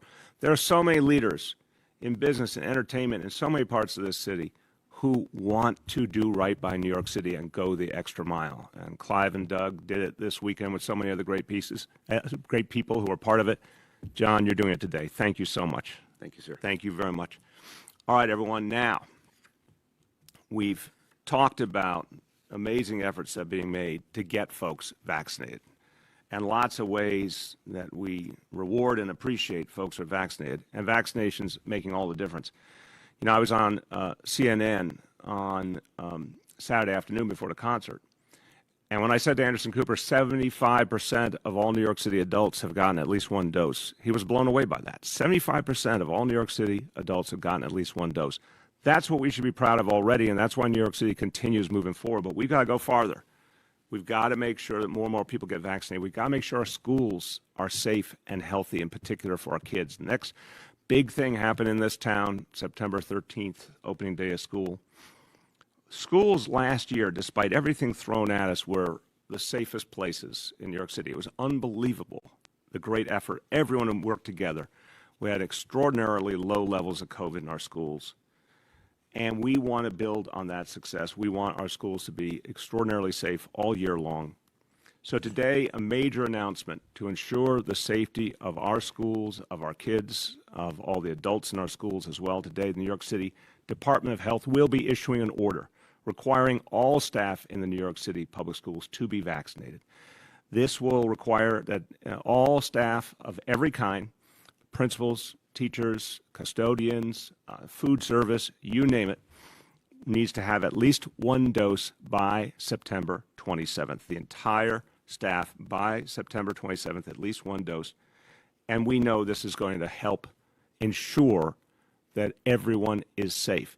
Now, we're going to start immediately working with labor unions. I spoke to the leaders of the key unions over the last few days, and we're going to start bargaining with them immediately on the impact of this decision and how to ensure we can implement it properly and fairly. We're going to work together. They'll all speak to this decision and offer their own views. But what there is clearly a willingness to do by all parties is sit at the bargaining table and figure out what this means and what the ramifications are and work together to see if we can resolve the outstanding issues. That's our goal. And what a perfect moment for this, given the big news today. And we're so thrilled the FDA has announced today the full approval of the Pfizer vaccine. This is a game-changing moment. We've been waiting for this for a long time to have the full approval of vaccine. We now have it. This helps us move forward, and we're moving forward with our schools with this new vaccine mandate. I want you to hear about it from our chancellor first, and then our health commissioner first, our chancellor, Misha Ross-Porter. Thank you, Mr. Mayor. You know, today I'm here to speak to you as a parent, and nothing means more to me than the health and safety of my 11th grade daughter. And I know parents across New York City feel the exact same way about their own children. This is why a vaccine mandate for all of DOE employees is so important to me. Our schools must be safe spaces for all children. And by mandating a first dose by September 27th, the first month of school, we are adding yet another layer of protection for our kids. No matter who it is in the school, your child's teacher, who they work closely with every day, your child's principal, who leads the whole school community, your child's school food workers, who keep everyone healthy and fed, your child's school safety agents, who keep them and the entire building safe. Everyone in our buildings will have their first dose completed in September. Currently, at least 63% of DOE employees are vaccinated. By September 27th, 100% will be well on their way to being fully vaccinated. This vaccine mandate is on top of the multi-layered measures we already have in place, which have made our schools some of the safest places to be during COVID. Universal mask usage, physical distancing, health screenings, testing and improved ventilation, increased hygiene and oversight by the Situation Room. They all work together to provide comprehensive protection for our children. Today's vaccine mandate will apply to all 148,000 of our employees, including those who work in our central offices and contractors who work in school-based settings. It aligns with the guidance from the CDC, which has recommended that school teachers and staff be vaccinated as soon as possible. This is because vaccination is the most critical strategy to help schools safely resume fully in the fall. Over the course of the summer, I've been visiting vaccination sites across the city, having productive dialogues, and reminding our students, our student athletes, and members of the community that getting vaccinated is our passport out of the pandemic. A few weeks ago, I gave every student ages 12 and up a very important homework assignment to get vaccinated.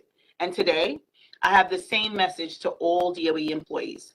We all do a lot to get ready for the first day of school. All right, everybody. Regina Gonzalez tuning in here to let you know that you are currently listening in to an update from New York City Mayor Bill de Blasio announcing that all New York City public school teachers and other staff will have to get vaccinated against the coronavirus as the nation's largest school system prepares for classes to start next month. I do want to let you know that we're also on standby for a briefing from Pentagon officials on the situation in Afghanistan. Some of you are going to see a quick 2-minute commercial break. We'll be right back. Thank you, Mr. Mayor. Thank you so much, Chancellor. And now, everyone, I want to hear from our health commissioner, who's obviously a true believer in vaccination, that he's going to tell you why it's so important that we will have a vaccination mandate for all the adults who work in our public schools. He also happens to be a parent, and I know he's always speaking from that perspective as well. Dr. Dave Choksi. Thank you so much, Mr. Mayor. If there's a cornerstone of our recovery, It is returning our children to learning in person, safely alongside their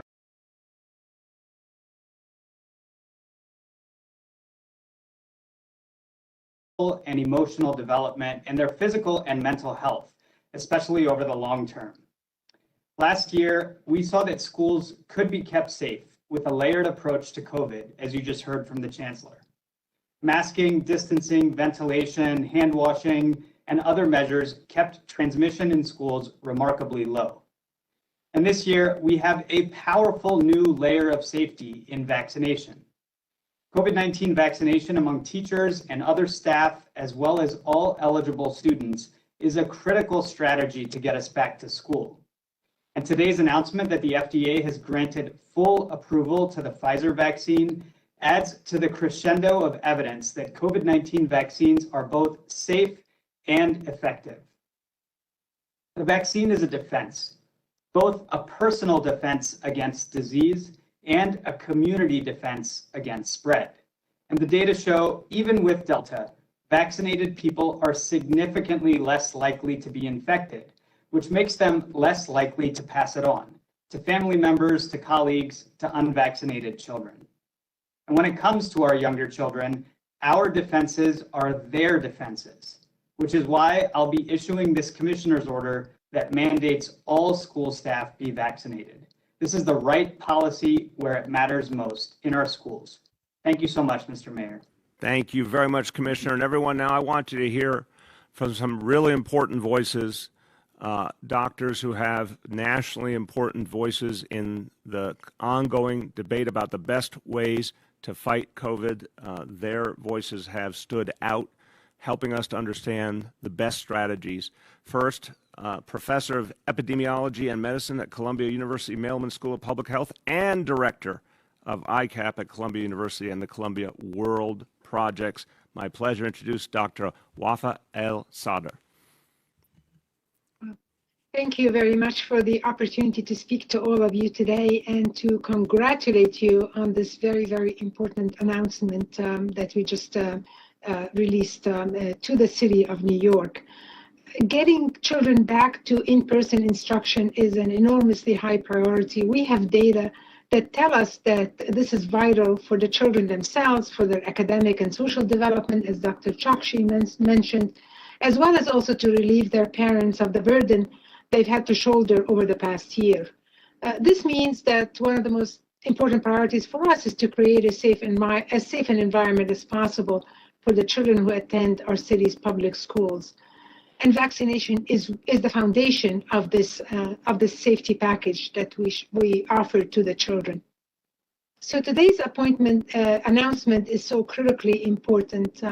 And we know that one of the most critical measures to create a safe school environment is to get all the adults around our children who can get vaccinated to do so as soon as possible. That includes their parents, their family members, as well as the teachers and staff at the schools that they will attend. That is so vital to get the adults around our children themselves vaccinated. So today's announcement goes a long way to creating a safety net for the children, as well as, of course, providing a protection for all the teachers and staff from COVID-19 and its potential effects on their health and well-being. We are very fortunate in our city, in our country, to have access to these remarkable vaccines and to this very, very fundamental tool for protecting individuals and our society. Thank you. Thank you so much, Doctor, and appreciate your strong voice on this issue and the importance of getting our kids back to school safely. Thank you. And now I want you to hear from a leader both in the academic realm and frontline medicine, Associate Clinical Professor of Emergency Medicine, Dr. Dara Kass. Thank you, Mayor. Thank you for having me. I just wanted to say here, not just as a physician, but also as a mother. Can you hear me? Yes, indeed, Am I doctor. on? Thank you. Yes. Oh, sorry about that. I can't see. It's okay. Not just as a physician, but a mother to 3 kids, 2 of whom are too young to be vaccinated. In light of this announcement, I actually wanted to share a recent story. My 9-year-old son gets medical care at Columbia University, where I work as an attending. And recently, Columbia announced a similar policy where everybody in the building, regardless of their job, would be vaccinated. So when I walked into the building with him last week, I told him that everybody he met who worked there, regardless of their job, would be vaccinated. And as he walked in, a kid that has been dealing with this pandemic, immune compromised for his entire, for the whole time, started to get relaxed. And the first person he saw was the security guard. And he went over to the security guard and he said, "Thank you for being vaccinated. Thank you for helping to keep me safe." And that security guard smiled even through his mask, you could see.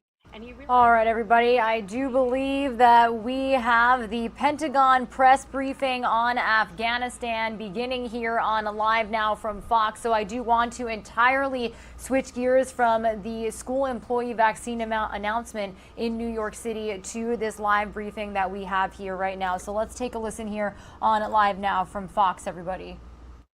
As you know, recently the Secretary of Defense activated the Stage 1 of the Civil Reserve Air Fleet. Right now, that activation includes 18 aircraft from 6 commercial airlines. This will increase passenger movement from the intermediate staging bases, temporary safe havens, to the United States, while we continue to prioritize military aircraft for the transportation of individuals out of Kabul and out of harm's way. Please note, as I said, these craft flights will not be flying into Kabul. As of this morning, within the last 24 hours, 25 U.S. military C-17s, 3 U.S. military C-130s, and then a combination of 61 charter, commercial, and other military flights departed Kabul. The total passenger count for those flights was approximately 16,000. Of that number, the U.S. military transported just under 11,000 personnel. Our mission remains focused on ensuring a steady flow of evacuees out of Kabul to the intermediate staging bases and safe havens at our installations, continue to rapidly build out capacity as needed to ensure reception and providing humanitarian assistance. The use of temporary safe haven locations across Europe and the Middle East in areas that include U.S. installations in Qatar, UAE, Kuwait, Bahrain, Italy, Spain, and Germany. We deeply appreciate the support from these countries. This is truly a testament to the importance of our alliances and our partnerships. In the past 24 hours, 5 flights landed at Dulles International Airport with approximately 1,300 passengers. At this time, 4 military installations, as well as Dulles International, are receiving Afghans as they come into the United States. These installations include Fort McCoy, Wisconsin, Fort Lee, Virginia, Joint Base McGuire-Dix, Lakehurst, New Jersey, and Fort Bliss, Texas. The total number currently at these installations is approximately 1,200, and Northcom continues to build out capacity to ensure they are prepared to receive more flights that will come in the next few days. This is absolutely a worldwide effort which hits several countries, multiple commands, and thousands of service members across the joint force. Over the weekend, the airport in Kabul remains secure. However, as many of you have seen already, CENTCOM released a statement regarding an incident to report as no U.S. casualties or partner force or coalition forces were involved, but regrettably, an Afghan security force member lost his life. As the President referenced last night in his remarks, we are in communication with the Taliban for the establishment and sustainment of several checkpoints to increase throughput and facilitate safe passage for individuals working to gain access to the airport. Today, the number of troops at the airport continues to stand at 5,800.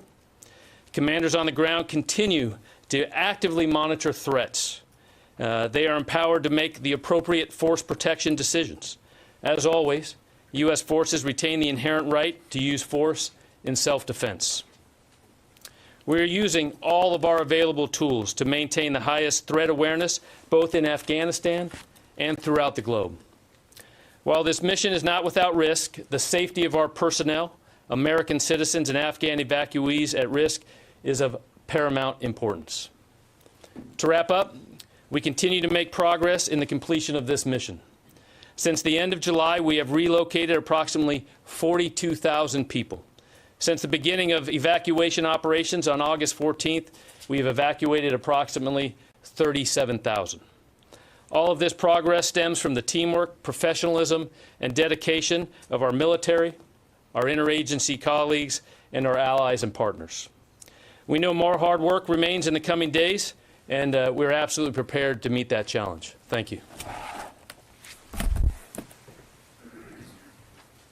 Just a couple other points I'd like to make. As you all are aware, the FDA approved full licensure of the Pfizer vaccine this morning. And as also I'm sure you're aware, back in August on the 9th, the Secretary articulated that it was his intent to mandate the COVID-19 vaccines upon FDA licensure or by mid-September to seek a waiver from the President. So now that the Pfizer vaccine has been approved, the Department is prepared to issue updated guidance requiring all service members to be vaccinated. A timeline for vaccination completion will be provided in the coming days. The health of the force is, as always, of our military and our civilian employees, families, and communities is a top priority. So it's important to remind everyone that these efforts ensure the safety of our service members and promote the readiness of our force, not to mention the health and safety of the communities around the country in which we live. A schedule item, the Secretary and General Milley will be attending this afternoon the funeral for former Secretary of Defense Donald Rumsfeld at Arlington National Cemetery. Mr. Rumsfeld served as the 13th Secretary of Defense as well as the 21st. He also served in the United States Navy in the mid-1950s as a pilot and a flight instructor, and he continued his service as a reservist until 1975 when he became the Secretary of Defense for the first time. On behalf of the Department of Defense, we extend our deep condolences to his family, to his loved ones, and indeed to the country. With that, we'll start taking questions. Bob. Hey, John. Thank you. On the Pfizer vaccine and the Secretary's intention to require it, he has not yet made that direction. And did you say there's not yet a deadline for doing that? What I'm saying, we're preparing now actionable guidance to the force. We're going to move forward, making that vaccine mandatory. We're preparing the guidance to the force right now, and the actual completion date of it. In other words, how fast we want to see it get done. We're working through that guidance right now. Okay. Can I ask you a question on Afghanistan Sure. also? A couple things. One is you've said, I think General Taylor has said a number of times as well, that the military's airlift capacity at the airport was in the neighborhood of 5,000 to 9,000. I see you've now gone beyond that, at least yesterday. Yeah. Can you say what the capacity has grown to? And also, can you explain a little more about the perimeter issue that the General alluded to very briefly when the President yesterday said something to the effect that the perimeter had been moved back significantly to facilitate entry? Right. Can you explain that? So a couple things, Bob, on the capacity thing. You're right. We had set a goal of 5,000 to 9,000 a day. Yesterday, we exceeded that. We're not taking anything for granted, Bob. We're taking this day by day. We'd love to see those numbers continue to rise, but we're going to just take it day by day. There's a lot of factors that go into be able to reach that output capacity, to include temporary safe havens that you can bring these individuals to as they complete their screening. And the screening is a big part of that. We have intelligence and law enforcement personnel at these sites making sure that a robust screening is done of these individuals so that nobody comes in the United States that hasn't been screened in a robust manner. And so there's lots of factors that affect throughput. We were very glad to see that we were able to get that number out yesterday, but we're going to take it day by day. Day by day. So the number of aircraft that are available at Bing? I think you briefed the number of aircraft was like 20. Yeah. No. But I mean, the same number of aircraft are about available on any given day. I mean, we can get up to on a given day can get up to about 30 C-17s. That doesn't mean that 30 are going to fly every day, and we were under that yesterday, and still was able to get out. We're still able to get out more than 10,000. And then the perimeter question? The perimeter question, and I think the general addressed this a little bit in his opening statement. Without getting into tactical details here, Bob, and I think you can understand why we wouldn't do that. We are very interested in making sure that access to the airport remains as fluid as possible, particularly for American citizens trying to get in, as well as our special immigrant visa applicants. And there's a lot of factors that go into making sure that access remains secure and that we can facilitate it. And what the president was referring to was efforts to improve that access from a geographical space out beyond just the perimeter of the airfield. And I won't speak to the details of how we're managing that, but you can imagine thus far and going forward, it does require constant coordination and deconfliction with the Taliban. Yeah, it absolutely is going. It's absolutely requiring of us to keep these lines of communication with the Taliban open, who do have checkpoints out beyond the airport. And what we have seen is that this coordination has worked well. This deconfliction has worked well in terms of allowing access. All right, everybody. Regina Gonzalez just tapping in here to let you know that our Phoenix team, our Live Now from Fox headquarters in Arizona, will be taking over shortly. You are currently listening in to the latest briefing from Pentagon officials on evacuations and withdrawals in Afghanistan, saying that 5 flights have landed in D.C. and the Kabul airport is secure. They are expecting more flights to arrive here in the U.S. and are preparing for it. So we will continue listening in here. I will see you guys tomorrow. I hope you have a great rest of your Monday. If you can rule out that the attackers were Taliban first, and I would like also to go back to the if you can rule out that the attackers were Taliban first, and I would like also to go back to the deadline. The French foreign minister said today that it's quote necessary to continue the Afghan evacuations beyond August 31st. Cannot rule out who the hostile actor was in this shooting incident last night. I think, as you saw, Central Command statement referred to it as a hostile actor. We don't know more than that. And this just happened, Sylvie, so I don't know when we'll have more forensics on this. Again, our focus was on making sure that we could maintain security at the airport. It was maintained. Sadly, it resulted in the loss of a life of one Afghan soldier and wounded several others. So, I mean, obviously, that's our focus right now. On the deadline, I can't speak for other nation states. I can only speak for the Department of Defense, and you heard the Secretary address this over the weekend.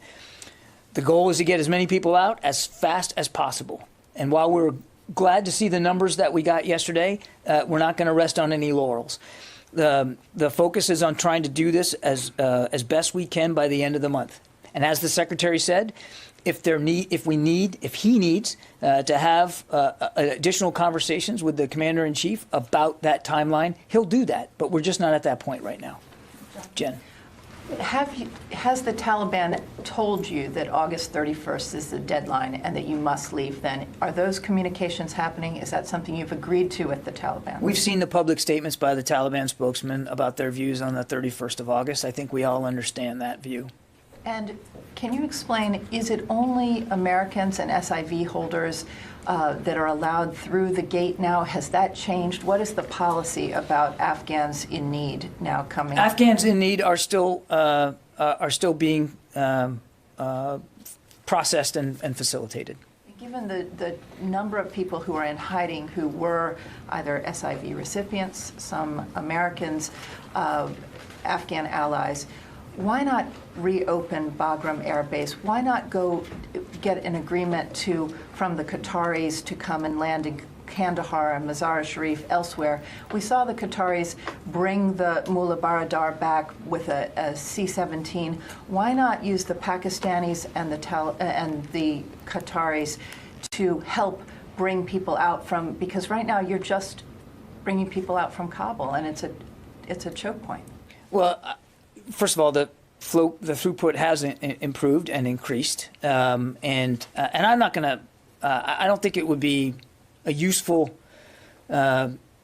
expenditure of our time to Monday morning quarterback the whole issue with Bagram. It was closed down as part of the retrograde. Jen?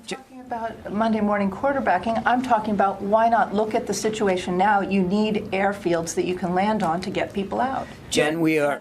Major General Taylor about this. Let me try it first, and then I'll give it to the general clearly. We are improving our throughput at Hamid Karzai International Airport, and we think that we will be able to continue to try to improve that. That's the goal. But what you're talking about would be an expenditure of resources and personnel, as well as an increase, most likely, to the threat that they're under, to try to go back and as you put it, retake Bagram Air Base, which is the size of a small city. And I understand a lot of people have views and opinions about this. It was closed down as part of the retrograde. It was always supposed to be closed down as part of the retrograde. It was the last base to be turned over to the Afghans. And even as recently as 3 weeks ago, before we actually had to conduct a non-combatant evacuation operation, the leaders in this building ran a tabletop exercise on what it would be like to run an effective NEO operation out of Hamid Karzai International Airport, and we're actually running that play now. Now, it's not without its challenges, for sure, but we're doing that now, and that's the focus, is on making sure that we can get as many people out as possible using Hamid Karzai International Airport. And Jen, the numbers are showing that it's working. Nobody's taking it for granted. Don't want to be predictive about tomorrow, but it's working. Do you have anything to add to that? Okay. Tara. Thank you. Back to the August 31st question. Is August 31st extending that deadline, is it really an option for the U.S. anymore, or is this wholly dependent upon whether the Taliban would agree to let a U.S. presence remain in Afghanistan past that date? Our focus is on getting this done by the end of the month, Tara. What we do here at the building, at the Pentagon, is options. Our job is to provide the president, the commander-in-chief, options. And as you heard the secretary say, if he gets to a point, he and Chairman Milley, they believe they get to a point where they need to provide that advice and counsel to the president about an extension, then he'll do that. We just aren't there right now. And you heard the secretary say himself, if he had more time on the clock, he would absolutely use more time on the clock. But we're focused on getting this done by the end of the month. And secondly, for Major General Taylor, you'd mentioned that 42,000 have been evacuated since July. Is that 42,000 just on military airlift, or does that include the commercial and chartered planes? Yeah, so that total number is U.S. military plus U.S. Civilian, State Department. Some of that was State Department contract air that went out also early on. Do you have any breakdown of the number of U.S. citizens in that 42,000 that have gotten out? I do, but I don't have that right now. Idris? So just a couple of quick questions. Firstly, on the vaccine, this would be specifically to Pfizer, right? That would be mandatory, or would it be other vaccines? Right now, we're focused on the Pfizer vaccine because of the FDA approval that came in this morning. And just another couple of quick ones. How many, I guess, Afghan soldiers remain in the perimeter? I think you had said 500 to 600 a week ago. Is that still the number? I believe that's the operative number. And then how many Americans have been evacuated? I think you gave 2,500 Americans. Has that number changed? We think that overall we've been able to evacuate several thousand Americans, and I'd be reticent to get more specific than that. But since the 14th, we believe we have been able to evacuate several thousand Americans. Very quickly, lastly, so the last tabletop exercise for a NEO operation from HKIA was about 3 weeks ago. It was about 3 weeks ago. It was certainly before Kabul fell. This was something that, and I've talked about this before, this was something that the Pentagon had been thinking about for a long time. As far back as late April, when we held a rehearsal of concept exercise here at the Pentagon, looking at the retrograde and how that was going to parse out over and through the summer. A part of that conversation was the potential for non-combatant evacuation operations and what that would look like and how we would execute that. Nancy. Thank you. I wanted to know if you could clarify a couple points that you made earlier. You said that any extension beyond August 31st would be the Secretary talking with the President. Would that decision include inputs from NATO allies, particularly those who say that they need more time? Is that a factor in the U.S. consideration about I think staying we would there? absolutely consider the views and opinions of our allies and partners who also have people there and are, as the general brief, very much a part of moving people out. And have any of those NATO allies communicated to the United States that they need more time beyond August 31st? I'm not aware of specific conversations that we've had with respect to the deadline. Okay. And then on the perimeter, I'm having a hard time understanding when the President talked yesterday, he said about expanding that perimeter. Mm-hmm. Can you help me understand who's part of that? Is that U.S. forces? Have they moved where they're positioned from where they were a few days ago? Without, and I want to be very careful here, to talk about specific movements at a tactical level on any given day. And so I'm just not going to do that, and I know that will be largely unsatisfying. Well, but let me finish.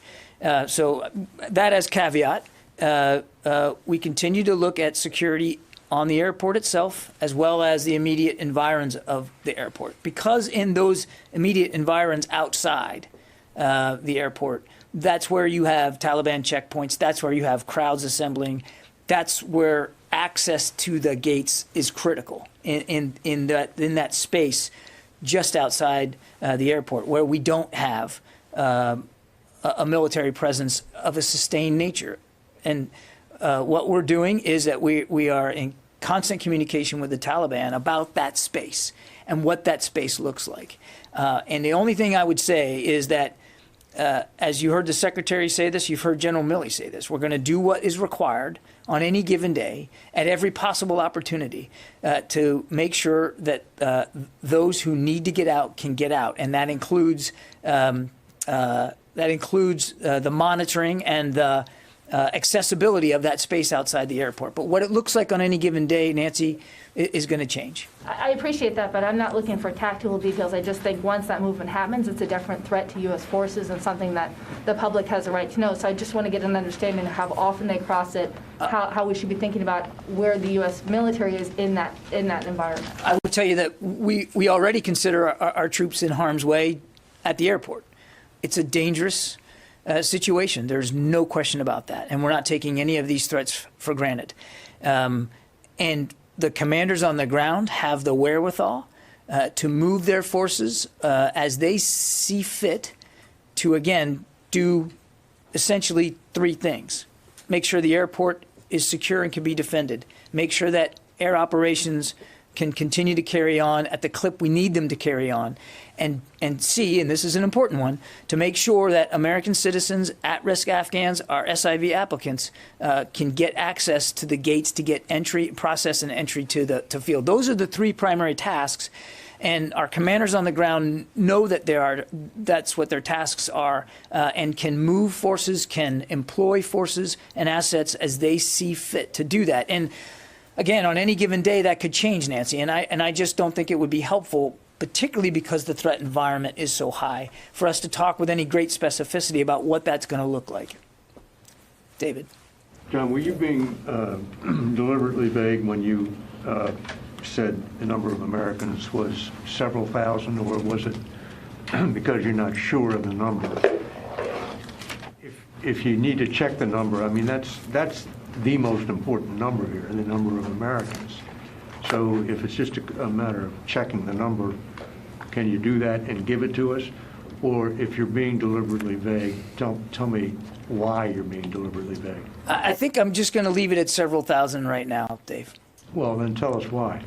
Because I think the number is very fluid, and it literally changes nearly by the hour. It's not more fluid than these 11,000, 37,000. I'm going to leave it several thousand right now. Wafa. You said that you heard the public statements from Taliban about the red line, the August 31st.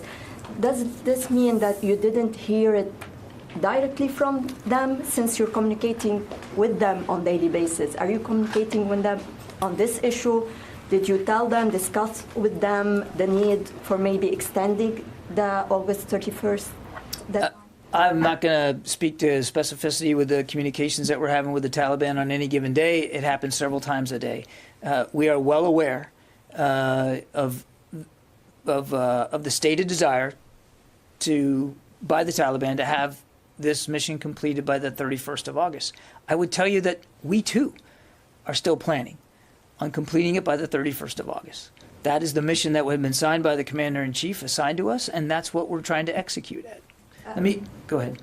Are the forces remaining now in Kabul focusing on the evacuation mission, the U.S. forces, of course?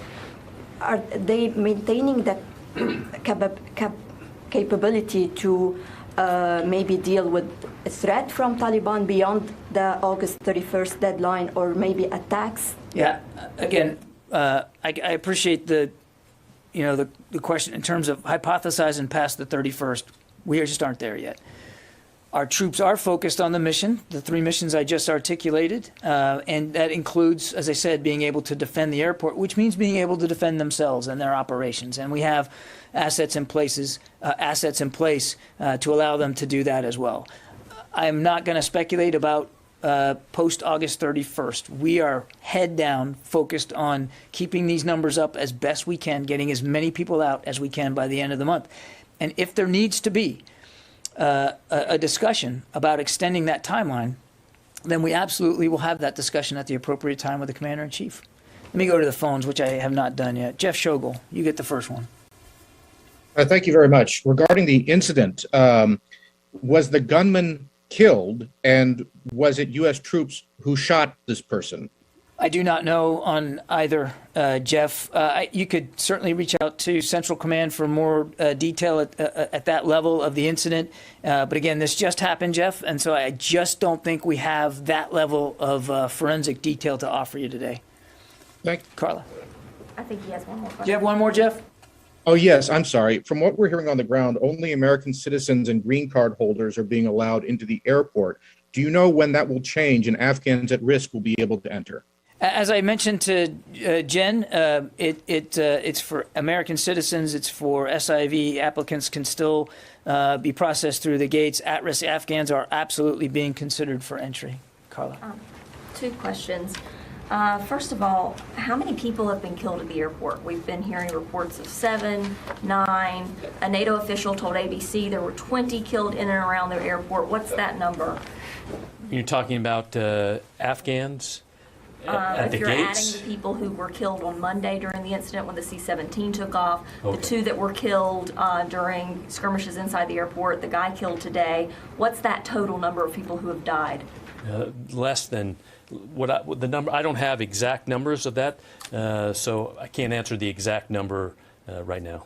Can you take that question and get back Sure, to us on yeah, that? absolutely. And then also you had mentioned, sir, that the capacity was 5,800 troops at the airport right now. And then the Secretary of Defense had told us last week that he did not have the capability to go out and do extractions because there's just not enough troops. They're defending the airport. Have you asked for authorization of additional troops to go into the airport to help with potential extraction should it come to that? Yeah, I think use the word capability and the actual troop number, I think, are 2 different things. So we have approximately 5,800 forces. And as I briefed over the week, as forces flowed in, capability continued to increase. Initial security was the most important ability to establish, because without that security, the ability to do other things is just not possible. So as our capability increased, and at that 5,800 number, as you've seen, we have the capability and have executed other operations to ensure that American citizens are being brought in safely and prepared for evacuation. So just so I can understand what you're saying, just to recap, you think that at 5,800 troops, the U.S. has the capability now to expand the perimeter at the airport and continue all of this or to do whatever the president had mentioned with the opening up the perimeter. and also to do extractions if needed? Or are you going to ask for authorization of more troops? And what I said is at 5,800, we're able to continue to secure the airfield, continue to increase safety there, and continue to do the operations that we already have. And Carla, what the Secretary said was that where he was on last Wednesday, that we didn't have the capability to do large-scale, massive movements of people. But he did say, if there's an incident where somebody's in extremis and we need to get them in small numbers, we can do that. And we have been doing that.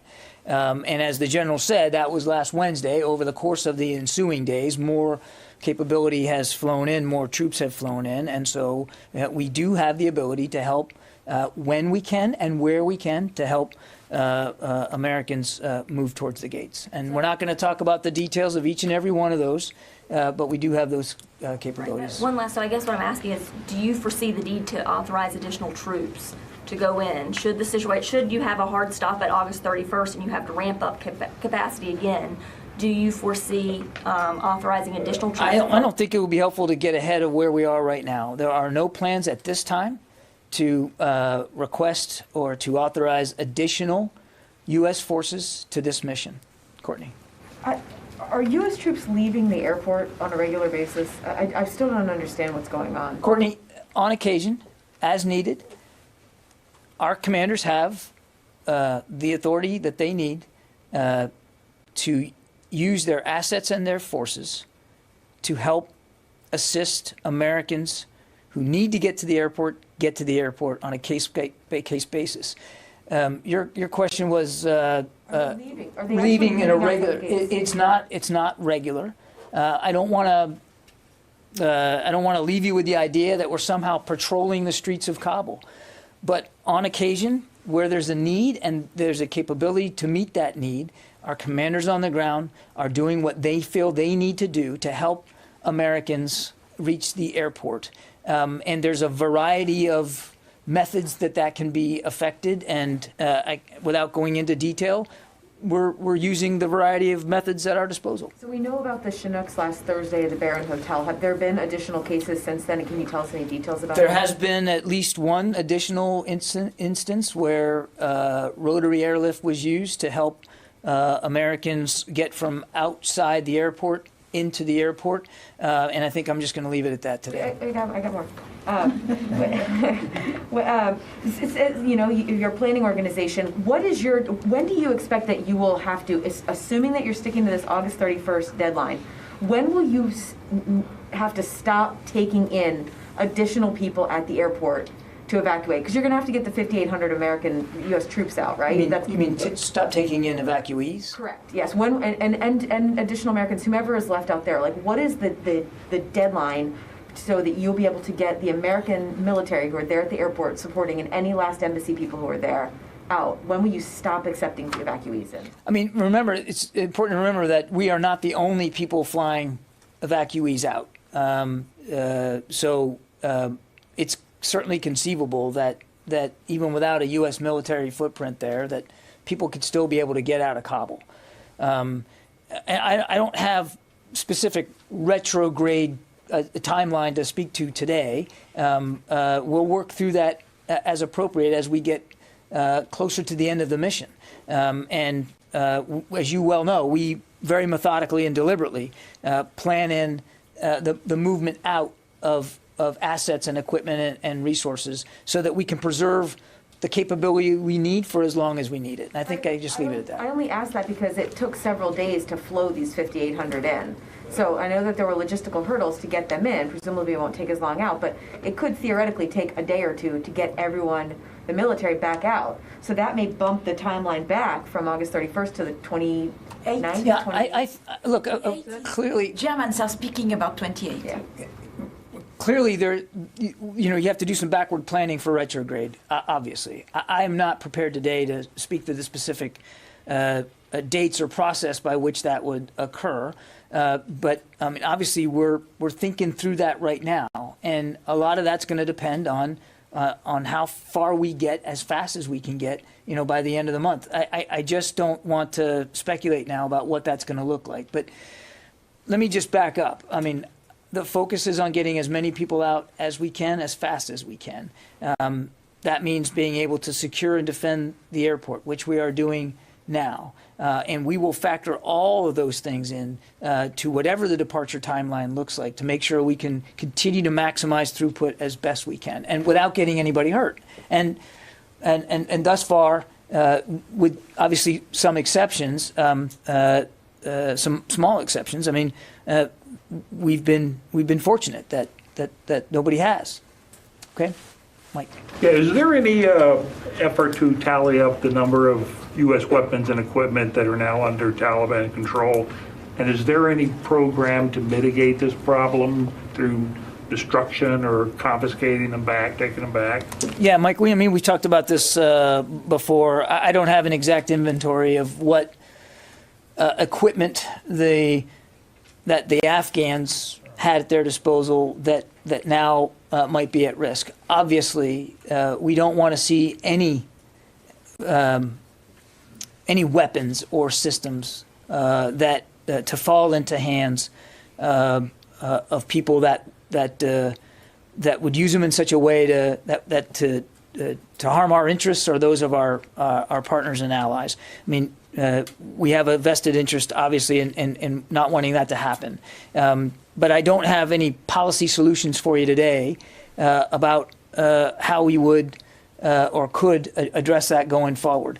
I would remind you, though, Mike, that an awful lot of equipment, weapons, resources were drawn down even in the last years and months of the previous administration, as President Trump decided to move down to a force of 2,500. So there was a lot of retrograde things up to that point.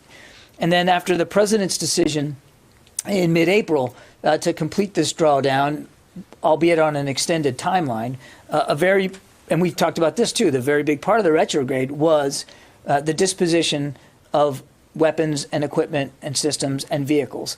Some of them were destroyed. Some of them were brought back home. Some of them were redeployed into the region. And yes, some were turned over to the Afghans. And we're working through right now to try to get a better sense of what that would look like. But I don't have any specific solutions for you in terms of what we can or will do going forward on this. Then to the degree, well, I'll leave it at that. Jay. Thank you. Let me ask the General Taylor, please. General Taylor, the United States has requested South Korea to help accept Afghan refugees. Do you have any more detail on this? I don't, other than that communication is happening, and that, like I said earlier, we are very grateful for all of our partners, allies that continue to offer any assistance to allow the safe evacuation of Afghans and American citizens. Has any military support to the United States request from South Korea, such like military aircraft? I don't know how many Republic of Korea aircraft have been used. We've had, as you said today, a lot of countries have been supporting, and we appreciate that. But I don't have the number offhand. Can you take that question? No. Thank you very much. All right. Back to the phones here. Kim Dozier. Thanks, John. I wanted to ask if you were, given the short amount of time left, just 7 days, are you going to allow private charters to start landing in greater numbers at HKIA daily to pick up Afghans at risk? Because even by conservative math, you can't possibly move all the American citizens out in just 7 days, much less the green card holders, the Afghan special operators, et cetera. Yeah. Also, private charter companies tell me they've been told when they can land that they only have an hour to land, pick everybody up, and take off. And some of them are leery of even going because they don't think they can get it done that fast.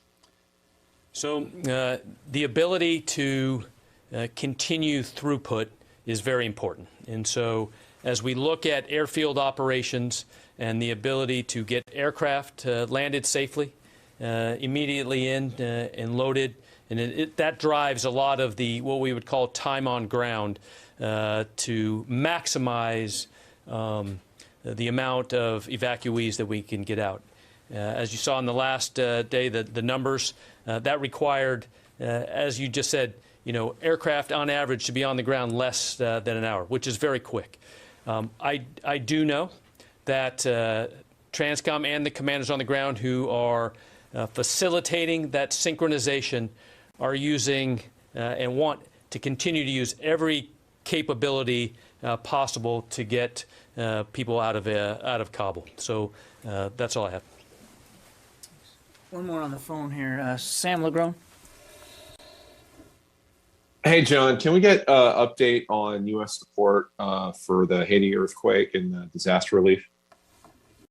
Yeah, I think we can facilitate that a little bit later, Sam. But yes, we can get you an update on that. Yeah. I have a question for the general real quick. Sir, it sounds like from what we're hearing from the podium that the U.S. is essentially relying on the Taliban for crowd control outside the gates. Obviously, that was not part of the original plan. What forces were originally assigned to conduct security outside the perimeter, and how did that fall apart? Where are they now? And then I have a follow-up. Yeah. So the 5,800 forces were part of that force package to provide security for the airfield. As within the last 7 days, we've seen the ability to continue to coordinate and synchronize with Taliban checkpoints. And I would say as you look at the last 2 days, that ability with the commanders on the ground to work with the Taliban tactical commanders has allowed, and I would say, the ability to control better the access into that. So you're saying that U.S. troops were originally planned to be on the perimeter outside the airport, but that did not work out? Is that what I understood? No, that's what I said. The original 5,800 forces were planned to secure HKI and those gates. The interior of the airport. There was no one planned to be on the outside. That's not what I said. I said, as the plan that went in and what has changed is the coordination and using the use of or the Taliban being there. Understood. Okay. One last question, if I might. Given this arrangement, I mean, does this mean that the Taliban is, for better or worse, now in a better position to potentially dictate when we leave? I can't answer that. What I do know is that our continued mission, which we were given, was to secure the airfield and to ensure to facilitate the evacuation by August 31st. And I'll just refer back to the comments that Mr. Kirby has already made about the August 31st date. Sure. Yes. Yeah, I mean, we've covered this pretty well about August 31st. Megan? So the vaccine rollout plan, is the idea now that Pfizer will become mandatory and the secretary will wait until mid-September to ask for Moderna and Johnson & Johnson? Will he ask earlier? Or will the vaccines become mandatory as they become fully licensed? Yeah, Megan, what I can tell you is the focus right now today with this FDA approval is on the Pfizer vaccine and moving forward to implement a mandatory vaccination regimen for Pfizer. I don't want to get ahead of decisions that haven't been made yet. Yeah, Dan. I'm sorry. Mike, sorry. Thanks, Jen. You guys with the masks on, I'm getting everybody confused. Go ahead. Can you speak a little to any COVID prevention that's going on at the airport? Are evacuees being tested before they get on aircraft? Are they being tested in intermediary countries? Yeah, good question. As I understand it, medical personnel at Hamid Karzai International Airport are conducting COVID screening for those who are febrile or symptomatic. And then, as appropriate, depending on what the temporary safe haven, what the guidelines are at the temporary safe havens, additional screenings at some of those safe havens occur. And then upon arrival at the United States, all passengers are being tested upon arrival, and then medical professionals make the proper decisions after that. Are there any concerns about positive testing for soldiers on the ground? Of course, there's. Or have there been Any examples of soldiers testing positive? I have not. I don't have that level of detail. I don't know what positive results may have come in for soldiers working at the airfield, but obviously their health and safety remains a top concern for all of us. Yeah, Louis. A clarification at the top. I think you announced that Joint Base McGuire-Dix Lakenhurst is now accepted. That is correct. Is that an addition? Is that something new? That is one additional base. We had been talking about 3 prior to that: Fort Lee, Fort McCoy, Fort Bliss. Joint Base McGuire-Dix Lakehurst is now available to receive some of these SIV applicants, and with the 4 bases, our goal would be is to reach the ability, not necessarily the actual count, but the ability to build out to about 25,000 capacity. We aren't there yet, Louis. It's going to take days and weeks, I think, for all 4 to be able to combine to get to that level, but that's the goal as we are right now. And the other thing I would say is if the Secretary, in communication with the Chairman and with General Van Herk at Northcom, feels like we need to add to that capacity and add to the list additional U.S. military installations, then we'll do that. But right now we're at 4. And what is the current number of individuals who are at those 4 bases? I do not have that. We can take the question, and I'm sure Northern Command would have you a better number than I do right now. Okay, and my last question is this. I apologize for asking 3. It's such an effort to get into the airport, and some people are lucky to get in.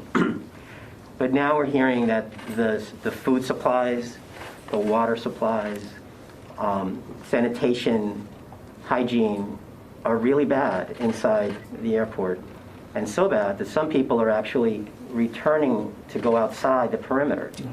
So my question is this: how can you prevent a humanitarian crisis inside the airport as this goes on and on? Mm-hmm. Yeah, fair questions, Louis. I'm going to let the general take it, and I think you had the number too for the installation. So that was in right now in the opening comment, right at approximately 1,200 have entered into the United States. As we talk about the conditions and the ability to continue to provide a humane and safe piece on the airfield, as you see some of those flights that continue to come in to Kabul, those are bringing those supplies in. So as those supplies are used, we are continually replenishing those to ensure that we have food and all those things that are needed, water for those that are preparing for evacuation flights. So, you know, the last 48 hours, we had a lot of folks on there, which is a good thing. Right? That means we have gotten people through the gate, we've processed them. That means we have people safe, then we can fly out. The commanders there are always assessing what the requirements are to ensure that safe and humanitarian environment. And I would just add, Louis, I mean, we're mindful of these reports too. It's not lost on us. There's a lot of people, and they are desperate. And we are trying to do the best we can to get them out of harm's way as fast as possible. And when you have a throughput problem, it means that some people are going to be stuck in a given location, whether it's at Hamid Karzai International Airport or Qatar or other temporary safe havens. Nobody wants to see this go on for any longer than it has to be. And believe me, nobody, more than the U.S. military and our troops, want to see anybody suffer any more than they have to. And we are very aware that there are and have been some sanitation issues, as well as issues of sustainment. And as the general said, we're making that a priority as we float. Some of these planes are coming in with that material on it, that kind of support, and then they're leaving with people. We're doing the best we can under extraordinary circumstances. And believe me, the pain and the suffering, the fear, the anxiety, all of that, none of it is lost on us or our troops. Jen. Received a report that the British evacuation commander in Kabul, Vice Admiral Ben Key, has been locked out of all negotiations between U.S. CENTCOM staff, 82nd Airborne, and Taliban commanders, and that there's a great deal of tension right now between the Brits who are sending people outside the airport and members of the 82nd Airborne who want to join them. What is happening with our British allies? Is this report accurate? And supposedly there was supposed to be an 82nd Airborne jump into Bagram Air Base to open that field, and that was shut down by the White House. Is that accurate? Jen, first that I'm hearing these reports, you're going to have to let me go back and look at this. I don't know. The only thing I would, you mentioned that the Brits who want to go out, we are doing it as well. We are going out as needed and helping Americans get into the field. You only described one of those instances to Courtney with she asked me specifically about airlift, and I mentioned one using rotary wing aircraft. That doesn't mean it's the sum total of what we're doing to go out and try to bring and assist Americans coming in. We're just not going to detail all of them because the threat environment is so high. As to these reports, first I've heard, you'll have to give us a little time to dissect this and come back to you. Yeah, in the back. Yeah, there are reports that some of the equipments that you left and have landed in the hands of Taliban are going towards Pakistan. Do you have that report as well? If it lands in the hands of Pakistan, those equipments, are you asking Pakistan to get them back to you? I don't have anything on that reporting that you've got there. I think we'll just have to take a look. We can take the question and see if we can get back to you. I don't have anything on that. Nancy. Thank you. Could you clarify something that you said to Jen and Courtney about on occasion going out to do missions outside of it? What kind of coordination then happens with the Taliban forces on the ground? Are there joint patrols happening now between Taliban and U.S. forces? No, there's no joint patrols. Movements, what kind of communication happens? Can you give us any sense? There's no joint patrols. There's no joint coordination. But obviously we are in communication with the Taliban about their presence and where it is around the field. And I think, Nancy, for reasons I hope you understand, we're just not going to get into the tactical level details of what we're doing to help facilitate the passage and assist the passage of Americans getting onto the field. And we want to preserve as many options as we can going forward because the threat environment outside the airport is so dynamic and, quite frankly, dangerous. For, I think, very good reasons of operational security, we're just not going to detail everything we're doing and every opportunity we're taking advantage of. I do appreciate that. I just want to understand if the U.S. forces are side by side with Taliban. I'm trying to get a visual of what it looks like. That's all. No, we are not out there side by side with them. It's not about joint patrols. So you can erase that visual. That is not what's happening. Okay, I'm going to have to get going, guys. Thank you very much. Appreciate it. Our goal is to come back here again at around 1500 for an afternoon update, and we'll keep you apprised if and when that changes. Thanks very much. Thank you. Yes. All right, so Pentagon wrapping things up there. As you heard, there is going to be multiple updates that we do get here today as they continue to try to reach that August 31st withdrawal goal. As they said, it's a date that not only the U.S. has, but also the Taliban has also put in place for our troops. So do want to say thank you for being here with us on Live Now from Fox. As he mentioned, there'll be another briefing. And so if that does continue to actually be scheduled and stay scheduled, we'll be bringing that to all of our viewers here with us on Live Now from Fox later here this afternoon. Wanted to let everyone know we also are keeping an eye out for a few other events that are going to be taking place here today. We have New York Governor Cuomo, who's going to be giving a farewell here as he has resigned from his position, especially after the latest in those sexual allegations.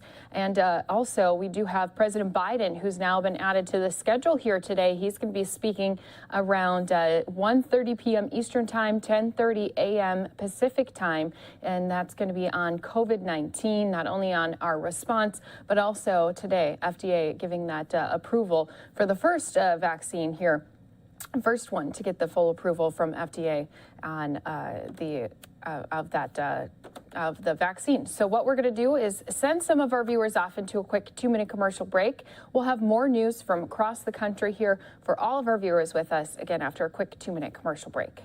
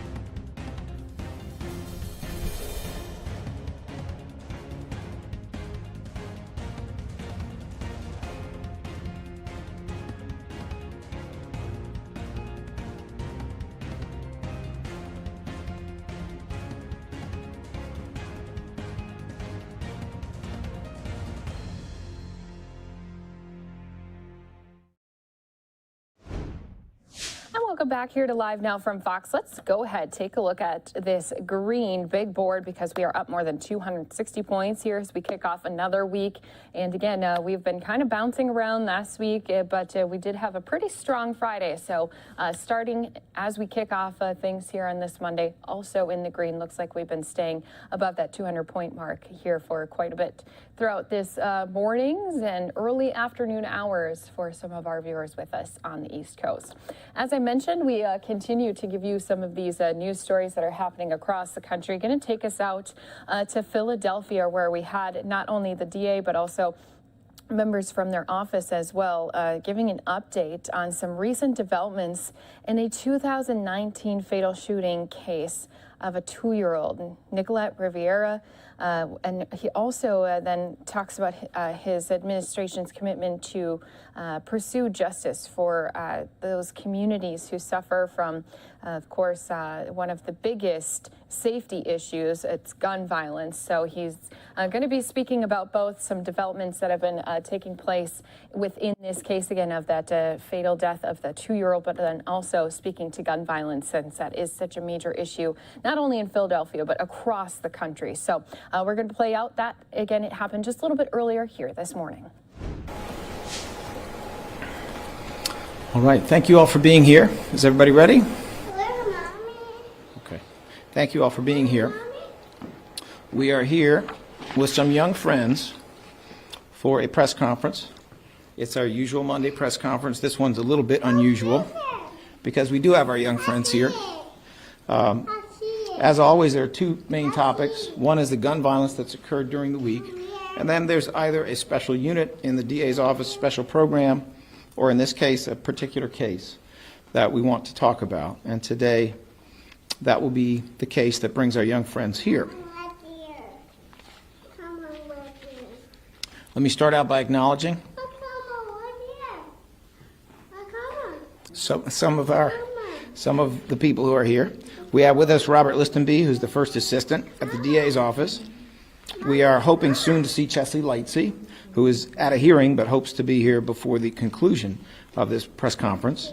We have Assistant District Attorney Jeff Hanowski of our Homicide and Non-Fatal Shooting Unit, who was the primary attorney very capably handling the case we are going to discuss today. We have the Reverend Myra Maxwell, who is the director of our DAO's CARES program. And we have Heather Arias, who is the director of victim services with the AVP, the Anti-Violence Partnership of Philadelphia. Heather has worked closely with the family of Nicolette Rivera, who is the young girl who died in the case we're going to talk about. We have with us Joan Ortiz, the mother of Nicolette, Carmen Ortiz, the grandmother of Nicolette, and we are also grateful, although he's not here, to the Reverend Dr. Kevin R. Johnson, who's the lead pastor at this beautiful church, the Dare to Imagine Church. Let me go quickly to some information about gun violence during the prior week, and that week is August the 14th through August the 20th. Homicides to date are at 345. This day last year, they were at 291. That is obviously terrible. It's also an increase of 19% over last year. But I do want to put that in context. When we all were here at a press conference a couple of months ago, the increase over the prior year was about 38%. And then it was about 36%. And then last week it was about 25%, or about 24%. And so we find the increase of 19% to be, at this point, part of a short-term pattern of reduction in the increase over last year, which certainly presents a ray of hope. Does it mean that this problem is coming under control? No, it doesn't mean that. I would be misleading you. I would be lying to you if I told you that we can read a whole lot into a few weeks. This last week was not especially positive in relation to the normal number of homicides that we have seen. There were 10 homicides, and there were 27 non-fatal shootings. That number of homicides is about typical during the pandemic period. We usually see about 1.5 homicides per day. But it comes after a few weeks when we have 3 homicides, or 5 homicides. So we do see that there has been some reduction, and we don't know what it means. We can only hope that we are headed in a better direction as society starts to open up, as we get closer to having open classrooms in the city of Philadelphia. There were 161 gun or gun violence incidents during August the 14th through 19th. And I'm saying the 19th rather than the 20th due to some statistical issues happening with the police department, Philadelphia Police Department, which is the source of a lot of this data. Of the 161 gun or gun violence incidents, there were 63 arrests made by law enforcement, resulting in 60 cases being opened by the Philadelphia DA's office. Sadly, I can describe additional shootings, but I'm going to try to do that briefly because we do have some young friends with us here today. There's a double shooting early Sunday morning on the 5500 block of Wayne Avenue. Anyone with information on that, please provide it to 215-686-3354, which is the number for Northwest Detectives. There was also a quintuple shooting, a shooting of 5 on August the 19th at about 5:37 p.m. on the 5100 block of Germantown Avenue in the 39th Police District. Anyone who has information on that shooting, which does include a homicide, please provide it to 215-686-3334. Some of the people who ended up wounded or in one case killed among that group were 62, 28, 41, 29, men and women. 215-686-3334. Please provide any information you have because this does have to stop. Anyone who is in need of services relating to a shooting or a killing that has occurred in your family, please contact our CARES unit at 215-686-8019. And now I'd like to go straight to the other topic that brings us here today. This is an opportunity to look at a particularly upsetting case, one of the most upsetting homicides that we have seen in the last year, and they are all upsetting. It's an opportunity to see some of the work that's going on, but it's also, in my mind, a pretty clear message for anyone who is thinking that the solution to your problem, the solution to your situation involves a gun. There are consequences, and those consequences are very, very real.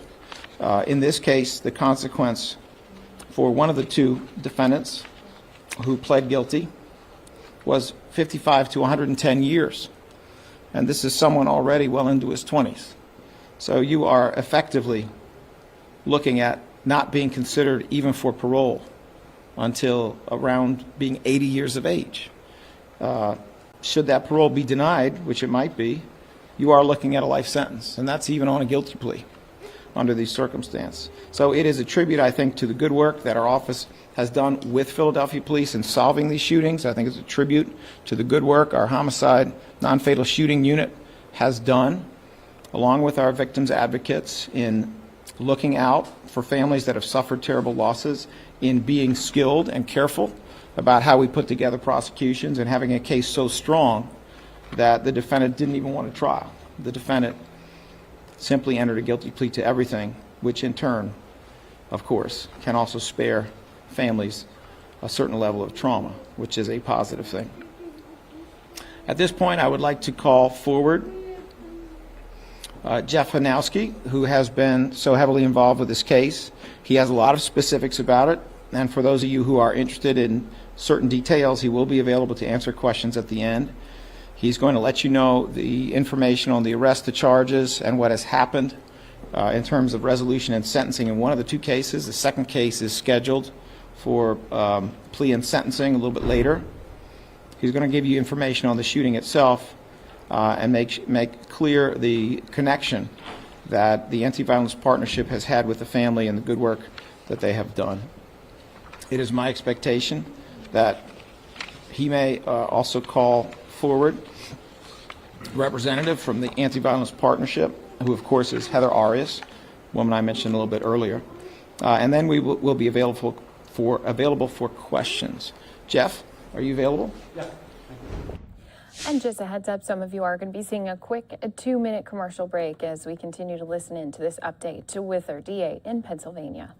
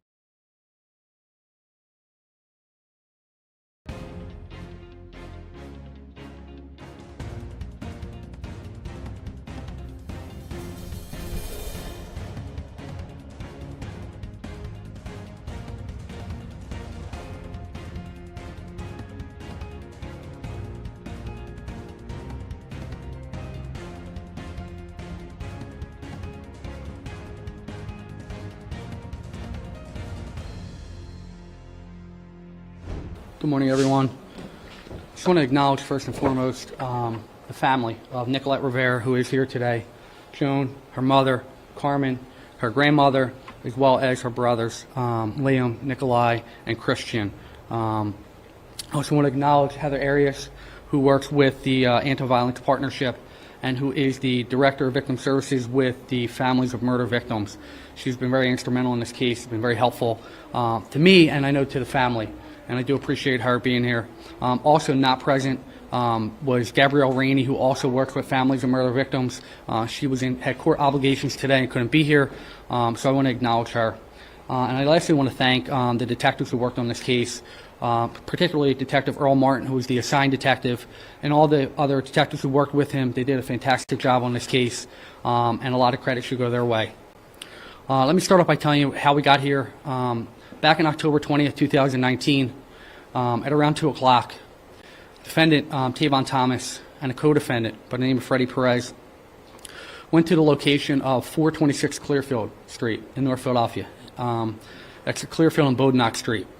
And when he got there, Tavon Thomas was armed with a high-powered rifle, and Freddie Perez was armed with a .40 caliber handgun. And when they went to that location, they went there for one purpose in mind, and that was to shoot individuals who were part of a drug gang that they had been in before they got arrested. They saw a black-colored SUV, which they believed to be operated by someone who was involved in that organization. They began firing on that multiple times, striking that vehicle. That vehicle eventually did flee. Also outside at that time were two other individuals. An individual who was in a wheelchair by the name of Javier Silva, All right, guys, I'm going to have to quickly switch gears here because I do see we have our announcement coming in of Governor Cuomo's farewell. Let's listen in live here on Live Now from Fox. And the headlines condemn without facts. You undermine the justice system, and that doesn't serve women, and it doesn't serve men or society. Of course, everyone has a right to come forward, and we applaud their bravery and courage in doing so. But allegations must still be scrutinized and verified, whether made by a woman or a man. That is our basic justice system. I understand that there are moments of intense political pressure and media frenzy that cause a rush to judgment. But that is not right. It's not fair or sustainable. Facts still matter. A firecracker can start a stampede, but at one point everyone looks around and says, "Why are we running?" The truth is ultimately always revealed. The Attorney General's report was designed to be a political firecracker on an explosive topic, and it worked. There was a political and media stampede, but the truth will out in time. Of that, I am confident. Now, there are moments in life that test our character, that ask us, are we the person we believe we are? Or are we the person we try to be at our best? You know me. I am a fighter. And my instinct is to fight this because it is unfair and unjust in my mind. But you also know that I love New York, and I serve you. That is the oath that I took. And in this moment, I believe the right thing is that my service come first. Prolonging this situation could only cause governmental paralysis, and that is just not an option for you and not an option for the state, especially now. There is real work to be done, and it will require government to function at the highest level. What we do now is more important than what we have done as a society in generations. What will New York State be in the future? No one can tell us, because it depends on what we do now. Our actions will determine our future. We must keep people and businesses thriving in this state. Crime must be controlled, and we have to be smart about it. No governor in the nation has passed more progressive measures than I have. But I disagree with some people in my own party who called to defund the police. I believe it is misguided. I believe it is dangerous. Gun violence and crime are savaging inner cities. Look at New York City. The majority of victims are poor, black, and brown. Reforming police must be the goal. Ending discrimination by the police. Ending the unnecessary use of force. And then building back trust and respect between the police and the community they serve. That's the real answer. And that is easier said than done. But it's also the truth and the right way forward. Our state's economic competitiveness is vital. Demonizing business is against our collective self-interest. Taking actions that cause businesses to flee the state, taking jobs with them, only weakens our tax base and our ability to do good things for people. We can address income inequality without ending incomes. Taxes can be reduced right away if Washington does what they promised New Yorkers they would do and repeal the so-called SALT tax. That would lower New York's taxes $15 billion per year. That would make a major difference and frankly dwarf all of the other federal aid programs. It should have been done 8 months ago. We're going to have to fight to make it happen, but we must wage that fight. Let's remember what made New York State the Empire State in the first place. New York's historic success was not a process of evolution. It didn't just happen. We weren't born this way. We were born of vision and daring and competence. We built the canals, the roads, the bridges, an education system, and the economy that made us the greatest state in the nation. Somewhere along the way, government lost its competence. And then people lost confidence in government. But today is a different day. We have reason to believe in New York's future based on what we have accomplished together. We've shown potential. We've shown that the New York spirit that reached for the skies, that refused to accept defeat, that challenged possibility, that said no to the status quo, that took on the bureaucracy, that still exists. And we must demand that government continue to perform and achieve and accomplish. We've embarked on the most aggressive green energy plan in the nation. Not talk, action. Hundreds of projects all across the state starting now. New transmission lines for a green grid. We are rebuilding our upstate airports. Buffalo is building back. A new LaGuardia airport, first new airport in the nation in 25 years. A new JFK airport. A new Penn Station to end the hellacious conditions of Penn Station. More affordable housing than ever before. These projects are underway and essential to complete quickly and effectively because they are literally building our future. We cannot go back to the old days when government talked and government debated and government issued a lot of press releases about what they were doing, but they never made a difference in people's lives, and they never improved, and they never built. It's not what we say in life that matters. It's what we do. And the same is true for our elected officials and our government. We have developed over the last decade a new paradigm of government in this state. A government that actually works and actually works for people. It sounds simple, but it's all the difference in the world. We cannot go backwards. We must focus on the immediate threat, which is the Delta variant and COVID. And I'm very concerned about this personally. please don't forget what we learned together last year. And don't forget what we accomplished. We went from the highest infection rate in the nation to the lowest. We did what no one thought could be done. Why?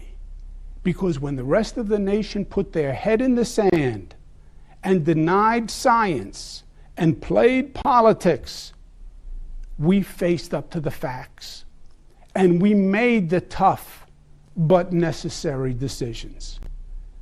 And while our infection rate went down, other states have been going up. And now the situation is reversed.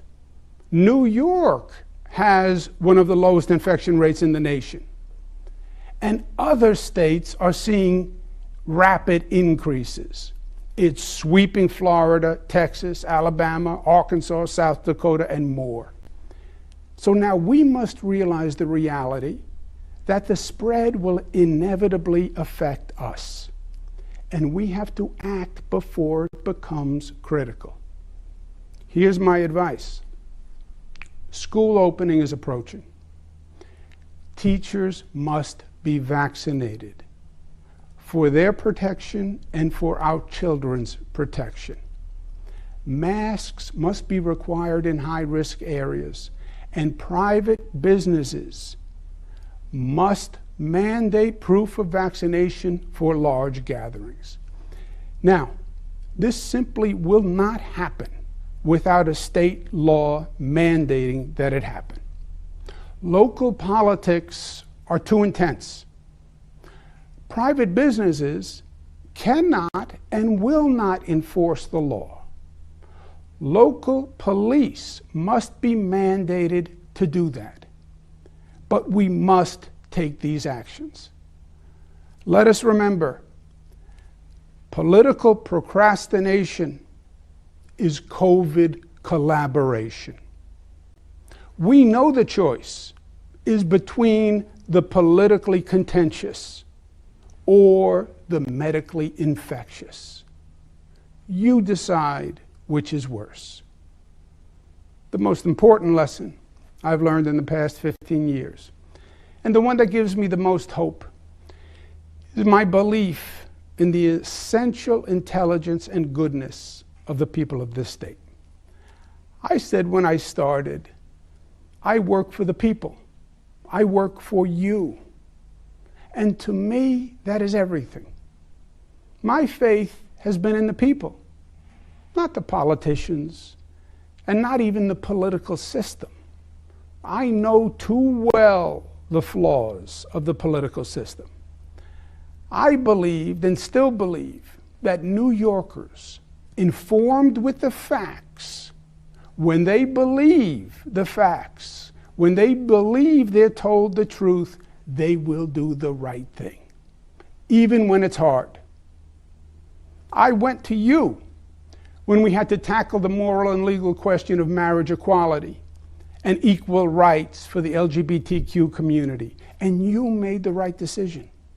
And you led the nation in changing policy. I went to you when we needed to address the difficult issue of gun safety and mass killings and banning assault weapons. And yes, it was hard. And you did it, and we saved lives. I went to you when we needed to address the problem of struggling families to raise the minimum wage for millions of New Yorkers so they could have a better life. And you did it. And the overall state economy grew. I went to you when we had to stand together to attack racism and anti-Semitism, because it's not who we are and it's not what we believe. I went to you when we needed to stand strong against the COVID beast.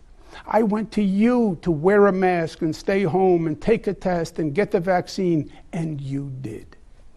Every time, without fail, the people of New York have done the right thing. They have chosen inclusion over exclusion, hope over fear, and love over hate. It's not easy, but it's possible. And I know it's true because you proved it. You are the you in unity, and New York chooses unity over division every time. I believe that for New York, the best is yet to be, because I believe you will make it so. In sum, we didn't get everything done that we wanted to, or even everything we should have done. And we didn't always get it quite right. But I want you to know, from the bottom of my heart, that every day I worked my hardest. I gave it my all. And I tried my best to deliver for you. And that is the God's honest truth. I want to thank my team, the best ever assembled, because they are the most accomplished ever assembled. I want to thank my family for their sacrifice and help in serving you. For the Cuomos, public service is a family affair. Kathy Hochul will become governor, and I believe she will step up to the challenge. We all wish her success. Eric Adams will be the next mayor of New York City. I think he'll bring a new philosophy and competence to the position, which can give New York City residents hope for the future. And finally, thank you. Thank you for the honor of serving as governor of New York. Thank you for allowing me to represent you. Thank you for empowering me to fight for you. Thank you for trusting me through COVID. Thank you for making New York State the progressive capital of the nation. Thank you for vindicating E.B. White's words, often quoted by my father, God rest his soul, when he said, quote, "New York is to the nation what the white church spire is to the village, the visible symbol of aspiration and faith, the white plume saying the way is up." Thank you for the honor of serving you. And never forget, always stay New York tough, smart, united, disciplined, and loving. It's the essence of what makes New Yorkers so special. God bless you.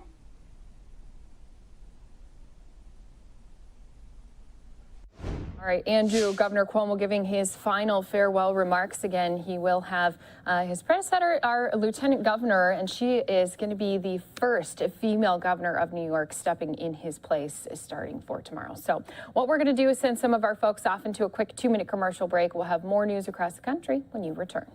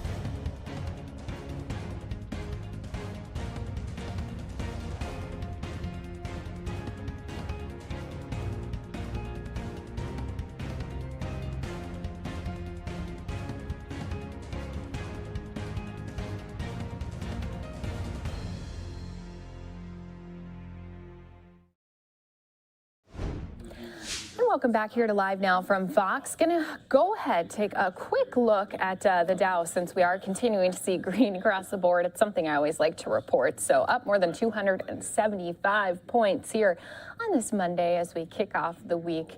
What we're going to do is continue to keep you up to date on the stock exchange throughout the day. But again, we are expecting here soon to hear from President Biden. Again, he's going to be speaking this morning about not only the COVID-19 response that we've had here in the United States, but he's also going to be talking about the FDA fully approving the Pfizer vaccine. So once again, here this morning, we broke the news to all of our viewers that the Food and Drug Administration granted full approval to Pfizer's COVID-19 vaccine for individuals 16 and older, saying in a statement, the FDA's approval of this vaccine is a milestone as we continue to battle the COVID-19 pandemic.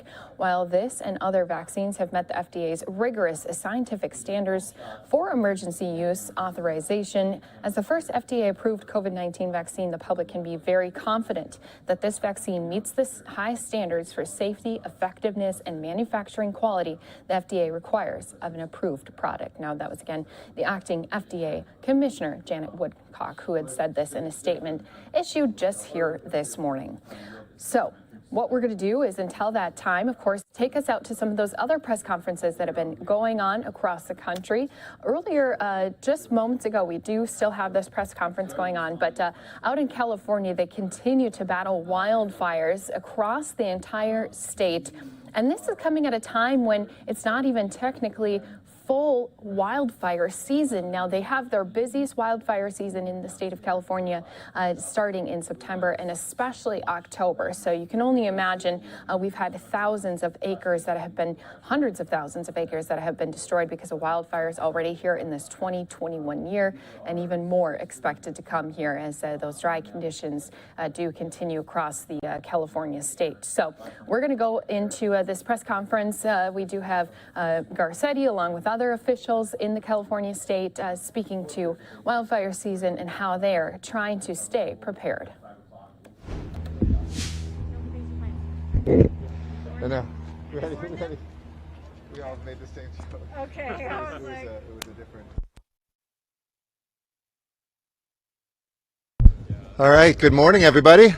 Appreciate you all very much being here. As you can see behind me, the power of this city and the power of this incredible department. And let me thank everybody who is here this morning, especially members of the press who are here. In city work, there's no more important job than protecting the life and the property of our residents. It is a responsibility we take very seriously. And as you can see from the incredible firefighters and the equipment behind us, this is something which the city has continuously invested in. The City Council and my administration has made a priority. And we do this every single year to make sure that you are safe and that we can protect our city even as we see more extreme weather as a result of climate change and other factors, and a drought obviously continuing. Let me start by thanking our great fire chief, Ralph Terrasas, and Citizen Commissioner Jimmy Hara, who's here with us as well. They lead this department, and we are blessed to have the daughter of a firefighter and the chair of our Public Safety Committee on the City Council, and also the recipient probably of more fire since I've been mayor than any other district, Monica Rodriguez, with us as well. Fire season is here, and that means we all have a role to play. This year we're seeing more of the ingredients that fuel fires, that sustain wildfires: high temperatures, dry weather, strong winds.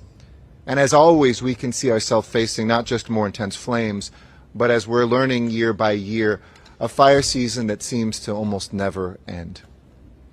Just look at what's happening up north right now, where we see 6 major wildfires raging, including the Dixie Fire, which has consumed more than 660,000 acres and counting. It's been burning for over a month. It's still just over 30% contained, threatening lives and properties, destroying entire towns, forcing mass evacuations still as we speak. There's no question how destructive and dangerous wildfires are, which is why we all need to be prepared during this fire season and each play a role in protecting our families and our city. And I want to assure Angelenos that we are meeting this moment, and we're meeting it together with the most cutting-edge equipment and technology to protect you, your people, your lives, your property. You can see some of that behind me here. LAFD's aerial fleet, which is unparalleled in our country, and the Erickson Sky Crane that's in the middle, which the department contracts every year ahead of fire season and arrived earlier this month. The Sky Crane went into service at the beginning of August. It can haul 2,650 gallons of retardant or water capable of stopping flames in their track.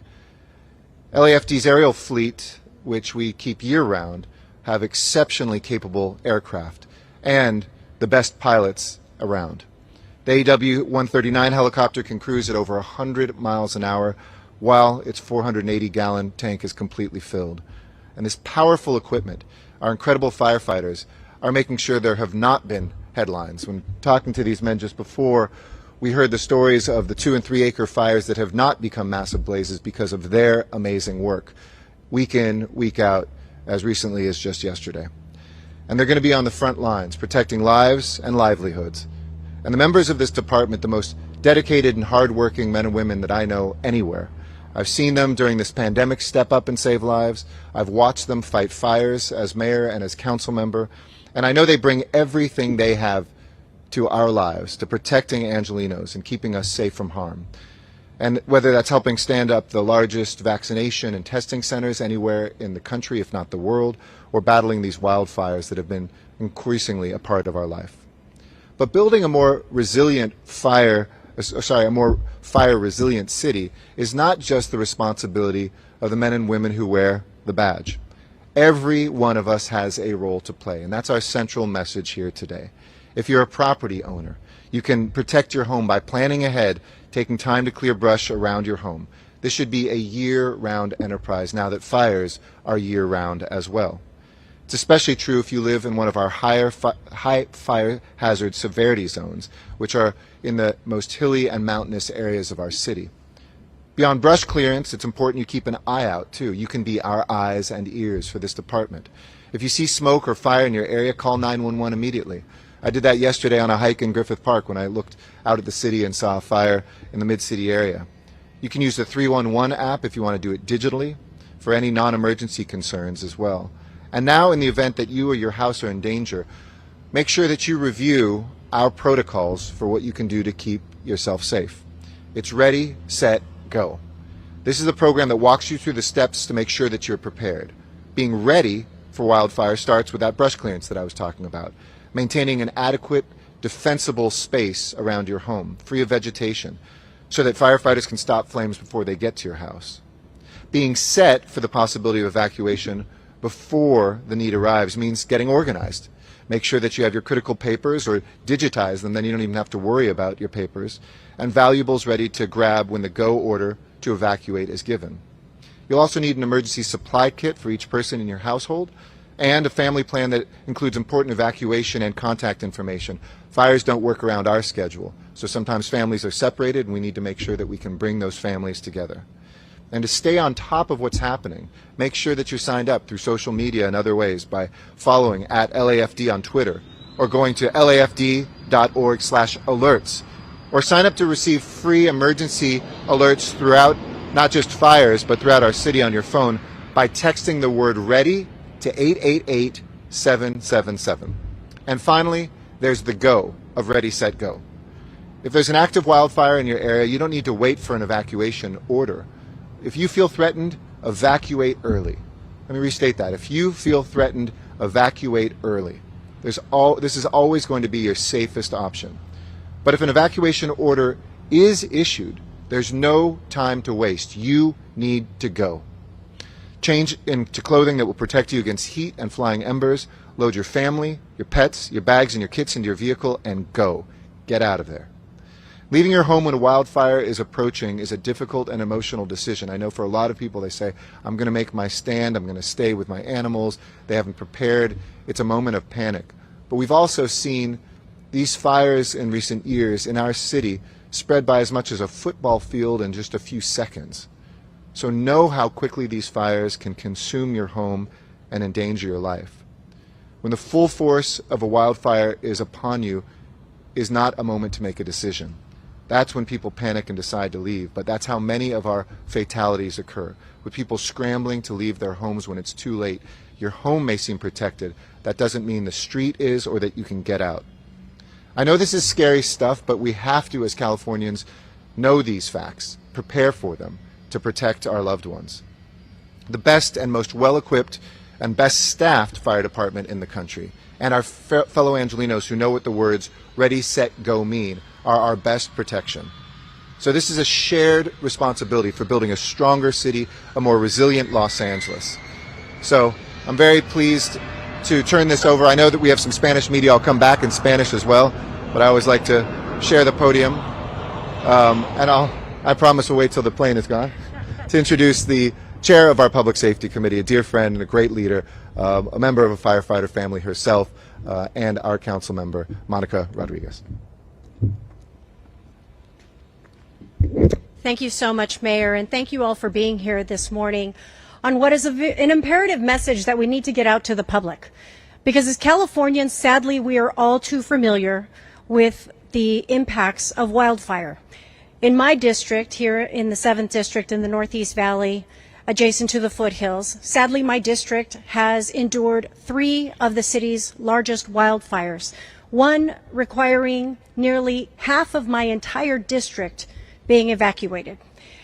And these are very real circumstances, ones that families have been impacted by. Thankfully, as a result of our LA City Fire Department, we had minimal losses and compared to many other cities across California. But that is because members in our community know all too well the history and the dire circumstances of when it doesn't go right. We've seen in my district the impacts and complete loss of communities, as in Oak Ridge after the Sayer fire. And so rather than repeat history, we're urging the public to please do your part. Because behind me, you see millions and millions of dollars of invested equipment, firefighters that refine their skills so that we can better attack these wildfires as they develop in our neighborhoods and in our communities. But the easiest and most cost-effective solution we all have is prevention. Creating that defensible space between your home and many of the brush that serves as kindling and can help catch your house on fire, to making sure that you do home hardening, making some of the small minimal investments that will protect your house from flying embers going into your attic space and thus catching your house on fire. We need to make sure that we prepare with Ready, Set, Go, and making sure that we have all of our important documents together and that we have a family plan. As the mayor mentioned many times, these wildfires don't occur at very convenient times.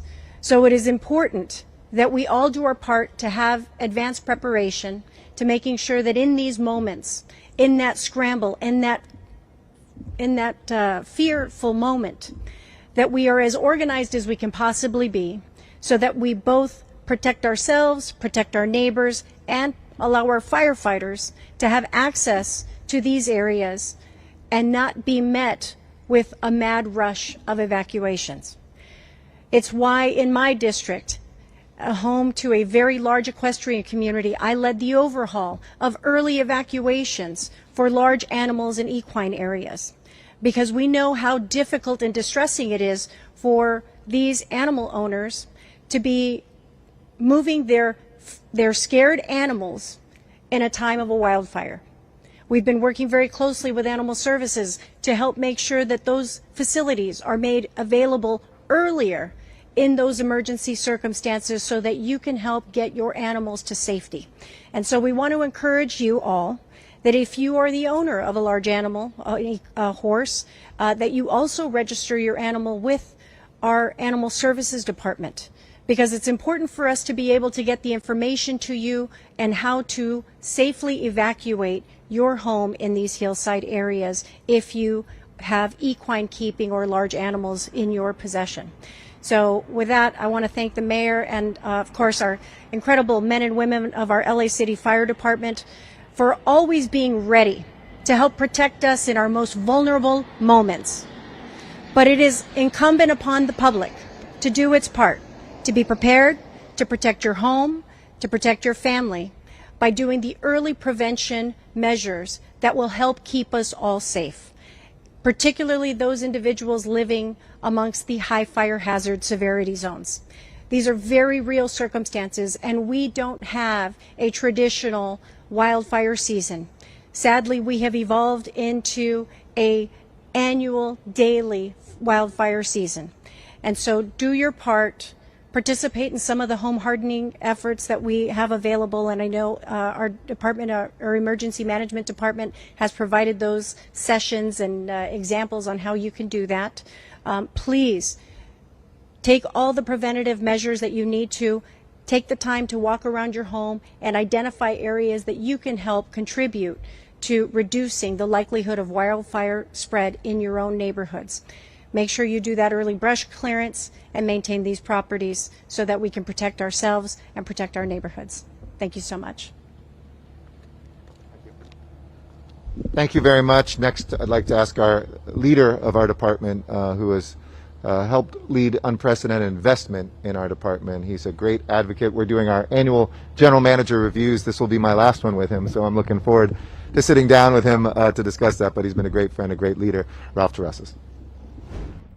And I do want to just let everyone know we are going to go into a quick 2-minute commercial break.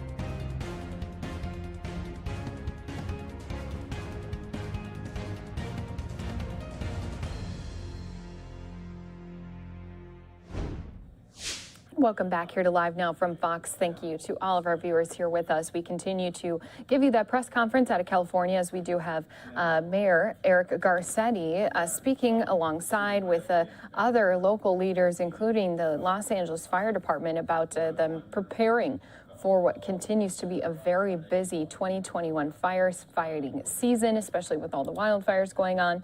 And they continue to have this contract with helicopters, and they're also showing off other helicopters that they have that can drop thousands of gallons of water in just one drop on these wildfires. So let's go back into that press conference for all of our viewers with us on Live Now from Fox. Thank you, Mayor. Good morning, everyone. As we've seen in the news each day, Northern California has multiple large brush fires burning.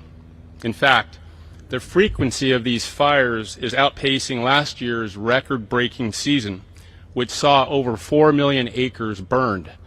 Therefore, it's now more critical than ever that the people of Southern California become prepared for wildfires.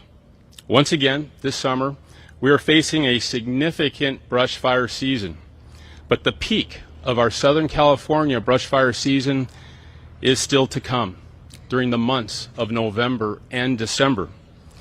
As you recall, in 2018, the devastating Woolsey fire occurred in November, and in 2017, we had the Thomas Creek in skirball fires in December. Annually, each spring we see abundant green grass and yellow flowers here in Southern California. However, due to the heat of summer, these grasses have started to dry out and to turn brown. More dried out grass means more potential for fires to start and more challenging to extinguish. When these fuel conditions mix with high temperatures and Santa Ana winds, we have a dangerous condition that could lead to large, fast-moving brush fires. Therefore, the Los Angeles City Fire Department strongly encourages the people of Los Angeles to get prepared. To assist with that preparation, there is information regarding brush fire preparation available online at lafd.org. There you'll find information about our Ready, Set, Go evacuation program, our brush clearance program, and our red flag restricted parking program. We also encourage you to sign up for the free Notify LA emergency alert system, as the mayor stated earlier, by texting READY to 888-777. What you see behind me are the helicopters we could immediately dispatch to a reported brush fire within the city of Los Angeles. The firefighting helicopters of a brush response are designed to knock down brush fires as soon as possible, so we can limit the number of lives and homes threatened. The LAFD's fleet of helicopters consists of 5 Type 2 water-dropping helicopters and 2 smaller Type 3 helicopters, which we use for aerial reconnaissance and command and control. LAFD helicopters are capable of dropping 480 gallons of water per drop and are available for response 24 hours per day, 7 days per week. After the sun goes down, night operations will be conducted with our pilots using night vision goggles, allowing us to conduct aerial firefighting throughout the night. In addition to the LAFD's fleet of helicopters, Mayor Garcetti and our council members have continued to reinforce public safety by approving a $4 million, 150-day contract with Erickson for a Type 1 helitanker during the most critical part of the year-round brush fire season. The Erickson Sky Crane that you see behind me is capable of dropping 2,600 gallons of water per drop. It is staged here at Van Nuys Airport until the end of the year and available during daylight hours to augment the LAFD's fleet of helicopters. This unique aviation resource will provide a rapid assault on any wildland fire that threatens lives and property in and near the city of Los Angeles. In addition, the excellent partnership between the LA City and LA County Fire Departments continues. Together, our 2 fire departments dispatch the largest fleet of initial attack aviation resources in the United States. A first alarm response to a brush fire that threatens homes in the city or county of Los Angeles can include up to 7 water-dropping helicopters, 1 smaller recon helicopter, 1 helitanker, and 2 fixed-wing tankers, also known as Super Scoopers. The Super Scoopers are leased by LA County and arrive here on September 1st for a 90-day period. A new resource we have this year, if needed, is the Chinook helicopter. It's not here today because it's deployed to Northern California to assist with their firefighting efforts, but can be recalled here if needed. The 3,000-gallon Boeing CH-47D Chinook will be available to us on a contract basis through 3 county partnerships, through partnerships with 3 counties, that's LA, Ventura, and Orange counties. This partnership is called the Quick Reaction Force Program. In total, there will be 3 large contractor-owned helicopters available to the 3 counties. In closing, your Los Angeles City Fire Department is prepared for a busy brush fire season ahead of us. And with cooperation from the public through preparedness efforts, I am confident we will be successful in the accomplishment of our mission to protect the lives and property of the people of Los Angeles. Thank you. Thank you, Chief. Finalmente, también en español.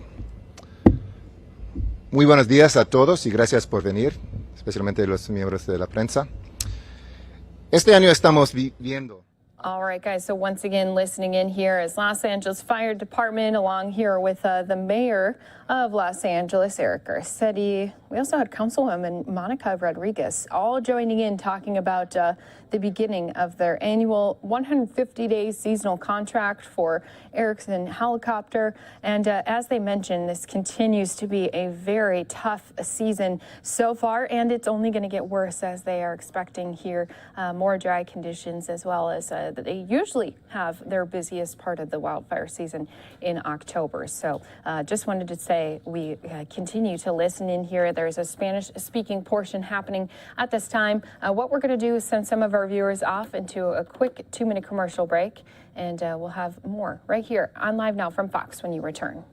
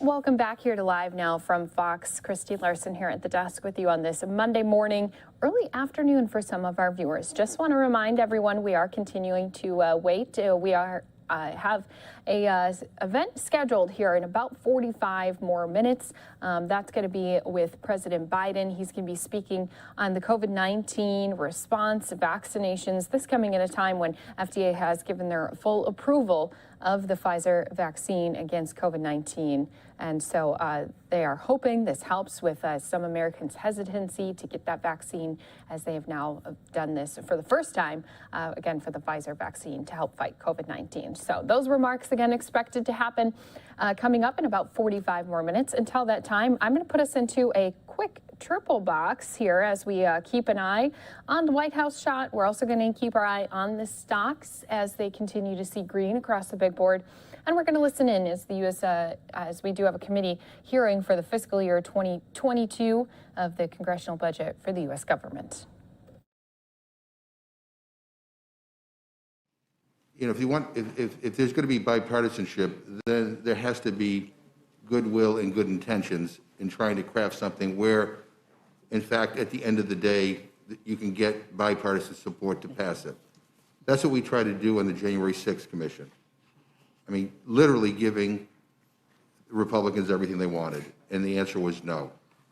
I mean, we see what's happening with the suspension bills. I mean, and I'll quote Chip Roy, Congressman from Texas. He says, honestly, right now, for me, the next 18 months, our job is to do everything we can to slow all of that down to get to December 2022. not to find common ground to pass bipartisan legislation, but basically to shut everything down so that nothing can be done. So yeah, I mean, people, it goes back to what you said about the Affordable Care Act when Charlie Rangel said, you got ideas, but is there any way any of you ever going to get to yes on this? And the answer is no. So essentially negotiate against yourself, compromise your values for what? To get a no vote at the end of the day? And I think that that's the deal here. I mean, look, I said it at the very beginning, I think that the two parties do not share the same values in terms of what is necessary. And by the way, let me just say this. I don't want to go back to the pre-COVID economy. Whether it's under Trump, I'll even say I don't want to go back to Obama's economy because that was not acceptable. I mean, before COVID, 37 million Americans were food insecure or hungry in the richest country in the history of the world. I'm ashamed of that. We all should be ashamed of that. So that's not the economy we want to go back to, where people working 2 or 3 jobs just to make ends meet. I mean, we want to do better. And some of the things in this bill that we're trying to move forward can help families, be whole and be able to earn a decent living. So I just, this whole bipartisan stuff, I mean, I want it. I want the institution to go back to that. We all do. But boy, it requires good faith on both sides. And we have, I mean, I just gave you a recent example of something that, where we thought we had bipartisanship, and at the last minute, no, we don't. And I think, so I think we need to move forward, and we'll see where the votes are. And Mr. Cole. Well, thank you, Mr. Chairman. And I don't want to be argumentative, but I do want to take exception. Let's give you an example. Look, when I was chairman of the Labor Aid Subcommittee, we passed, and that's a controversial bill. That's the biggest domestic spending bill we have. It touches on a lot of things that are important to a lot of members, and frankly, where we have a lot of different opinions. I passed it 4 times. My then ranking member, who's now the chair of the full committee, Rosa DeLore, voted for the final passage on all 4 occasions. 2 occasions that she was chairman, we've passed it twice. I voted for the final passage on both of those bills, and many of my Republican colleagues did as well. We did the CARES Act together during a Republican majority. I mean, there are lots of examples, and I will also grant you there are situations that are partisan. I mean, you've made a decision to do that here. We did that on the tax bill, be fair. 2017, we didn't get any Democratic buy-in or help. It was, so this is a sweeping change. This is really big. And so I will grant you there's not going to be much bipartisanship here. That was your decision when you decided to go this big in a narrow majority. It's your decision when you strip out all the pro-life protections and appropriations bills that have been there. That is going to turn into a partisan vote. Fair enough. If you have the votes to do it and that's what you believe, that's fair. But this idea that one side is that there's never any bipartisanship, that's just not the case. But it depends on the issue.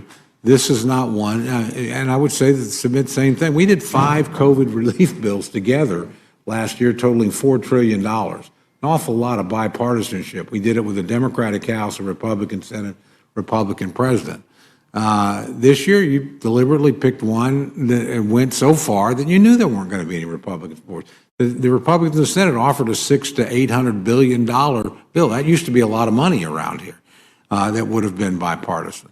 I'm not happy with the infrastructure bill, but it's a bipartisan bill that came out of the Senate with 19 Republican votes. So again, this idea that neither side ever works together or that only one side is partisan just simply doesn't measure up. Both sides can be partisan when they think the stakes are high enough. You think the stakes are high enough here, you're going for it, fair enough. But don't be surprised when you write a bill that no Republicans will vote for it, that none do. That's why frankly, that's why you've linked the infrastructure bill and this bill together, because you're beating your own members into submission. Your choice. I would say you're risking what could be a big bipartisan infrastructure bill, whether I vote for it or not. It clearly has the votes. If you put it on the floor, it would pass immediately. but you've chosen to use it as a weapon against your own members, in my view. So, again, we have legitimate differences. I respect those differences. I know we're not going to always agree, but I don't see one side or the other, and that includes my side, as somehow more or less bipartisan than the other one is. And I appreciate that, and I have nothing but the highest respect for the gentleman. And I think if when he was chair, as tough as things were, things are different today, and we're seeing that. And I just read you the quote from Mr. Roy, but I could read you a dozen other quotes from people who have said the same thing. And so I just, I hear you. But at the end of the day, I mean, for us, this is about investing in people. And I'm going to tell you, I mean, I don't know how many more years I'm going to be doing this, but the bottom line is that whatever time I have here, I want to fight for those who struggle. I'm tired of poor people getting screwed all the time. And I say that not just under Republican administrations, to be fair, under some Democratic administrations as well. Those who struggle tend to be neglected, fall through the cracks, and it has to stop. I mean, if government is there for anything, it really isn't there to help big corporations. It is there primarily to make sure that nobody falls through the cracks, that everybody is respected in this country. In any event, I now turn to Mr. Morelli. Thank you, Mr. Chairman. I appreciate your comments and the comments of the ranking member as well. And I'm sure each of us, particularly in this day and age, is spending a lot of time thinking about where we are, how we got here as a Congress, how we got here as a country, given how polarized and how challenging this is. And I speak for myself, but I suspect true of a lot of people that it saddens us that we're so far apart and feels like we can't work together. And maybe it's extremes, maybe it's the media, maybe it's social media and mainstream media, which has made it harder and harder for people to find common ground. I do dare say, Mr. Smith, at least I understand your perspective. From my lived experience here, I have not met the experience of not having people wanting to work together. I think, when we're talking together in chambers, when we're in committee meetings, when we're just sort of hanging out, talking to one another, I think there's always this kind of desire to work together. Somehow it just doesn't make it through.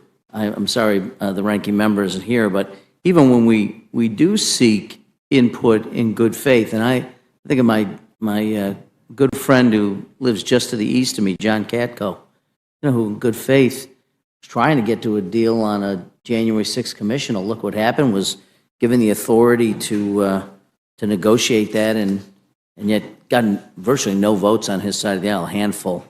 And I would be pretty unhappy if I were he, but I think to Mr. Cole was making the argument that we're punishing our members. I think in some ways members were punished over January 6th. I talked to a number of Republicans who would have liked to have voted for it. But in any case, I just, the whole environment here of sort of gotcha and let's look to the next election and almost forgetting that there's an American public that's struggling, many, many millions of Americans struggling, and we're kind of talking about who's going to be in charge of the House. I mean, on some level, I'm not sure the Americans care who's in charge of the House. They care about their families, care about their own house, and I care about their house. I'm sure we all do. I was reflecting on projections. We're all talking about projections here. I'm not sure what the projections were of the tax cut value in 2017, but added a couple $1 trillion to the deficit. And so I'm not sure people would have projected it that way. Certainly the people who voted for it, I wasn't here, but I heard a lot of talk about it. And I suspect if I went back and looked at some of the comments by my colleagues on the other side of the aisle about projections, it would have been a lot rosier than it turned out. It reminds me of what Truman said, give me a one-handed economist, because economists say on one hand there's this, and yet on the other hand, I also felt a little bit like that when I see the CBO talk about deficits. It's concern, but what's the level? What should we be at? What should we, what are the constraints? What are the limitations? What are the metrics we ought to use? And you never really do get much of an answer. But what I do fear is when we have these conversations now, I'm reminded of All right, guys, going to take a brief step away from that committee hearing. We're going to go into a quick 2-minute commercial break. More to come right here on Live Now from Fox when we return.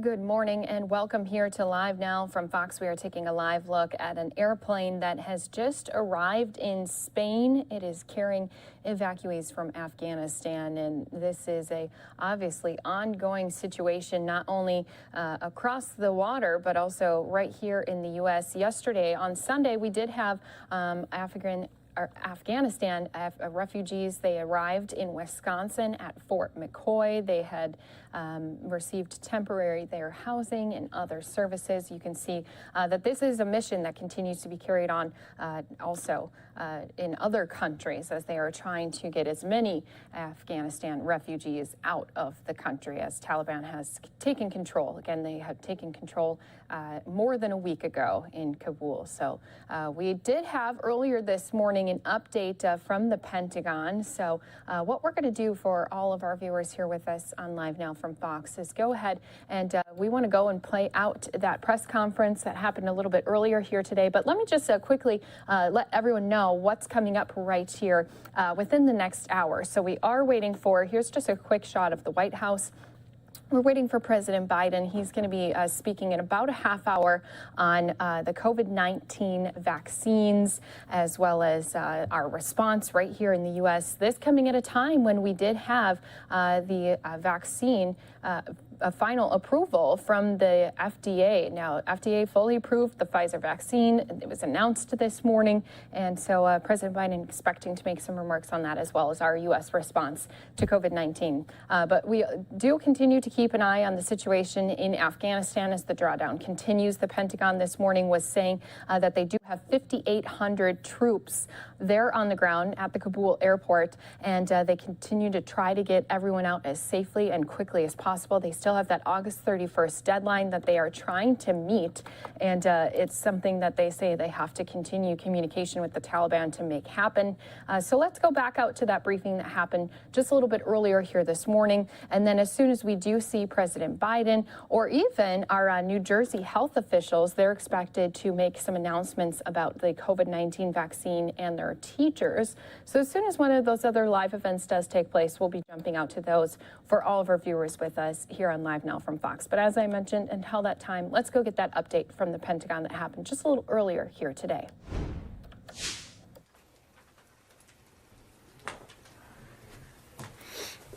Okay, good morning, everybody. I am going to introduce General Taylor back up here to walk you through an operational update, and then when he's done, I have a couple of other things that I'm going to kick off the briefing with, and then we'll get to questions if that's okay. All right? With that, General. Thank you, Mr. Kirby. Good morning, everyone, and thank you for joining us this morning. Once again, I want to provide an operational update, and then, as Mr. Kirby said, we'll follow up with questions. As we know, this continues to evolve the situation, and we continue to strive on the ground, and what we really want to do is continue to provide you details in a timely manner. As you know, recently the Secretary of Defense activated the Stage 1 of the Civil Reserve Air Fleet. Right now, that activation includes 18 aircraft from 6 commercial airlines.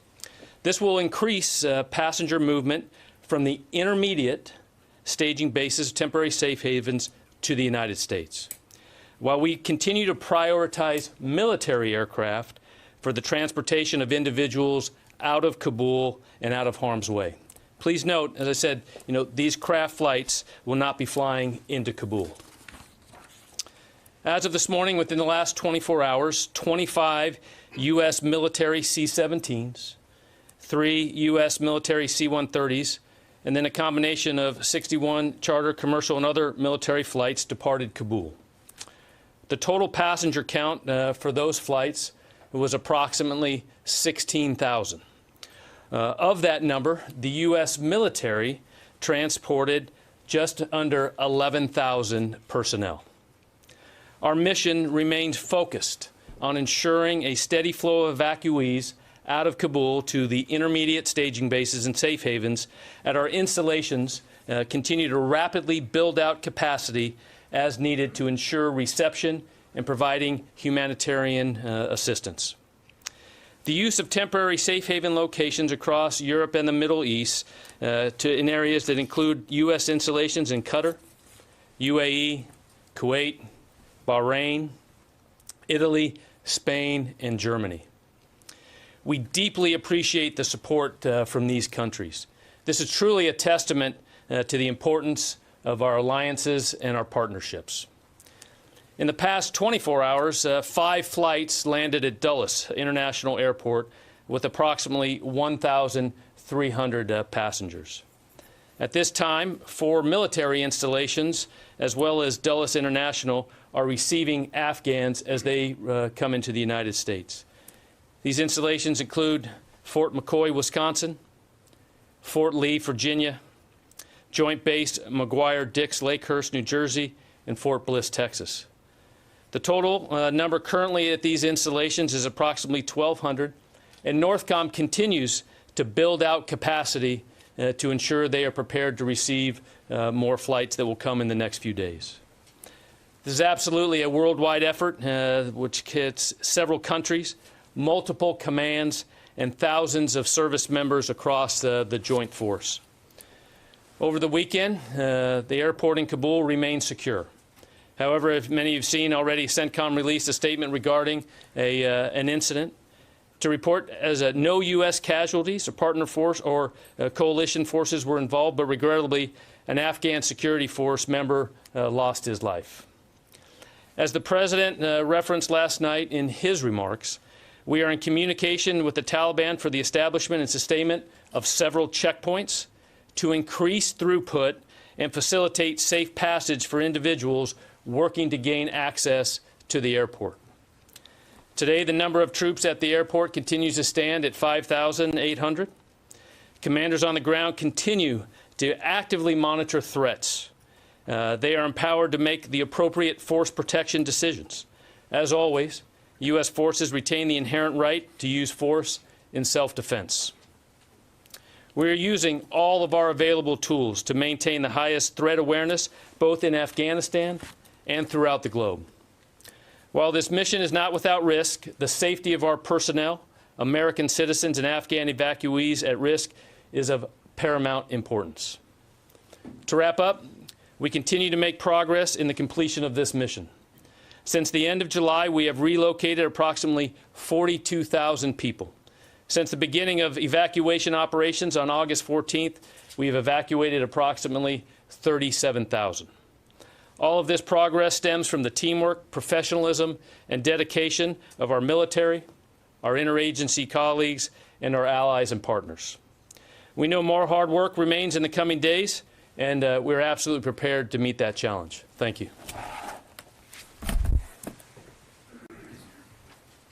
Just a couple other points I'd like to make. As you all are aware, the FDA approved full licensure of the Pfizer vaccine this morning. And as also I'm sure you're aware, back in August on the 9th, the Secretary articulated that it was his intent to mandate the COVID-19 vaccines upon FDA licensure or by mid-September to seek a waiver from the President. So now that the vaccine is approved, the Department is prepared to issue updated guidance requiring all service members to be vaccinated. A timeline for vaccination completion will be provided in the coming days. The health of the force is, as always, of our military and our civilian employees, families, and communities is a top priority. So it's important to remind everyone that these efforts ensure the safety of our service members and promote the readiness of our force, not to mention the health and safety of the communities around the country in which we live. A schedule item, the Secretary and General Milley will be attending this afternoon the funeral for former Secretary of Defense Donald Rumsfeld at Arlington National Cemetery.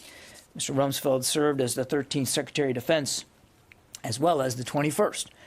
He also served in the United States Navy in the mid-1950s as a pilot and a flight instructor, and he continued his service as a reservist until 1975 when he became the Secretary of Defense for the first time. On behalf of the Department of Defense, we extend our deep condolences to his family, to his loved ones, and indeed to the country. With that, we'll start taking questions. Bob. Hey, John. Thank you. On the Pfizer vaccine and the Secretary's intention to require it, he has not yet made that direction. And did you say there's not yet a deadline for doing that? What I'm saying, we're preparing now actionable guidance to the force. We're going to move forward, making that vaccine mandatory. We're preparing the guidance to the force right now. And the actual completion date of it, in other words, how fast we want to see it get done, we're working through that guidance right now. Okay. Can I ask you a question on Afghanistan Sure. also? A couple things. One is you've said, I think General Taylor has said a number of times as well, that the military's airlift capacity at the airport was in the neighborhood of 5,000 to 9,000. I see you've now gone beyond that, at least yesterday. Yeah. Can you say what the capacity has grown to? And also, can you explain a little more about the perimeter issue that the General alluded to very briefly when the President yesterday said something to the effect that the perimeter had been moved back significantly to facilitate entry? Right. Can you explain that? So a couple things, Bob, on the capacity thing. You're right. We had set a goal of 5,000 to 9,000 a day. Yesterday, we exceeded that. We're not taking anything for granted, Bob. We're taking this day by day. We'd love to see those numbers continue to rise, but we're going to just take it day by day. There's a lot of factors that go into be able to reach that output capacity, to include temporary safe havens that you can bring these individuals to as they complete their screening. And the screening is a big part of that. We have intelligence and law enforcement personnel at these sites making sure that a robust screening is done of these individuals so that nobody comes to the United States that hasn't been screened in a robust manner. And so there's lots of factors that affect throughput. We were very glad to see that we were able to get that number out yesterday, but we're going to take it day by day. Day by day. So the number of aircraft that are available at I think you briefed the number of aircraft was like 20. Yeah. No. But I mean, the same number of aircraft are about available on any given day. I mean, we can get up to, on a given day, you can get up to about 30 C-17s. That doesn't mean that 30 are going to fly every day. And we were under that yesterday and still was able to get out, we're still able to get out more than 10,000. And then the perimeter question? The perimeter question, and I think the General addressed this a little bit in his opening statement. Without getting into tactical details here, Bob, and I think you can understand why we wouldn't do that. We are very interested in making sure that access to the airport remains as fluid as possible, particularly for American citizens trying to get in, as well as our special immigrant visa applicants. And there's a lot of factors that go into making sure that access remains secure and that we can facilitate it. And what the president was referring to was efforts to improve that access from a geographical space out beyond just the perimeter of the airfield. And I won't speak to the details of how we're managing that, but you can imagine thus far and going forward, it does require constant coordination and deconfliction with the Taliban. It absolutely is going. It's absolutely requiring of us to keep these lines of communication with the Taliban open, who do have checkpoints out beyond the airport.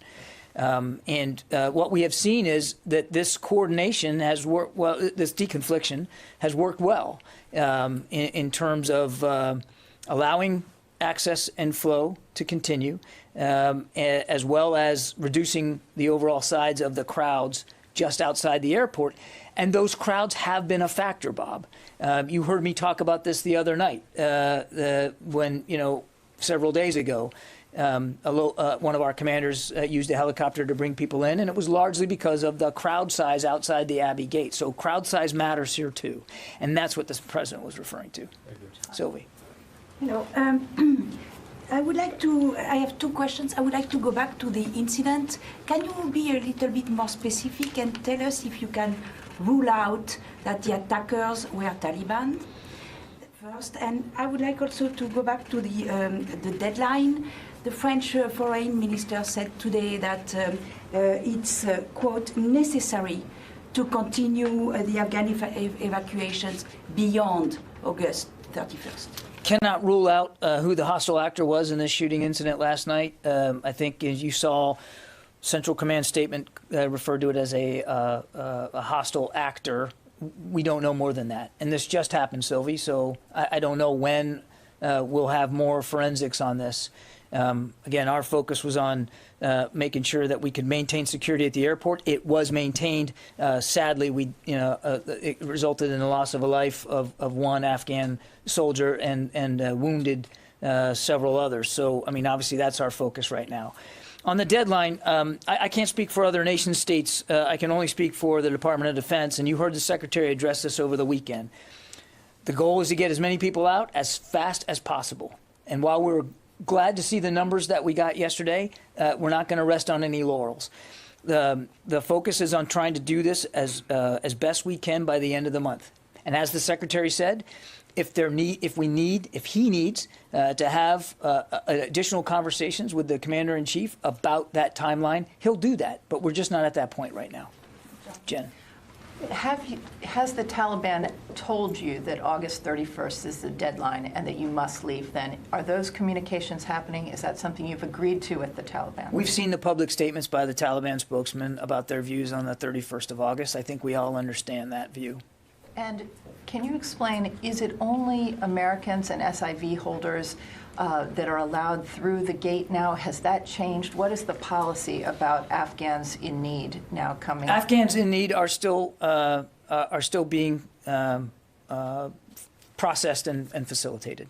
Given the number of people who are in hiding who were either SIV recipients, some Americans, Afghan allies, why not reopen Bagram Air Base? Why not go get an agreement from the Qataris to come and land in Kandahar and Mazar-e-Sharif, elsewhere? We saw the Qataris bring the Mullah Baradar back with a C-17. Why not use the Pakistanis and the Qataris to help bring people out from, because right now you're just bringing people out from Kabul, and it's a choke point. Well, first of all, the throughput has improved and increased, and I'm not going to. I don't think it would be a useful expenditure of our time to Monday morning quarterback the whole issue with Bagram. It was closed down as part of the retrograde. Jen? I'm talking about Monday morning quarterbacking. I'm talking about why not look at the situation now. You need airfields that you can land on to get people out. Jen, we are. Ask Major General Taylor about this. Let me try it first, and then I'll give it to the general clearly. We are improving our throughput at Hamid Karzai International Airport, and we think that we will be able to continue to try to improve that. That's the goal. But what you're talking about would be an expenditure of resources and personnel, as well as an increase, most likely, to the threat that they're under, to try to go back and as you put it, retake Bagram Air Base, which is the size of a small city. And I understand a lot of people have views and opinions about this. It was closed down as part of the retrograde. It was always supposed to be closed down as part of the retrograde. It was the last base to be turned over to the Afghans. And immediately as 3 weeks ago, before we actually had to conduct a non-combatant evacuation operation, the leaders in this building ran a tabletop exercise on what it would be like to run an effective NEO operation out of Hamid Karzai International Airport, and we're actually running that play now. Now, it's not without its challenges, for sure, but we're doing that now, and that's the focus, is on making sure that we can get as many people out as possible using Hamid Karzai International Airport. And Jen, the numbers are showing that it's working. Nobody's taking it for granted. Don't want to be predictive about tomorrow, but it's working. Do you have anything to add to that? Okay. All right, and as we continue to listen into the Pentagon update, let's go ahead and send some of our viewers off into a quick 2-minute commercial break. We'll have more to come right here on Live Now from Fox when you return.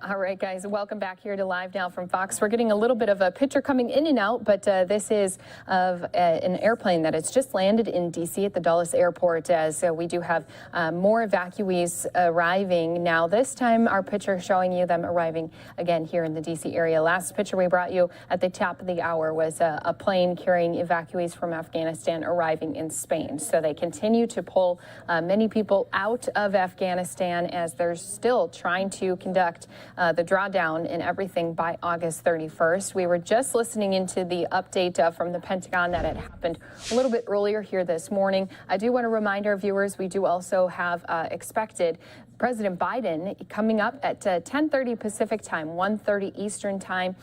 He's going to be making remarks on the COVID-19 vaccine, also the U.S. response, the FDA approval of Pfizer. So we'll be getting to that event as soon as that does take place. Of course, that all depends on if Biden's running on time today or not. So let's go back into that Pentagon briefing, as we've been hearing that they have evacuated roughly 37,000 people from Afghanistan ever since we had that date in August. So we continue to listen into that update right here with everyone on Live Now from Fox. Do you have anything to add to that? Okay. Tara. Thank you. Back to the August 31st question. Is August 31st extending that deadline, is it really an option for the U.S. anymore, or is this wholly dependent upon whether the Taliban would agree to let a U.S. presence remain in Afghanistan past that date? Our focus is on getting this done by the end of the month, Tara. What we do here at the building, at the Pentagon, is options. Our job is to provide the President, the Commander-in-Chief, options. And as you heard the Secretary say, if he gets to a point, he and Chairman Milley, they believe they get to a point where they need to provide that advice and counsel to the President about an extension, then he'll do that. We just aren't there right now. And you heard the Secretary say himself, if he had more time on the clock, he would absolutely use more time on the clock.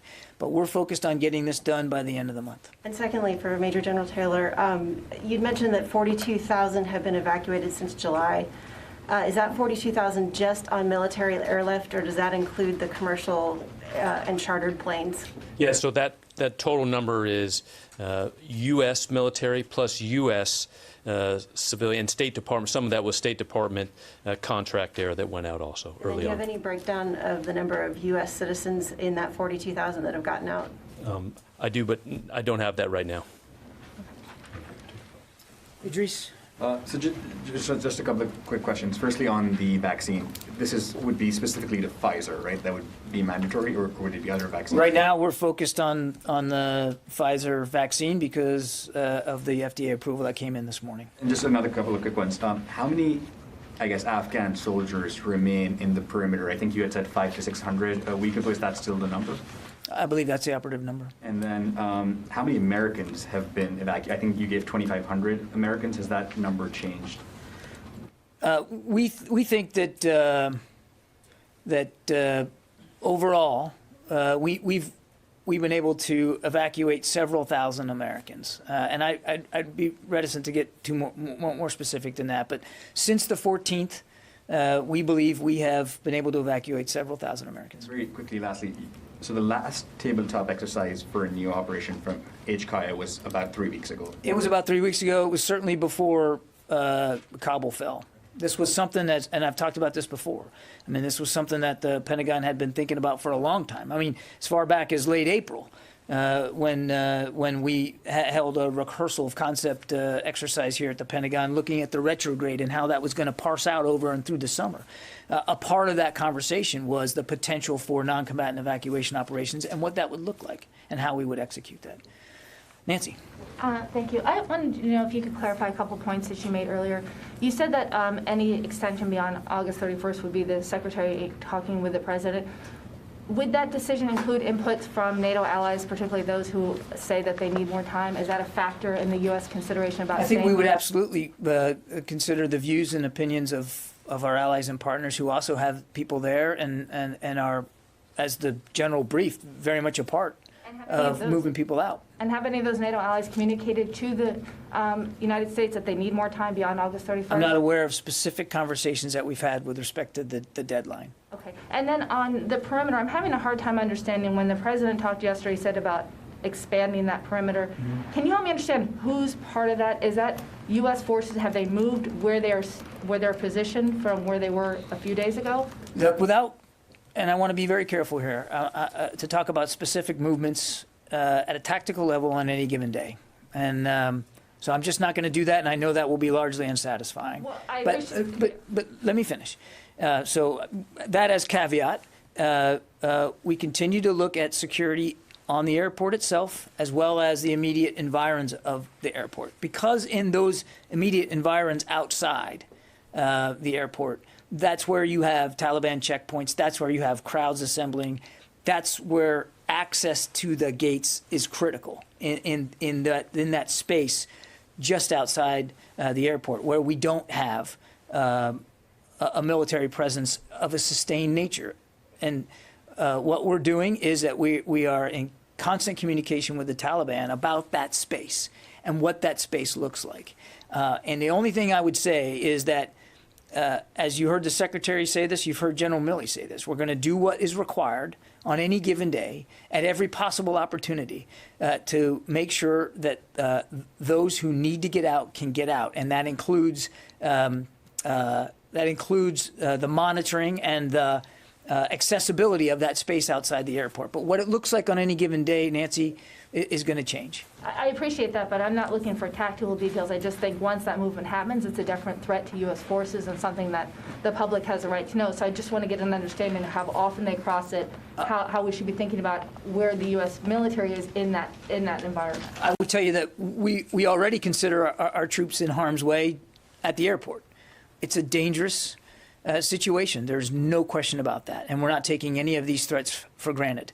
And the commanders on the ground have the wherewithal to move their forces as they see fit to, again, do essentially three things. Make sure the airport is secure and can be defended. Make sure that air operations can continue to carry on at the clip we need them to carry on. And C, and this is an important one, to make sure that American citizens, at-risk Afghans, our SIV applicants, can get access to the gates to get entry, process and entry to field. Those are the three primary tasks, and our commanders on the ground know that that's what their tasks are, and can move forces, can employ forces and assets as they see fit to do that. And again, on any given day, that could change, Nancy, and I just don't think it would be helpful, particularly because the threat environment is so high, for us to talk with any great specificity about what that's going to look like. David. John, were you being deliberately vague when you said the number of Americans was several thousand, or was it because you're not sure of the number? If you need to check the number, I mean, that's the most important number here, the number of Americans. So if it's just a matter of checking the number, can you do that and give it to us? Or if you're being deliberately vague, tell me why you're being deliberately vague. I think I'm just going to leave it at several thousand right now, Dave. Well, then tell us why. Because I think the number is very fluid, and it literally changes nearly by the hour. It's not more fluid than these 11,000, 37,000. I'm going to leave it at several thousand right now. Wafa. You said that... And I do want to let our viewers know what we're going to do is go ahead and go into another quick 2-minute commercial break. When we come back, switching gears, going out to New Jersey as they've made another big COVID-19 update. We'll get more on that again after a quick 2-minute commercial break.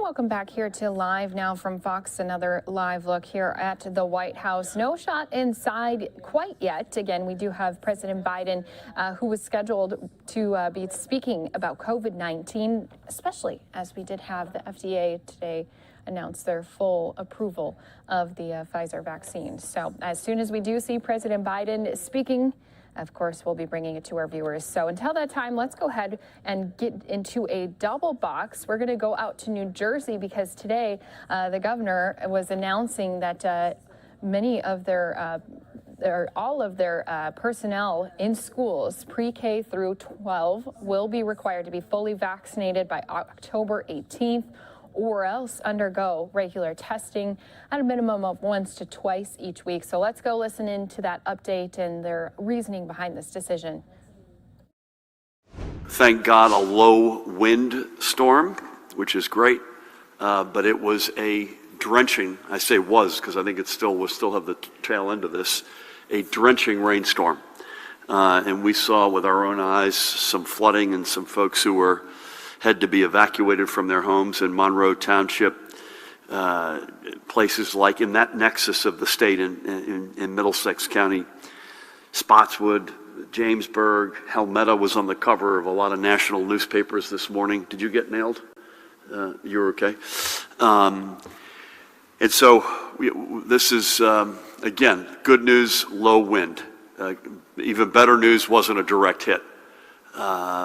And because of the lack of wind, power outages were manageable. I think the end of the day yesterday, I had 3,700, and I'm sure that number is lower today. That's a fraction of our worst fears. But boy, the flooding was significant and the rain extremely, extremely heavy. So we will do as we always do, and Pat will get into some of those details. We will be following up and making sure that we're there. And again, the county level, local level, and the state, as well as the feds, if we can get the feds. You've already contacted FEMA with Dan Kelly, and that's a process. I was on with the president on Saturday, the FEMA administrator yesterday, so this is something we'll continue to take very seriously. Second, again, completely unrelated, fast-moving developments, and a lot of the details, so forgive me because the details are TBD here, and so bear with me on that front. But spoke at the end of the day, I think on Saturday, with the NORTHCOM commander. So that's a big deal in the U.S. military. This is a 4-star Air Force General, Glenn Van Herk. And topic of the discussion, and I just spoke with Colonel Wes Adams a short while ago, which is partly why I'm a couple minutes late, who is the Joint Base McGuire-Dix Lakehurst commander.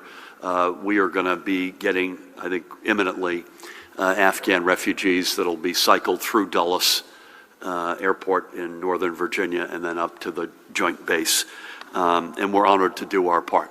I wrote a letter to the president yesterday that whatever we could do, we want to be here and do the right thing. And it's not just for these refugees, but I also think it's a statement about our blessed veterans who fought in this war. And these folks fought alongside them in many cases or gave them intelligence and supported them in many cases. So to the blessed veterans who I know this past week or so has been gut-wrenching, and to these refugees who have been by our side, I want to say unequivocally that New Jersey will do its part.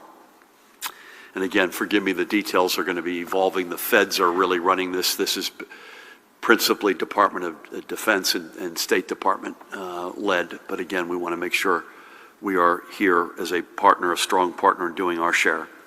With that, good afternoon. I'm honored to be joined by the woman to my right, who needs no introduction, the Commissioner of the Department of Health, Judy Persichilli. To her right, another familiar face, the state's epidemiologist, Dr. Christina Tan. Great to have you both. To my left, another guy who needs no introduction, Superintendent of the State Police, Colonel Pat Callahan. We have Para McGarg, Chief Counsel, and cast of thousands. Before we begin with a very heavy heart, I want to acknowledge this guy, the tragic passing this weekend of Norman Inferrera III, a 16-year-old rookie lifeguard with the Cape May Beach Patrol. He was injured in a boating accident while patrolling the shoreline last Thursday. His fellow lifeguards were able to bring him back to shore and attend to him, but he passed away from his injuries on Saturday. Let's take a moment to remember that our lifeguards take on a special responsibility. Norman was literally living his dream and being part of the team that keeps everyone safe. I spoke with his family yesterday. In fact, in this case, with his uncle Dominic. His dad, Norman Jr., was too busted up, as you can imagine, to speak. I've also spoken several times with Zach Mullock, the mayor there. You may have seen they're going to name a beach after Norman, which is so fitting. I was back and forth this morning with the legislators in that part of the state, Mike Testa, Antoine McClellan, Eric Simonson. Mike reminded me that he was a young lifeguard on that very beach as a kid. And I know we joined them and the family especially, and so many in the Cape May community, in keeping this guy and his family and his colleagues on the Cape May Beach Patrol in our thoughts and prayers. God bless you, Norman. Switching gears, today I'm signing an executive order requiring all preschool through grade 12 school personnel to be fully vaccinated by October 18th, and if they're not, to submit to, at a minimum, 1 to 2 tests per week. This order applies to all public, private, and parochial preschool programs, elementary and secondary schools, including charter and Renaissance schools. And to be clear, it also applies to all individuals employed by a school, regardless of whether they work full-time or part-time.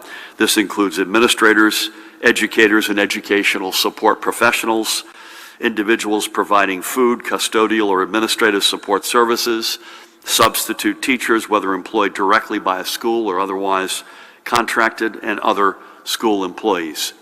As we move forward over the coming weeks to implement this order, we expect that district leaders will work collaboratively and directly with local union leadership on smoothing out operational or other logistical aspects, especially if there's a need for larger scale testing of workers over the next couple of months.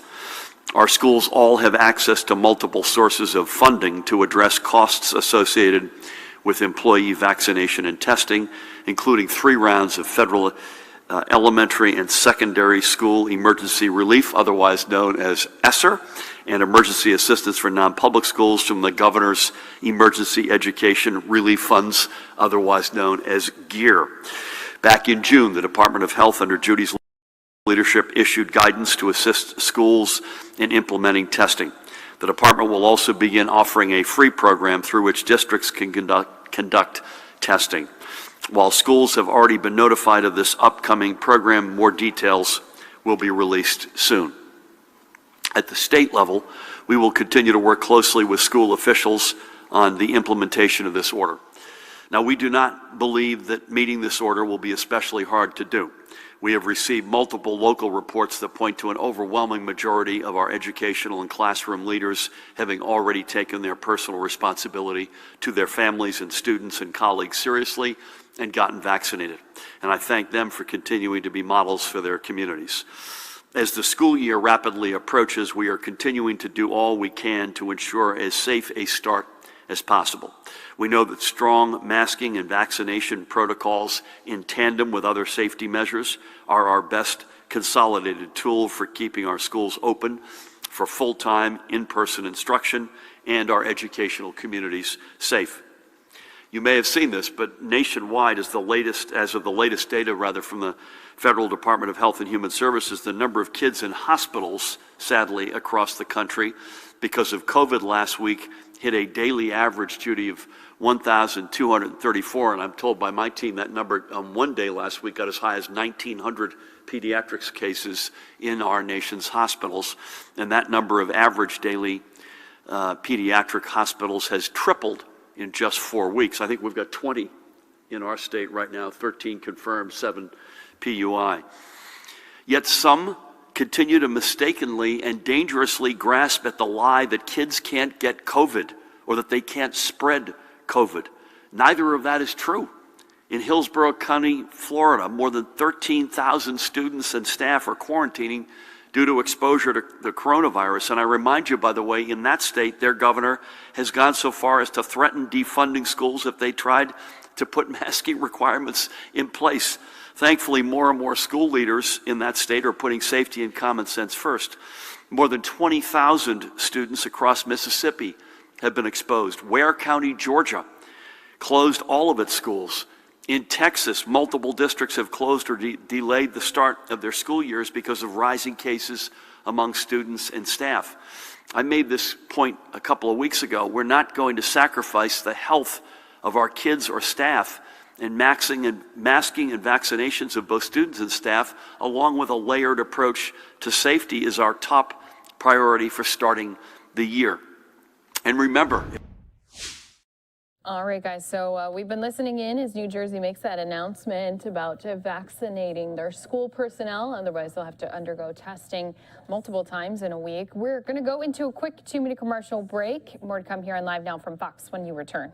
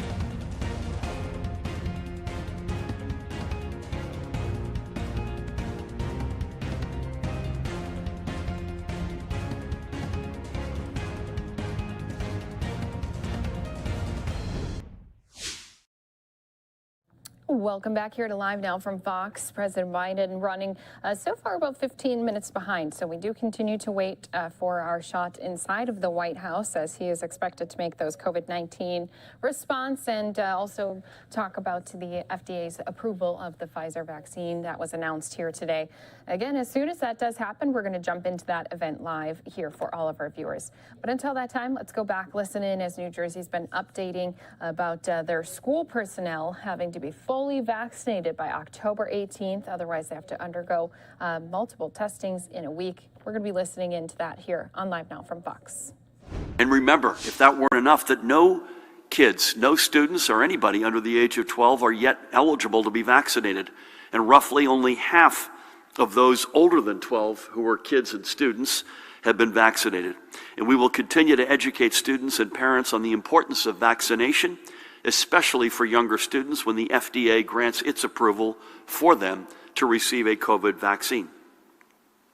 Switching only a modest gear, but somewhat related, additionally, I'm announcing the same vaccination policy for all state employees as well, including those at all state agencies, authorities, and public colleges and universities, whether they be full or part-time or contract employees. And again, we will work with our public sector union partners to see its successful implementation. As a reminder, state employees in our healthcare and correctional facilities were already subject to the vaccination or test protocol under prior executive order. So this policy extends that scope to all workers at state agencies and authorities. So the top line here is that all school personnel and members of the state workforce have until October 18th to be fully vaccinated or face a requirement of regular testing. Again, that'll be at least 1 or 2 times per week. Now, moving forward, let's do a quick update of the analysis of breakthrough infections among the fully vaccinated. And this latest data takes us through Sunday, August 8th. By that date, a total of 5,116,596 individuals were counted as fully vaccinated. Among all of these people, a total of 10,123 have since tested positive for the coronavirus. That's just 1 of every 500 vaccinated individuals, or 0.2%. Now, yes, as the Delta variant continues its rampage, we are seeing an increase in the number of breakthrough cases. However, the percentage of positive test results from fully vaccinated individuals continues to be only a small part of the overall. For example, there were 1,397 breakthrough positive PCR or presumed positive antigen tests during the period from August 2nd to August 8th. But during the same week, there were 7,611 total positive test results. Look at it this way, roughly 5.1 million fully vaccinated people accounted for a little bit more than 18% of the positive cases for the week, while the roughly 4.1 million unvaccinated or not yet fully vaccinated individuals accounted for about 82%. There is no doubt that the vaccines are helping to prevent infection. Let's also not forget that a good chunk of that 4.1 million are the kids I just referred to a minute ago, 11 and under, who just aren't eligible for vaccination and whose parents are desperately waiting for that FDA approval. But again, as powerful as the vaccine's combined overall performance number is, even more powerful is the fact that they continue to perform even better at preventing COVID-related hospitalization or, please God, not death. First, on the hospitalization side, there have been a total of 270 hospitalizations of fully vaccinated individuals due to a case of COVID since mid-January, when the first individuals to receive the vaccine reached their full vaccination status. For the entirety of the week of August 2nd to August 8th, we recorded 25 COVID-related hospitalizations of fully vaccinated folks. That's just 1.8% of the 1,397 breakthrough cases. Now, separately, through the daily reports compiled by the New Jersey Hospital Association, we know there was a total of 608 hospitalizations of known COVID-positive patients, along with others admitted as persons under investigation who have since tested positive. Tina would want me to remind everyone that we should use caution in mixing the numbers from the Communicable Disease Service at the Department of Health on the one hand and the New Jersey Hospital Association numbers on the other hand, because these are distinct data sets. Someone may test, for instance, positive one week and be hospitalized the next, as an example. Or someone could be hospitalized as a person under investigation at the end of one reporting period and have a positive test returned in another. Both of these could skew a case here and there. So looking at these numbers in the cumulative is currently our best metric. So the NJHA is working with us on changing their hospital reporting metrics so we can capture the number of unvaccinated persons who are hospitalized in real time. We expect that the Communicable Disease Service's breakthrough numbers should closely match these NJHA data once CDS confirms and validates their breakthrough data. But regardless, we can extrapolate a simple fact. Fully vaccinated individuals make up a very, very small minority of those entering our hospitals for COVID-related illness. And in this case, the unvaccinated measure in at about 96% of all COVID-related hospitalizations. And on deaths, through August 8th, there have been 58 due to COVID among the 10,123 total breakthrough cases. That's 0.57%. And for the week, just the week, August 2nd to August 8th, the preliminary data reported 0 deaths of fully vaccinated individuals due to COVID. Now on this, we must recognize that the Communicable Disease Service and our local health officials are both continually reviewing deaths, as we've mentioned here many times. As such, these numbers for the week must be taken as preliminary. There is a possibility that a death from this week could, upon further review, be considered to be from COVID-related complications and added to the cumulative total in a coming week. Remember, it's very much like the numbers of deaths reported out each day. In many cases, these deaths are not necessarily from the prior 24 hours or even from that current week, and that's the same reality here. But regardless, that current total number of 58 COVID-related deaths among the more than 10,000 breakthrough cases among the more than 5.1 million fully vaccinated individuals pales in comparison to the total number of deaths due to COVID from among the 4.1 million who are unvaccinated or not yet fully vaccinated. Now, in accordance with the CDC's recommendations, we will be moving forward with a plan for a fully vaccinated folks to receive their booster shots, their third shot. And Judy will have some additional color to add to that in a few minutes. But what is most important right now is for everyone to get vaccinated. That number continues to grow, and as of this morning, we are now at that number, 4,491,608 folks who live, work, or study in New Jersey who have received their full doses, and the majority are past the point where they are considered fully vaccinated. Another roughly, and this is an important one, 676,500 New Jerseyans have received their first dose of either Pfizer or Moderna vaccines. And we remind you, New Jersey continues to be a national leader on second dose take-up, and you got to go out and do that, folks. So please go back for your second dose when you're scheduled to receive it. And we also welcome the FDA's full approval of the Pfizer vaccine, and we hope this will spur more of you who have been in a wait-and-see mode to get vaccinated. So please, again, do your part, get vaccinated. Now let's look at the rest of the day's numbers. Here are today's newly reported positive cases. You can see them with, on that screen. The important metrics to look at here are the positivity rate, which is multiple times higher than it was last month, and the rate of transmission, which has moderated a bit, which is good news over the past couple of weeks, but still signifies a significant rate of spread. Looking at our hospitals, we're continuing to see a gradual increase in all of these numbers. Thankfully, we are not anywhere near where we were during the spring surge, but we do look at these constantly, and we are fully aware of the extreme toll this pandemic is taking on the doctors and nurses and other hospital staffers who have been at this thing since day one. We cannot thank them enough for their tremendous service. But if you really want to thank them, go out and get vaccinated, wear a mask, and keep out of the hospital to begin with.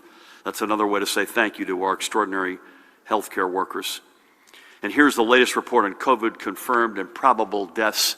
3 more confirmed, probable adjusted to 2,722, and you can see the unfathomable lost. And let's take a couple of minutes to remember several more of those we have lost during the pandemic. We'll start with this longtime Audubon resident down in Camden County, Candida Palmieri, who passed away at the age of 71 on New Year's Day. In her younger days, she spent time living in both Tanzania and England, but she had called Audubon home since 1984. With degrees in geography and history from respectively Rowan University and Rutgers University Camden, she spent more than 20 years educating the children of Camden, pushing her students and cheerleading them to fulfill their potential. For her efforts and because of the respect she earned, she was recognized as a Teacher of the Year and received a Fulbright Hayes Fellowship. She left the classroom in 2015, but spent her retirement continuing to consult with the New Jersey Education Association with a focus on ensuring educational equity for marginalized students. Having lived abroad, she always harbored a love of travel and had a passport stamped with locales including Ireland, Italy, Poland, Russia, Turkey, China, South Korea, and Japan. She left behind her children, her daughter Phoebe, who I had the great honor of speaking with a couple of weeks ago. She lives in Ithaca, New York. Her son Matthew, who lives in England, and her grandchildren, Kane, Macy, and Misha. We thank Candida for a career spent educating the children of Camden, and may God bless and watch over her memory and her family. Next up, we're going to remember this guy, Johnny Becerra. He was 71 years old when COVID claimed him from his family on March 19th. A resident of Belleville, he was born in the Brazilian port city of Belém Pará. At the age of 17, in 1968, he made his way to the United States and had also called Newark and Caldwell home prior to settling in Belleville. Almost immediately, Pat, when he came to the United States, he served his new country in Vietnam. Unbelievable. Receiving a Bronze Star for Valor as well as a Purple Heart, in addition to other commendations. He was always proud of his service.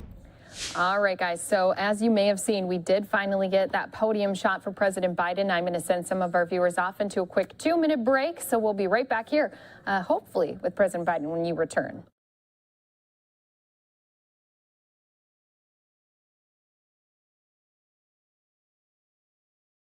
And for our viewers not in that 2-minute commercial break, you can see there the president walking out. Let's listen in live on Unfiltered here.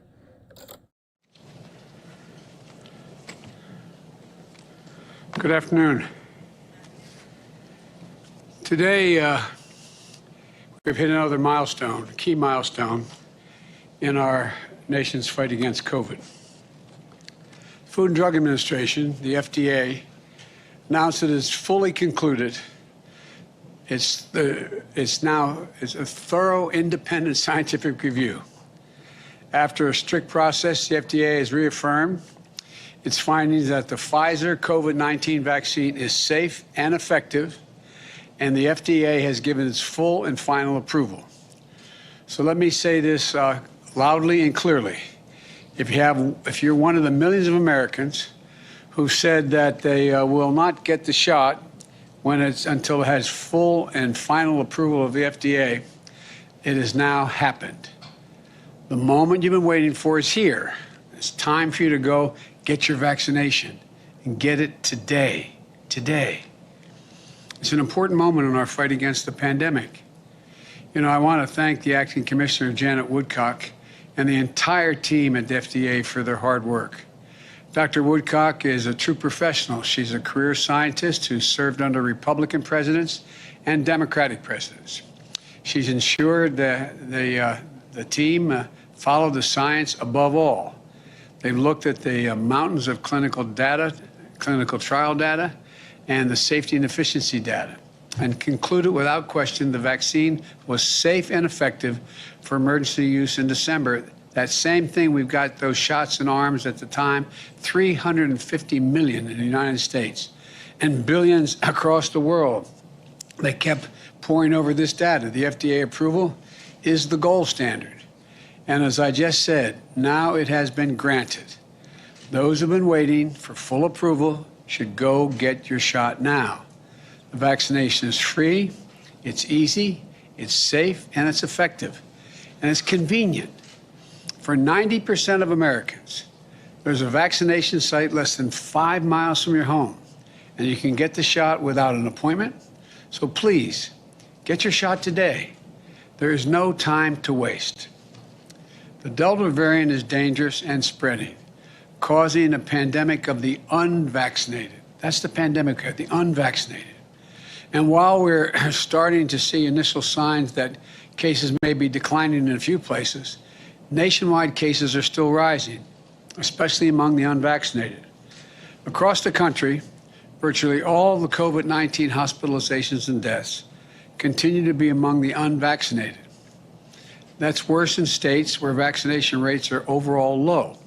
But even in states where many people are vaccinated, the unvaccinated are still at risk. Let me be clear. There are cases where vaccinated people do get COVID-19, but they are far less common than unvaccinated people getting COVID-19. And most importantly, their conditions are far less severe. The overwhelming majority of people in the hospital of COVID-19, or almost all those dying from COVID-19, are not vaccinated. Not vaccinated. If you're fully vaccinated, both shots plus 2 weeks, your risk of severe illness from COVID-19 is very, very, very low. Now, I know that parents are concerned about COVID-19 cases among their children. I'll be addressing this soon with Secretary Cardona to discuss how we get our kids back to school safely. Cases among children are still rare, and severe cases among children are very, very rare. But I know that parents are thinking about their own kids. It's not as reassuring as anyone would like it to be. So let me say this as parents, to the parents.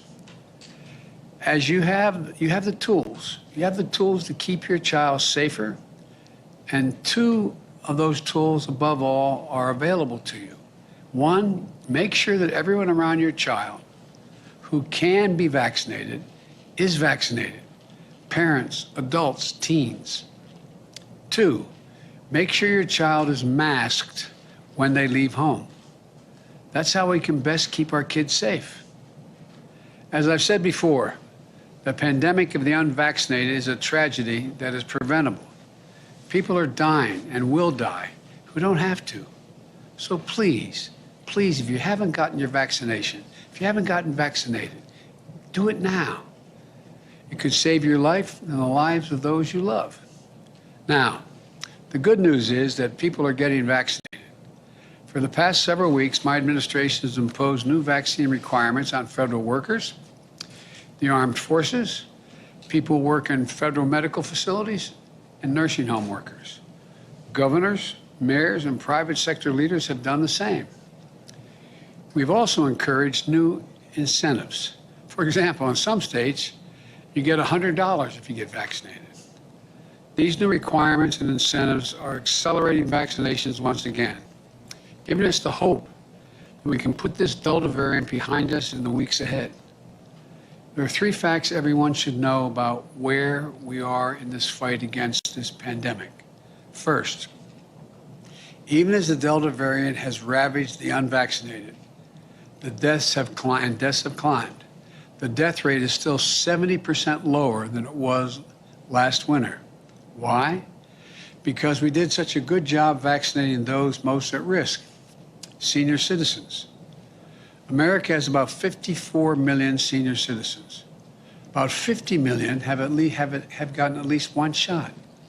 That's almost 92%.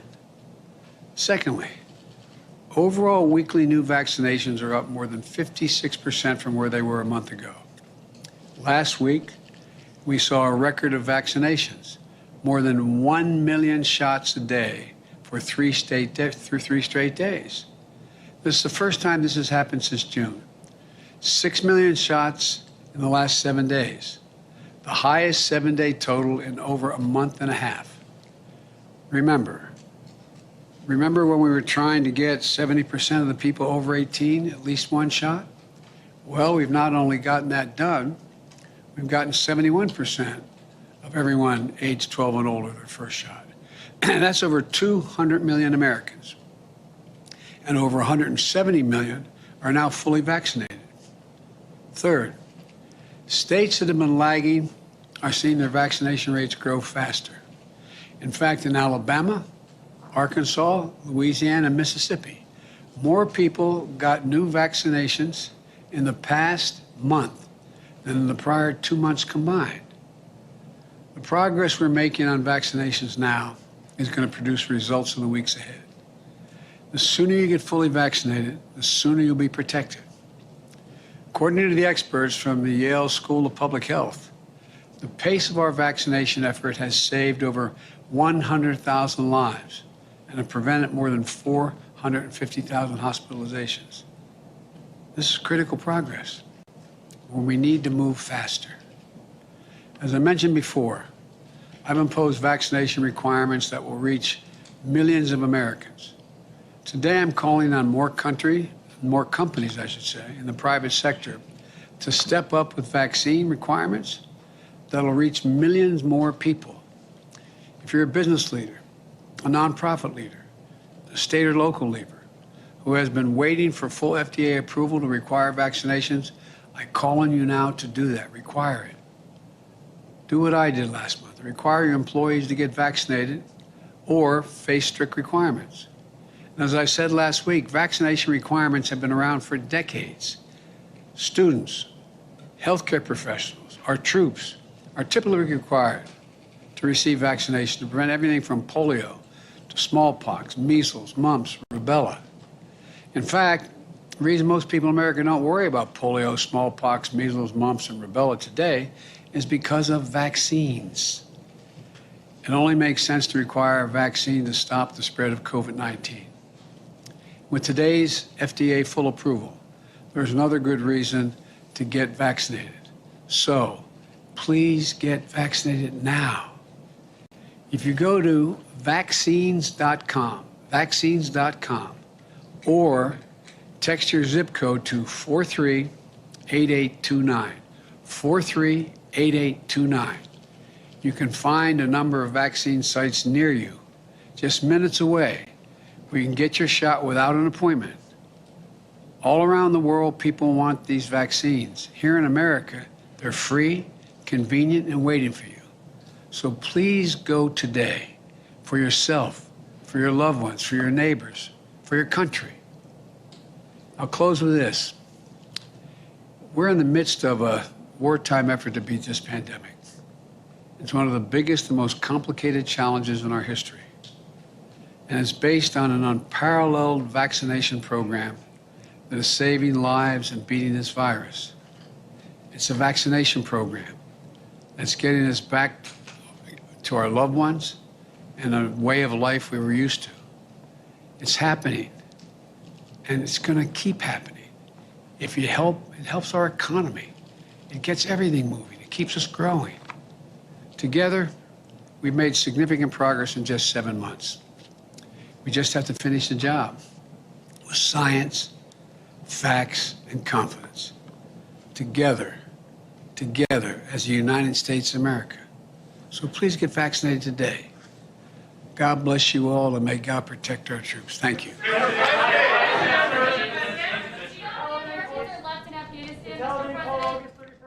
And there you have it, President Biden walking away, not answering any of those questions, but again reiterating that he once again is pushing all Americans to go ahead and get that vaccine, especially as the FDA has now officially given their full approval of the Pfizer vaccine. So what we want to do is, of course, continue to bring you more news happening across the country. Going to take a quick 2-minute commercial break, have more when we come back again in just 2 minutes.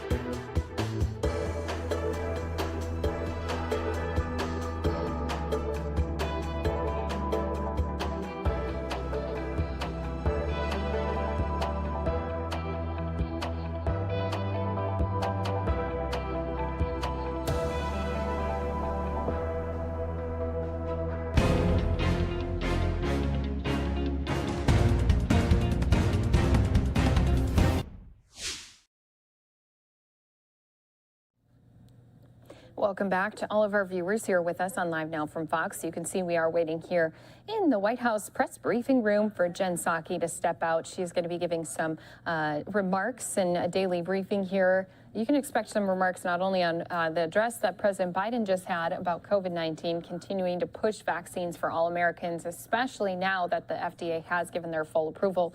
And so you can see camera getting set up, should get underway here very shortly. It was scheduled to take place at the top of the hour, but of course President Biden was running behind, which means Jen Psaki is going to be running behind. So as soon as we see this, we'll be jumping out to this event, of course, live here for all of our viewers with us on Live Now from Fox. But let's go ahead and talk about what we do know. Again, this morning it was said that Pfizer has fully approved the vaccine as far as it goes for Pfizer. So FDA announcing that here this morning. The FDA commissioner, acting commissioner Janet Woodcock saying this morning the FDA's approval of this vaccine is a milestone as we continue to battle the COVID-19 pandemic. While this and other vaccines have met the FDA's rigorous scientific standards for emergency use authorization as the first FDA-approved COVID-19 vaccine, the public can be very confident that this vaccine meets the high standards for safety, effectiveness, and manufacturing quality the FDA requires of an approved approved product. Now, the COVID-19 vaccines developed by Pfizer, Moderna, Johnson & Johnson have all previously been granted emergency use authorization after meeting the FDA's safety and efficiency requirements, but the full licensure announced Monday stems from much more approval that was needed. It's a so-called biologics license application building on previously submitted preclinical and clinical data, information relating to the manufacturing process, vaccine quality data, and site inspections. So I did want to just make sure everyone heard that news. Again, it broke earlier this morning, and it's been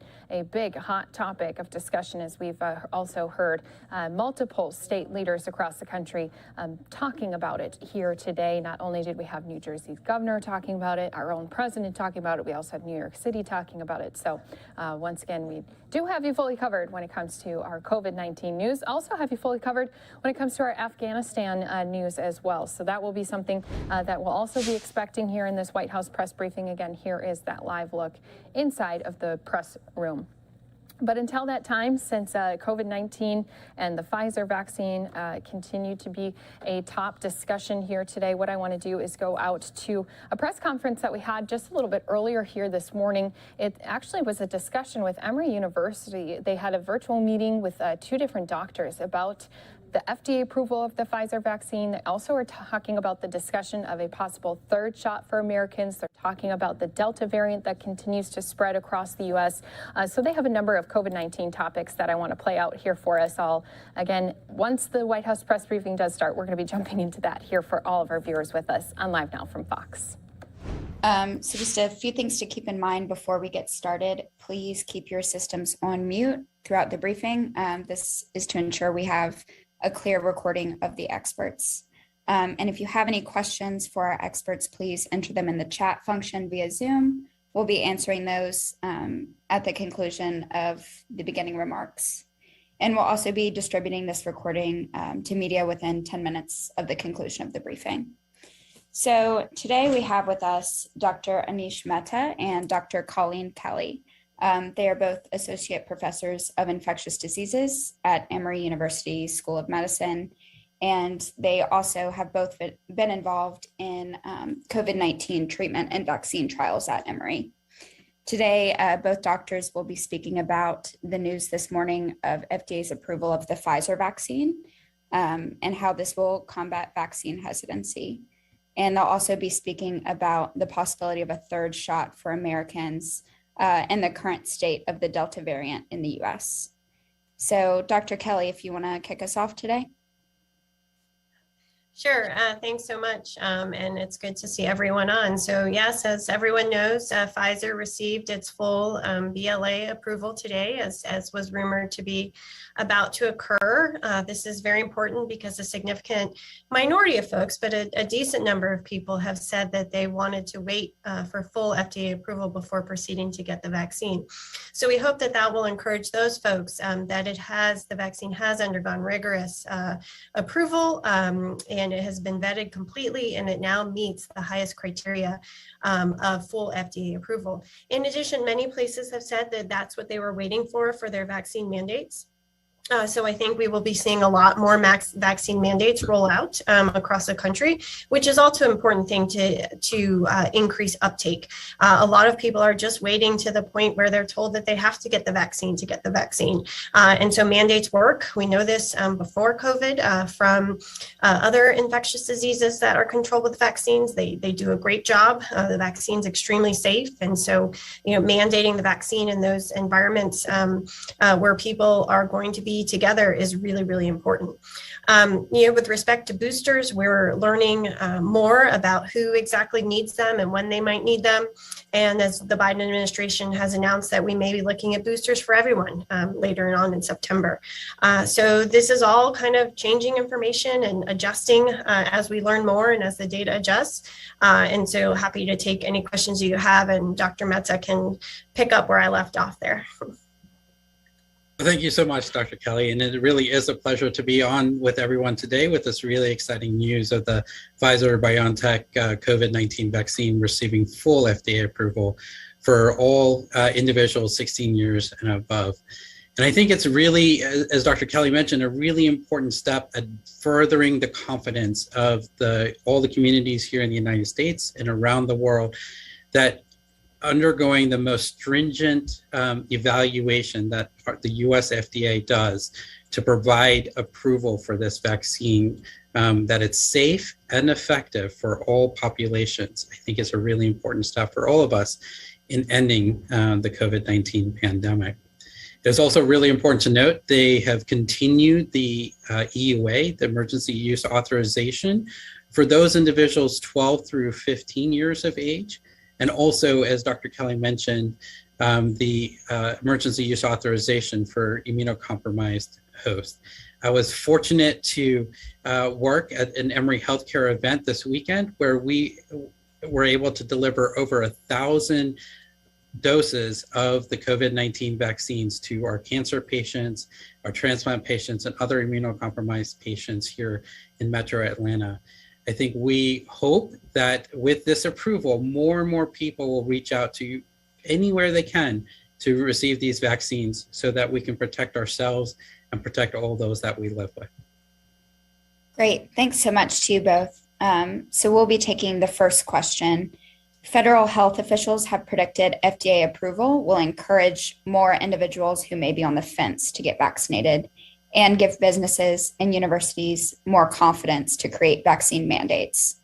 From a public health standpoint, which scenario would be more effective in motivating more Americans to get vaccinated against COVID? Dr. Kelly, did you want to start? Sure. I don't think we know the relative efficacy of those two different situations since, in recent memory, we haven't been in this situation from a public health perspective where we had EUA and then full FDA approval of the vaccine. I will say that mandates work. We've known this. We have excellent data to support vaccine mandates and the difference that they make in other vaccines in schools and workplaces and healthcare settings. And so I'm very much looking forward to seeing more mandates encouraging folks who have been timid to have the confidence to go out and get vaccinated. But there are certainly some people who are saying they were just waiting for that full FDA approval review, that stringent review Dr. Mehta was talking about. So there may be some folks where this does kind of push them over the edge to go get the vaccine. So I'm glad that both are going to help us in our pursuit of getting everyone vaccinated against COVID. Great. Dr. Mehta, do you have anything to add? I think Dr. Kelly is spot on. We are hoping that both influences increase the uptake of the vaccine and get more and more of us protected.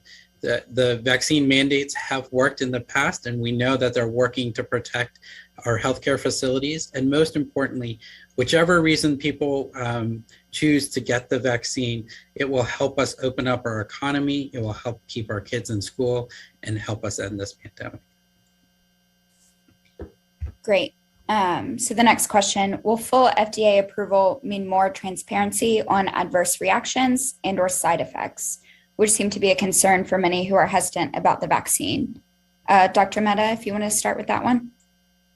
Yes, that is a wonderful question. I think many people have questions about the transparency of the data, whether it's how well the vaccines work, but importantly also what the safety of these vaccines are.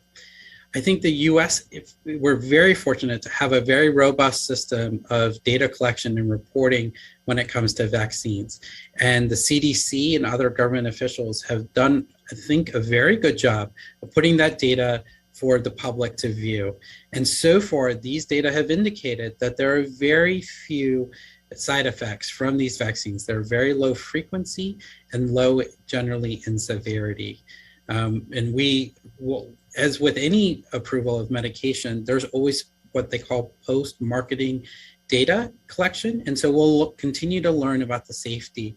But I think the really important point is that the clinical trials that have been done for these vaccines, many of them led by my colleague, Dr. Kelly, have been unprecedented in their size and number of patients that they've enrolled and the amount of data they collected. And all these data would indicate the vaccines are safe and very effective. Great. So the next question, the FDA says it's still waiting for clinical trial data on children under the age of 12 before approving COVID vaccines for them. Are we likely to see FDA approval for all children under 12 at the same time, or will different age groups receive separate approvals? Well, I am also anxiously awaiting those data and that FDA review with 2 kids under age 12 of my own at home. And I think all parents are incredibly anxious right now to learn when these vaccines are going to be approved. It seems to be a bit of a moving target, whether it's going to be, later this year or early into next year before the next age group gets approved.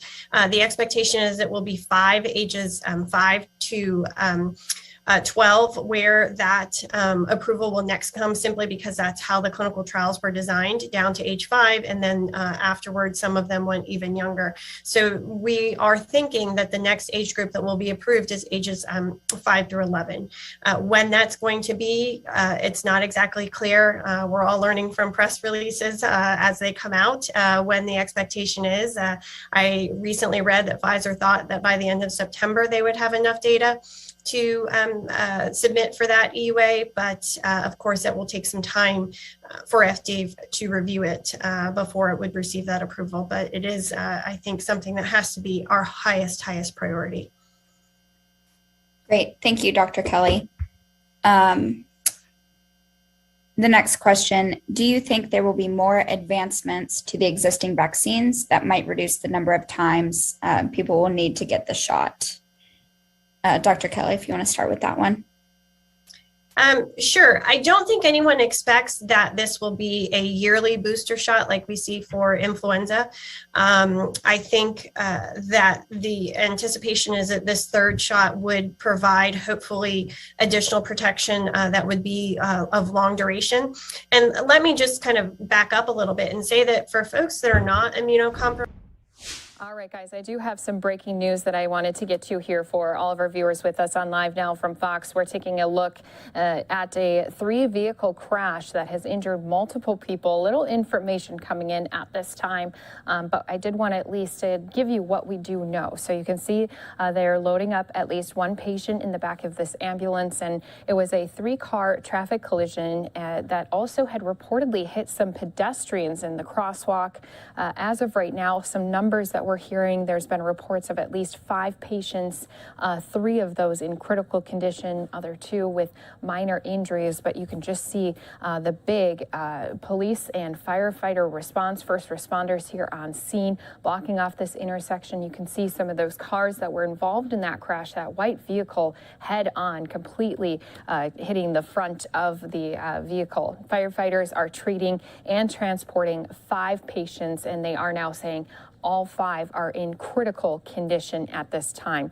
There was also a report of a person who had been trapped inside of a vehicle, which meant that they had to door pop extra, and you can see that right there laying on the ground, as well as they had to remove that door to help get that patient out of that vehicle.